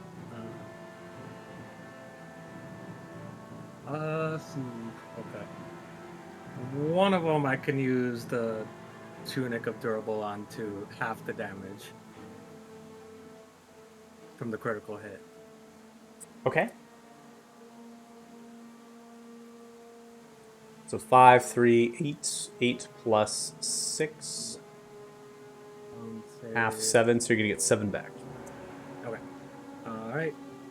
And then I need to make 2 saves. Yep. I just need you to make... We'll just do 1 flat, unless you want to do 2 separate. That's totally fine, whichever one you do, because they're 2 sources of damage. So if you do 2 saves... This is a big conversation. If you do 2 saves, you actually will have a higher likelihood of failing than you would have 1 just full save against the brunt of 25 points of damage. But it's... Okay. Could be either one. So this would be at advantage with Warcaster. Right. So you hit the plus. Okay. Oh, yeah. And that's why. Come on. Easy. Come on. All right. So you're there. So it was your action. Your bonus action is the boots. So you did bonus action for boots, or you did bonus action for Blade Song. Yeah, bonus action Blade Song. The bonus action of boots is to double speed. The inherent ability of the Inherent boots ability is difficult. Yeah. So we have bonus action for Blade Song, action to dash, or hasted action to dash. action to haste, and then haste action to dash. So We're done. that's everything. Yep. That's everything. Okay. That's just gonna be like, you should probably listen to the orc. Okay. Enter. All right, we now come to Vistar. Vistar is simply going to dash down as they climb down the rungs. They're going to vocalize as well.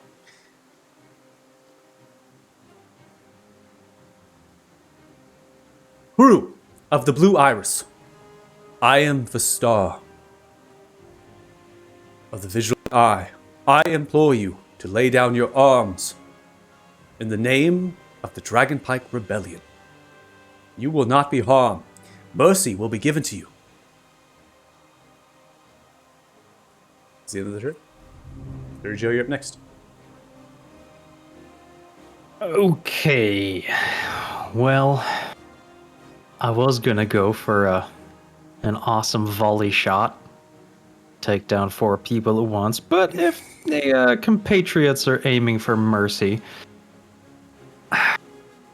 based on where I am in the rigging, and knowing that there's a couple masts here, would I be able to clamber quickly enough to where I could get a shot off at the captain on the other side of the boat? So so these are all pulleys over here. These are all roped to the mast. So you simply, it's like, have we seen Pirates of the Caribbean? Come on. You're like climbing all over the ship. So you can simply work down to the sides of the railings for the mast even. So all of this space above Kit and all the space above Alden is all rope that you can climb down.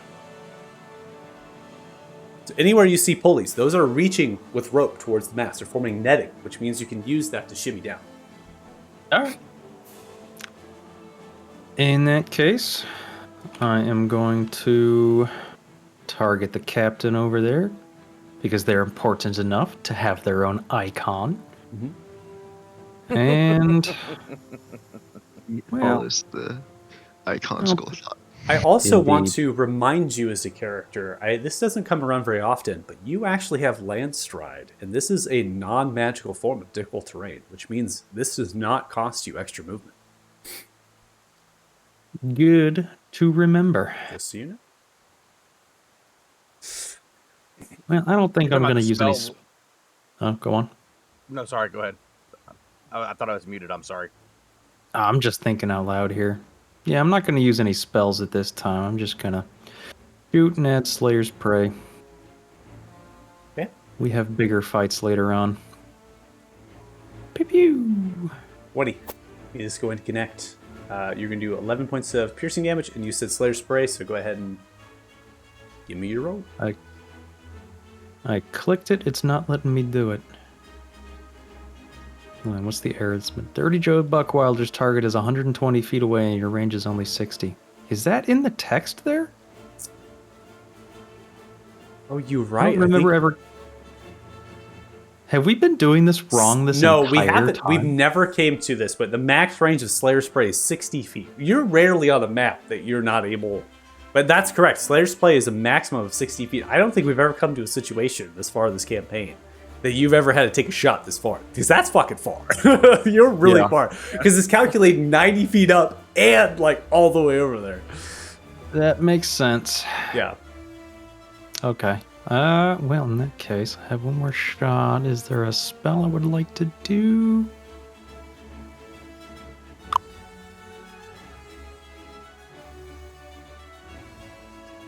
You know what, screw it. I'll just cast off an Ensnaring Strike. Okay, so hit first and then Ensnaring Strike. Unless you Oh. want Ensnaring Strike with the first... Is this the first attack? Sure, why not? Okay, first attack. They will fail with a 10. They are going to be restrained. All right, in that case, I will send off another shot and just echo the general call to surrender amongst the rest of the crew. One arrow comes in, it blooms, and staring up to the deck of their own ship, another arrow comes into the center point of their stomach. You stay down. The rest of y'all throw your weapons down and we won't kill you. Oh, I forgot to push the button. We now come to this enforcer. Has not actually been commanded yet by Vaze Durgo. You see them kind of turn around the direction of Ukar. And as that happens, Ukar is actually going to take a legendary action and just go invisible. So as a legendary action, you see the enforcer kind of turn around, and you can see the shimming effect of the light, and Ukar just disappears. You see them grab a mace and a shield out. What the fuck? And then they turn around, and they simply charge over the body of the mage, looking towards you, Kit. They come in for 2 strikes with the mace. 24 is going to hit you. It's only do 4 because you were able to resist, and then 26 hits, which you are able to resist down to 5. As they bash once, twice, to take it. Once and twice. They are not surrendering just yet, anyways, because of other circumstances. This one is going to come through towards you, Istriel, and as we know, I don't think they can hit you unless they get a natural 20. So, Alden, they're going to shimmy themselves over, and they are just going to drop down to the ground. As they do, you can hear bones crack, and they rapidly begin to heal as they take no damage from fall damage, as it's not silvered. And they immediately continue to come through and heal. They look towards the enforcer, and as they do that, their mouth changes towards the bear, and they rip into them. And they deal 26 total points of piercing damage as they rip into them. And you can see that there is kind of a wound towards as they're brought to heal, and the mouth slams them down into a prone condition. Actually, if they succeed, never mind, does not slam them down. And then they come through with 2 claw strikes. 28 hits, they deal 19. And the next is another claw strike, and that is an 18, which misses, crashes the shield. So what happens is they look normal, and then their blood, it kind of changes to red, and then the head changes to a bear, and they just kind of lurch under the shoulder, and you hear a, what the fuck? And like their shoulders ripped off, and then the left from a hand changes into a massive bear claw and then comes through the center point of their chest, and then they raise their shield to try to retaliate. Cost is up next. Yeah, I'm just gonna use my action to pop on down, because you mentioned we could like use our action to like grab a rope and like cut it or something. Like, you're gonna try. So athletics or acrobatics is what it is, and you have to succeed. It's a pretty hard check. You are gonna literally do what I refer to as a Jack Sparrow. yes, I would like to do a Jack Sparrow. All right, give you a roll. It's a high DC. It's a high. I just gotta tell you, it's pretty high. Got a feeling I'm about to get a cost of somebody. You would have advantage if you were drunk. Just gonna let you know. One. Yes. He is drunk. Oh my God. Take a rope, slice it. You reach. What do you say before you go? This is my last chance to surrender. Last chance to surrender!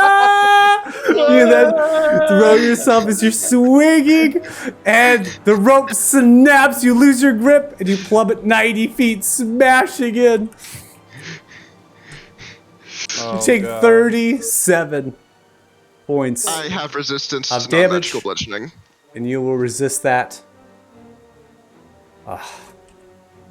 Which is how much with resistance? Such a That's shame. like I really wish I could have done more, but 18 is all you're going to take. You crash into the metal scuttle, cracking into the metal in the bars, the wood. They look towards you, confused and bewildered. One whispers towards you, "Were you just trying to do a Jack Sparrow?" And it'll all come out too. Maybe we didn't leave no witnesses, okay? You are going to be prone, but you can use your movement speed to stand up because you really haven't used any of it. But your action has been taken. So I'll have you stand up, and you have no action. Take you a bonus, though. Yeah, I'm going to stand up.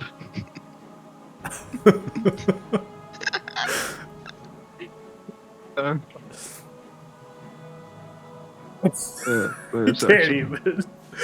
This heavy fucking ballad. Ah! Oh boy. That's it? Sorry, it's just taking me a second. I need to. I thought that would go very differently, so I need to check. I have something, I think, though. That could work. Is it here? Is that bonus action? Is this? It's not telling me if it's bonus action or not. That's annoying. What is it that you're trying I'm trying to to check if my ring lets me cast Fury Fire. But I don't know if it lets. Okay, no, it's an action. No. Yeah, any spell that you use from the ring is most likely an action. Yeah. Okay. Then yeah, that's. I'll just end turn. That's he doesn't know what to do. You actually got him speechless, Michael. That fall there. I know. I did. Alden will take a natural 20, does not do anything to them, and 22 also does not do anything to them as they smash, ripping them apart. They continue and rapidly heal. You hear the voice get behind you. What the fuck are you? Othala, Aren't you you are guys up. glad we brought him? And this is literally round 2, so all of this literally happened in 6 seconds. I flew on a dragon and watched this crazy thing happen. Wow. And I still see Costas fall. Fly.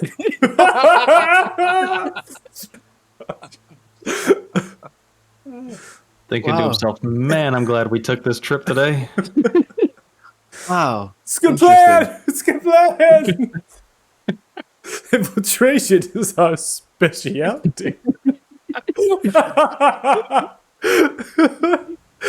think that Constance shouldn't be sober? Oh my God. You would have had an advantage if you were drunk. I would have given it to you. Oh my God. Too bad for sobriety. Yeah. I'm not gonna do anything with my action. I'm actually gonna have Ethrin go, but can I do something else, like a skill check? Like I'm trying to intimidate them with Ethrin, so I use that as my action. Sure. I'll take Okay. it. So I'll.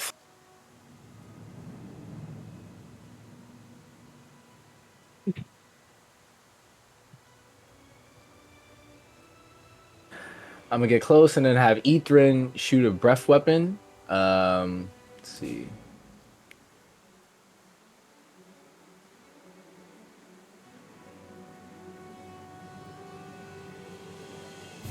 It's kind of in the air. Yeah, I'm gonna attack this guy in the cannon. I'm trying to get the cannons. Well, you're 50 feet in the air still, so the cone's 30 feet. I think you're going to have to get a little bit down in order to reach that. Let me see.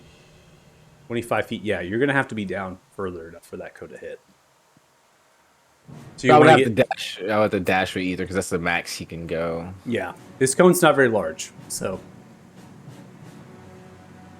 you can hit the side of the ship.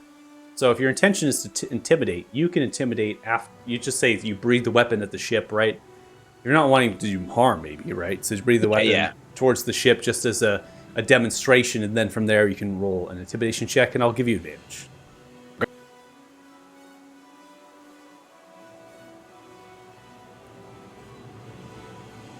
Well, that actually is a lot larger than I thought it would be.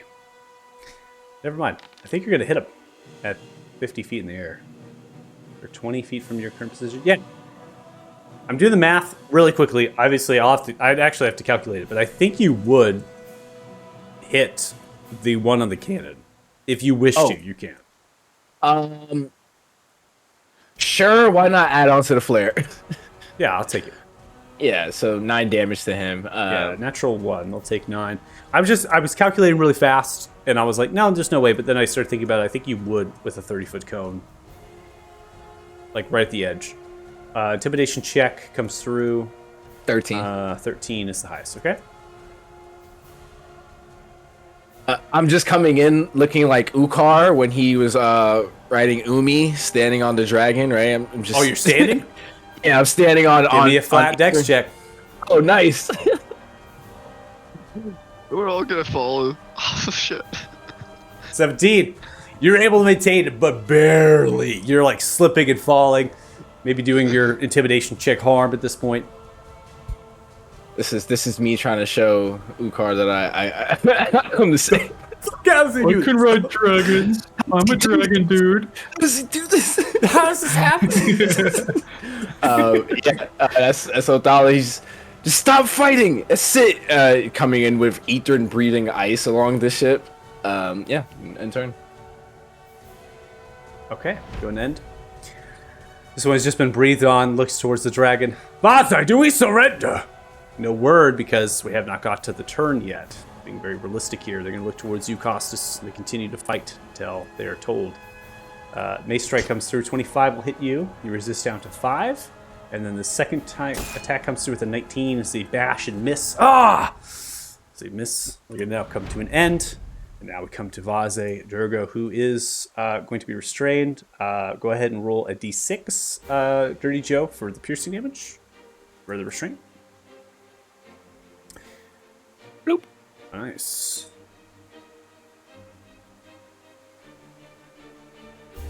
Alright, so they're going to take a total of 6 points of piercing damage from the restraint. And as they're kind of bound by that, they look at what is happening to their ship. Surrender! Lay down your arms! Our lives are not worth this. What is your reasoning?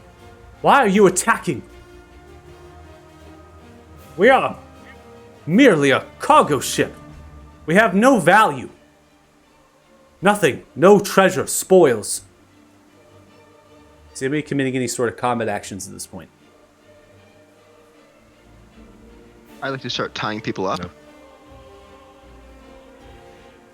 Is that necessary at this juncture? I mean, I have manacles for a reason.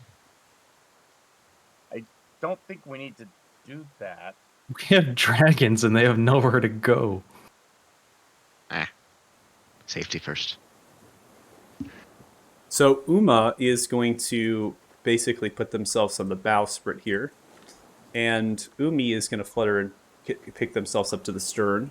And they're kind of intently wrapping themselves around the boat. The remainder of the NPCs are going to finish climbing themselves down. And they're really going to get into position. And as they group themselves together by the scuttle upon their surrender, so they're going to kind of come over here. Ukar is going to become visible once more as they appear. They hop over towards the helm. Are you going to end concentration, Dirty Joe, of your ensnaring strike, or are you going to continue it? Yeah, I'll turn that off. Okay.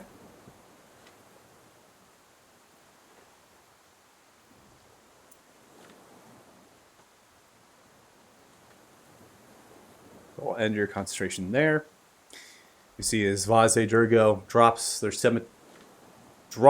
they haven't even drawn their weapon. They've drawn their weapons. They drop their scimitar and their sword.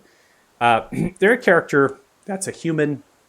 They have a gruffness about them, very tall in terms of their posture. They have a lot of like sand-worn items, roded items, mainly common metalwork. They stand to you as a dexterous fighter in appearance. Studded leather with some pauldrons on. They have the rapier at the back, a short sword at the side. They have a satchel for instruments of navigation, a couple pouches. In terms of their appearance, they have heavy eye makeup towards them. They also have 3 stars and then an arc that comes through. Could be religious or a faction-like symbol. And then the hair is very sort of matted and maybe even a little dreaded. It comes into one braid. It flows through. Commonly is it placed onto the bosom of their breasts. They are laying down their weapons. They immediately just draw them and drop them. And they kind of go to the knees, and they put their hands behind their head. And that is when Ukar hops over, and they immediately appear from the invisibility that they had. And as they do so, they reach for a rung of rope that's tied around the pillars, kind of cutting it with that dagger. And then they begin to tie off Vaze Durgo, restraining them.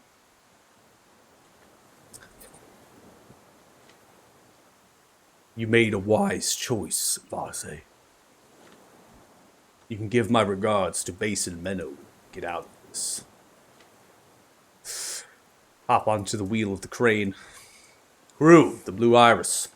Your ship is now under the proud ownership of Ukar and the Wayward ones. Dragonpike Rebellion, Ufarim, and Urpip smiles. If you do what we say, no harm will come to you. If you resist, we will kill you. There's a number of your crew below deck. You will join them. You'll place your armaments here. You will not make a noise down below. The Star, you will accompany them. Give them food, drink, and if any of them speak up, you will have no choice. Alden, why don't you join them? I'm sure the two of you have some, perhaps, friendship to bond through. Alden looks towards the Star, and they both are going to head below deck, along with the enforcers and the thugs that fought. And they are going to go below deck, and there is a number of crew below, right? You have cooks down there, you have crew members, right, that they cleared deck from Vaz Durgo, and Alden and Vistar, not going to restrain them. All the weapons are dropped here in the top deck. You simply are going to go down there, get them kind of gathered up, monitor them, that sort of thing. Ukar then comes back to the helm. Vaze, you will tell me who in your crew. You grab a logbook nearby the helm shelf. Who of your crew will be cooperative? We will need them on top deck to pilot this ship.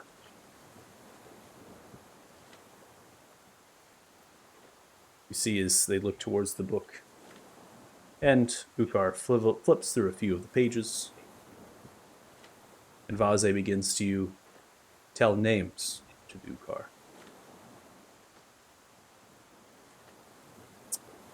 I will let know.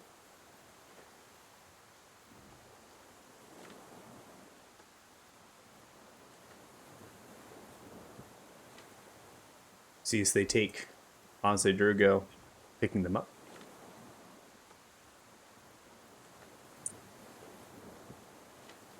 And as they begin to move them, they motion for Urpip.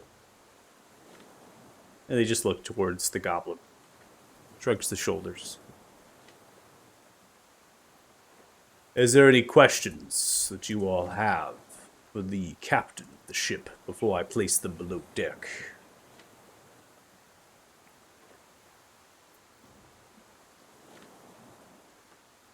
Who do you directly answer to in your business with Clan Gilgal?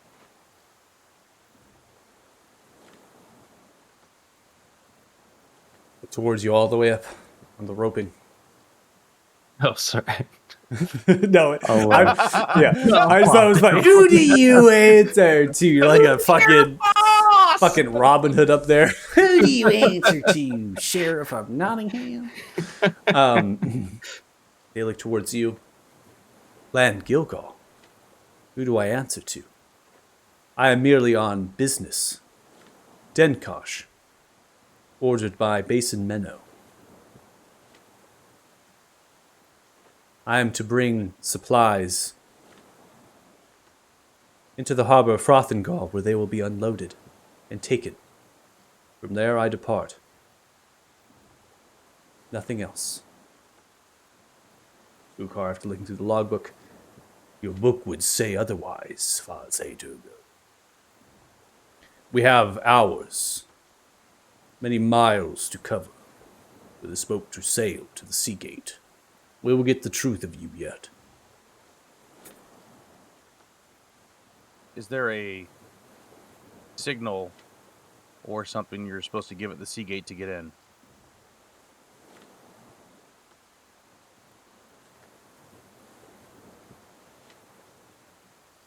I need guarantees.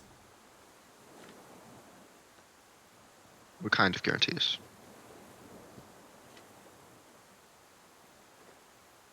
Are you new at this? I mean, do you want me to, like, sit not here in know. silence for, like, a minute? Do you not know who you are in business with?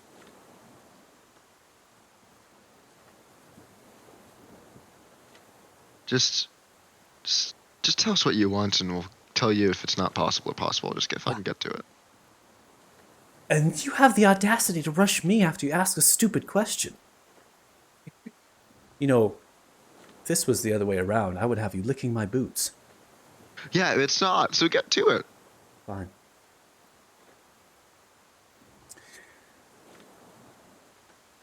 The mage that you killed, they had an incantation that they were to send up into the air. I'm unfamiliar with the arcane. Couldn't tell you. Oops.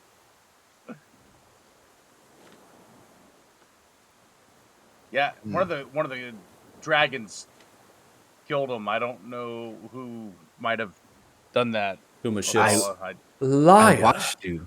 Absolutely lying. That was all you. Quite a spectacular feast of the eyes, in my opinion.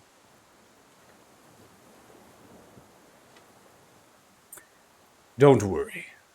We will find what incantation this mage was going to use. What else? Then, we were to pull up to the sea gate. They were to lower it below. Enough for our ship to pass. And we were to fly a color of a flag. One that's stashed in the captain's quarters. You will find it in the chest nearby the dining table. Colors of red, black, and yellow, in a particular pattern. From there, we are permitted entry. Can I insight what Yeah, she's saying is truthful? I'd like to insight that as well. Go ahead.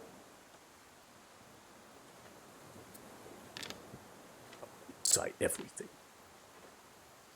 I'll waste my feature. I'll reroll. Oh, okay.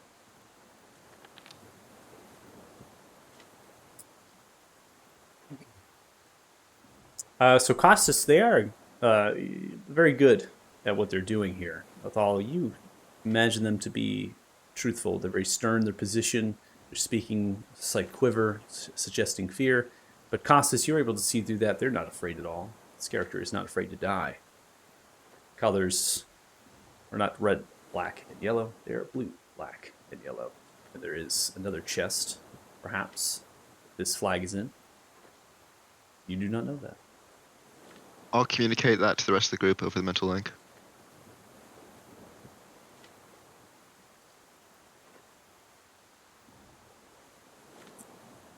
Yeah. Seemed off. You don't know that, Othala. You think that... You failed, Othala. You should be like, that's what you're talking about. That's what... Tell the truth. Okay. Well, I was trying to insight. I thought it was off in my. You feelings. incite everything. It's hard to say, man. I'm justified.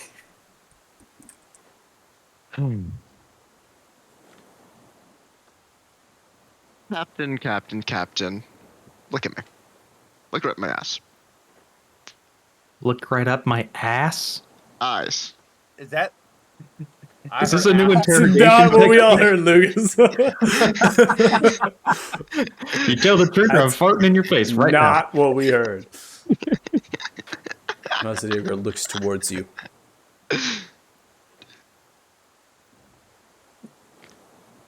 I know you, don't do. I?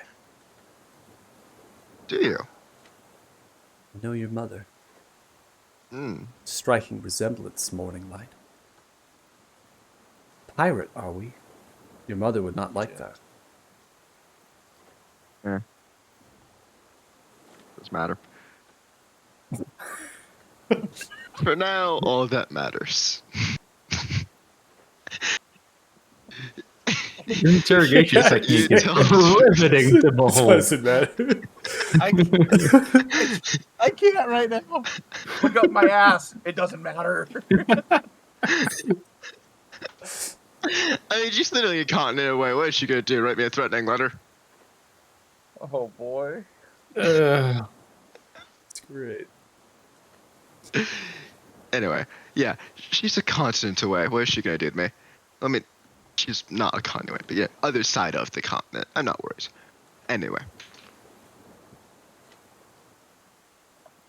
I know you're hiding something, but let me be very clear.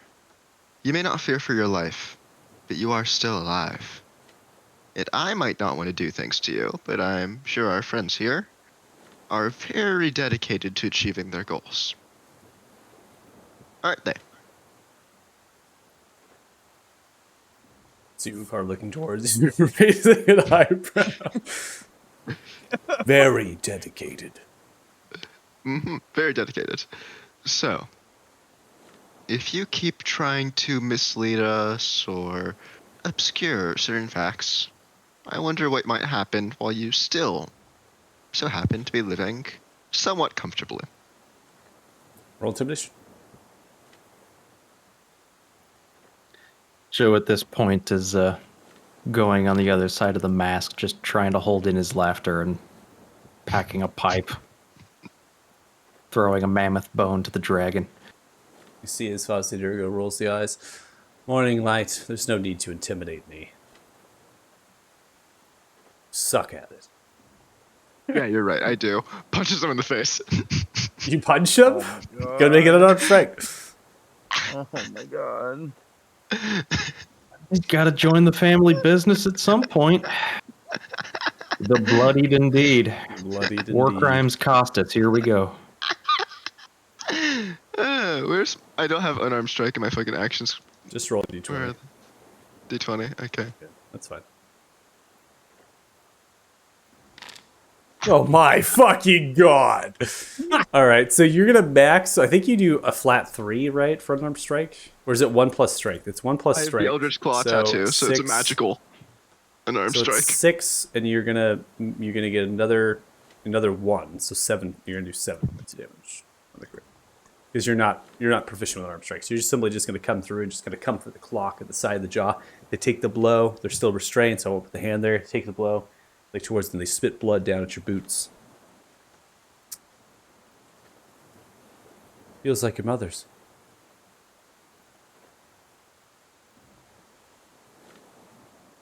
Okay. I don't know if you said that. Okay.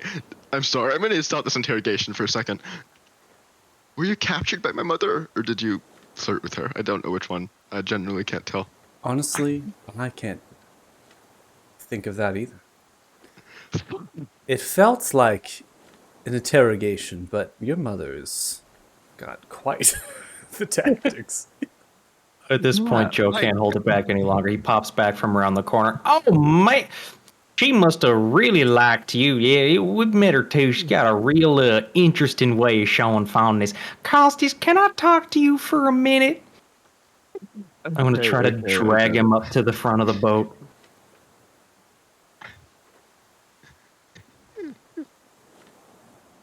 As he went toward the back of the boat. Totally, yeah. He was like, all right, fine, whatever, some other way. You are totally blowing this, man. Just leave it to the professionals. You are in no position where you need to be interrogating people. You barely know what's going on. We don't know who the hell these people are. Just let Ukar handle it, man. You're blowing it. I mean, clearly they know who I am, and Well, I they figured do out they're lying. now. That was the first mistake you made, man. Doesn't matter. It absolutely matters. We want them to cooperate. Yeah, but why does it matter if they know who I am? Because that blows your entire position of, well, not your entire position, but a lot of your position of strength. If we were just unarmed bandits trying to strong armor, that would have gone a lot better. Now they know exactly who we are, which presents a further security risk when we let them go. Yeah, I'm a fucking noble from across the continent that doesn't care if their parents find out what I'm doing. I'm gonna kill them all if they just fucking say shit. Dude, they already know At least that's that's what not they think. true. Have you not been listening to anything they were saying? Costas, just no. You're bad at this. You're not an interrogator. That's fine. You're good at hitting stuff and trying to help people that don't necessarily deserve it. Just stick to that. And no more goblin armies. Vaze Durga, you have always been keen on keeping your crew safe. What if I was to tell you there was one more that is in jeopardy? Sees them turn around. What do you mean? Take the purple dagger. As they grab it, hold their hands. There's a slight shriek from the voice of one of those thugs inside of the pommel. As it lets outwards. The soul is trapped in here. Dagger has claimed it. Tell us where the flag is. Make no more trouble. Not even past the sea gate. Come to more particular details in a moment. But you will agree to them. In exchange, I will release the soul to where its rightful place in the afterlife goes. If not, I will consume it.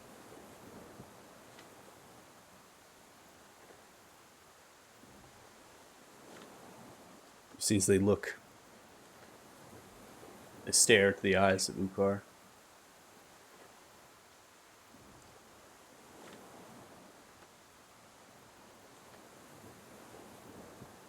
Flag you seek is in the handle of the helm, one of the pegs. Third from the right down. Unscrew the handle and you will find it, tucked inside of the hollow wood. You see as they hold the dagger, ellipses for a brief moment. Berry-like dust begins to kind of come from the pommel, seeping out of it into the air. The spectral form of some ghastly ghost is unleashed and dissipates with one final shriek. It is done. They are released, and to the afterlife they will go. A debt paid, I suppose. Now, Captain, I'm not a intimidating guy. I'm just gonna ask a simple question: if everything else you told us was the truth, or if you lied about that as well. Turns and looks towards you, Kit. I wouldn't lie when it comes to the safety of my crew. Simply the tried to slow you signal- down. So the signal was indeed the truth then? That is correct. It's an incantation. As far as I'm concerned, it can be one spell, multiple spells. All I knew is that mage would throw up same colors as the flag in terms of magic into the air. Some level of spells.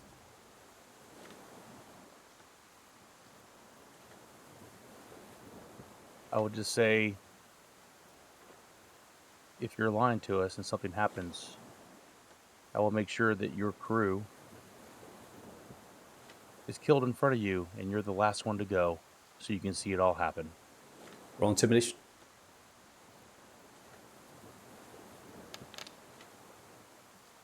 Of course. You're not any better at that. But I take you more told you I'm seriously. not- I know their mother. Yeah, is she really that good?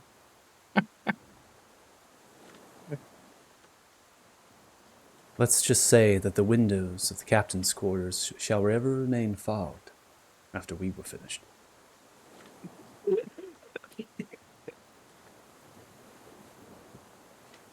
Over the I mental need to go link to punch him the again.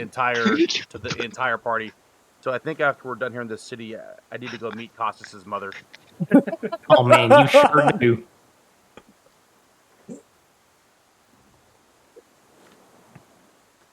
Just know, Captain, should any trouble come of the information you've given us, Of course. Pip, if you will. Take Vase Dogo to Alden for Star. Bring me the names of the crew. We are to sail this ship. Erpip motions, and Vase goes willingly along with Erpip below deck. Ukar then makes way towards the helm, finds the rungs. So there's different sorts of, right, as I call them, pegs. So they have handles, right? They're basically finding one. The third down from the right, they find it, they unscrew it. From there, they pull out a flag in blue, black, and yellow. Othala, please make investigation. I know you made way to the mage.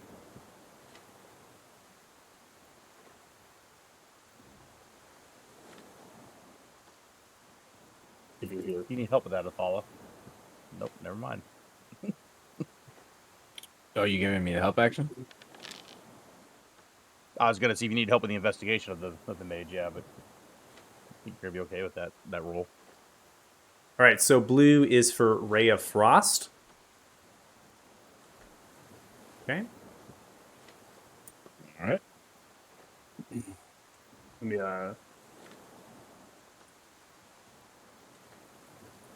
open something else that closed. Oops. Oh no. Okay.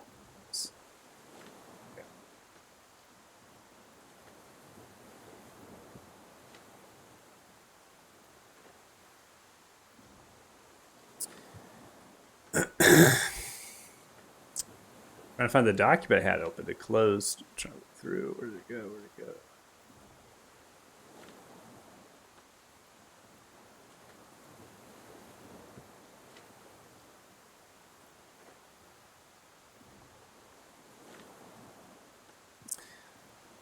Next one is a Ray of Enfeeblement, which is for the black coloration.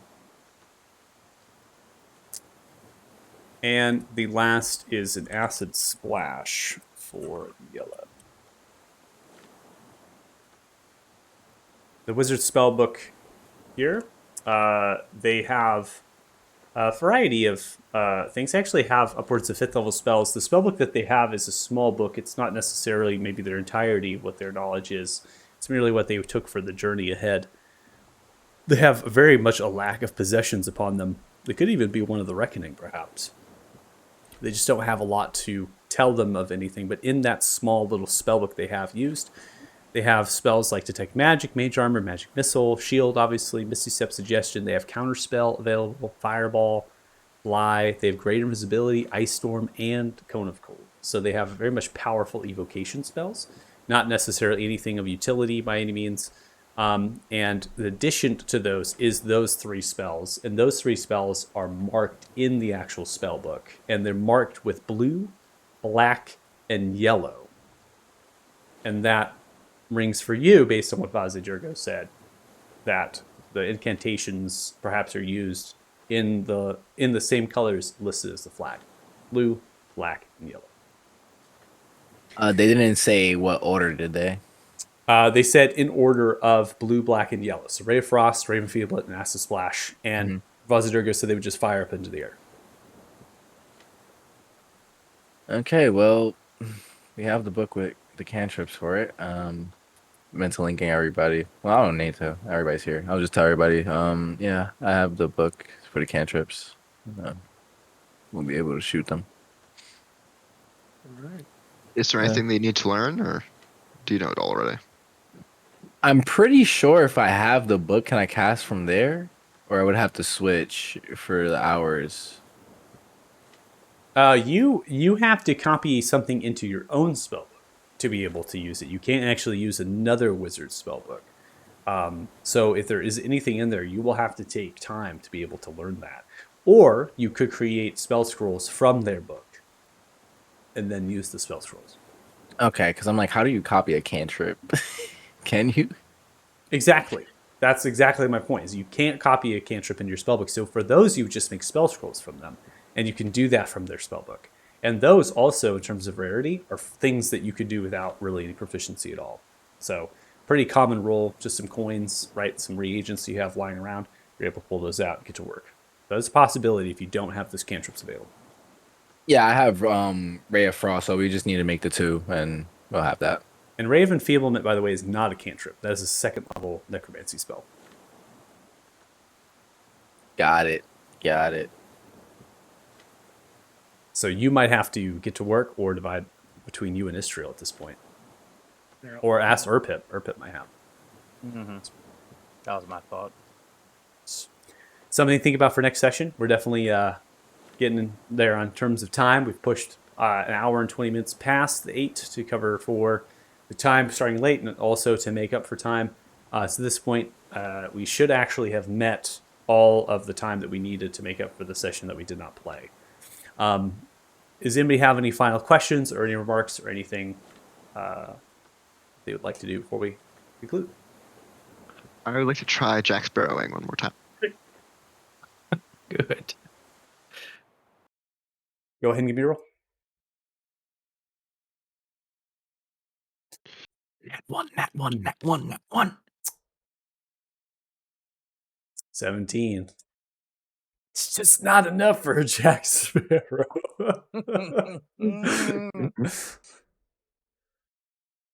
You fall again. A little more gracefully this time. You take 12 points of bludgeoning damage. Costas, you're gonna put a hole in this boat if you're not careful. You could really stop. Yeah. That boy ain't right. I'll get it eventually, okay? I know how he does it. The great captain, Jackius Sparrowus. Jackius Sparrows. All right, I'm going to calculate experience points for everybody. Give me a second.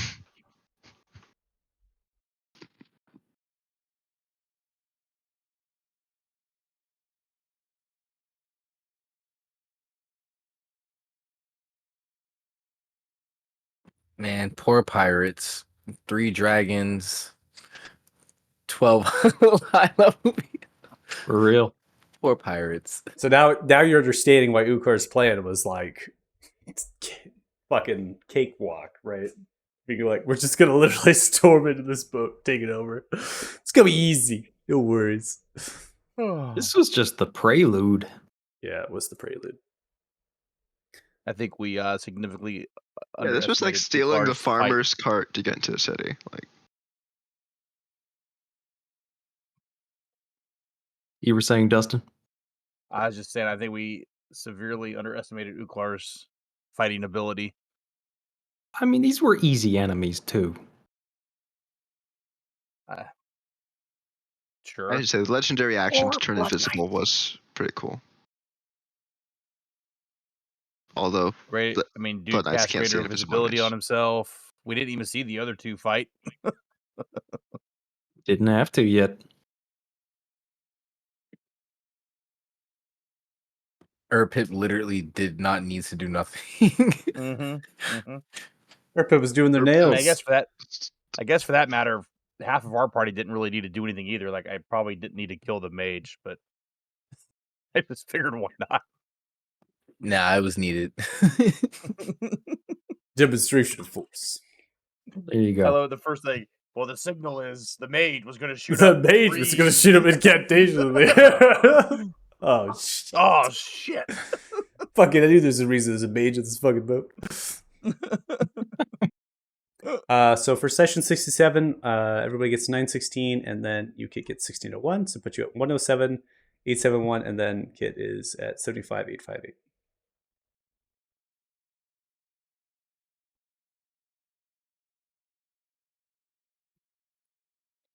Okay. All right, pin that one. If you're watching the stream, especially really appreciate it. Thanks for sticking with us. Awesome play here. We're now on the boat of the Blue Iris. This ship of the Denkosh carrying most likely metals and other machinery for the Tinkerer, courtesy of the intelligence of Ukar. We're going to take this to the sea gate into the harbor, and from there, we'll move on to the Tinkerer, the City of Stone. Thanks so much for watching, and check us out next week, Saturdays at 4 p.m. PST, and we'll see you later. Bye! Wayward. All right.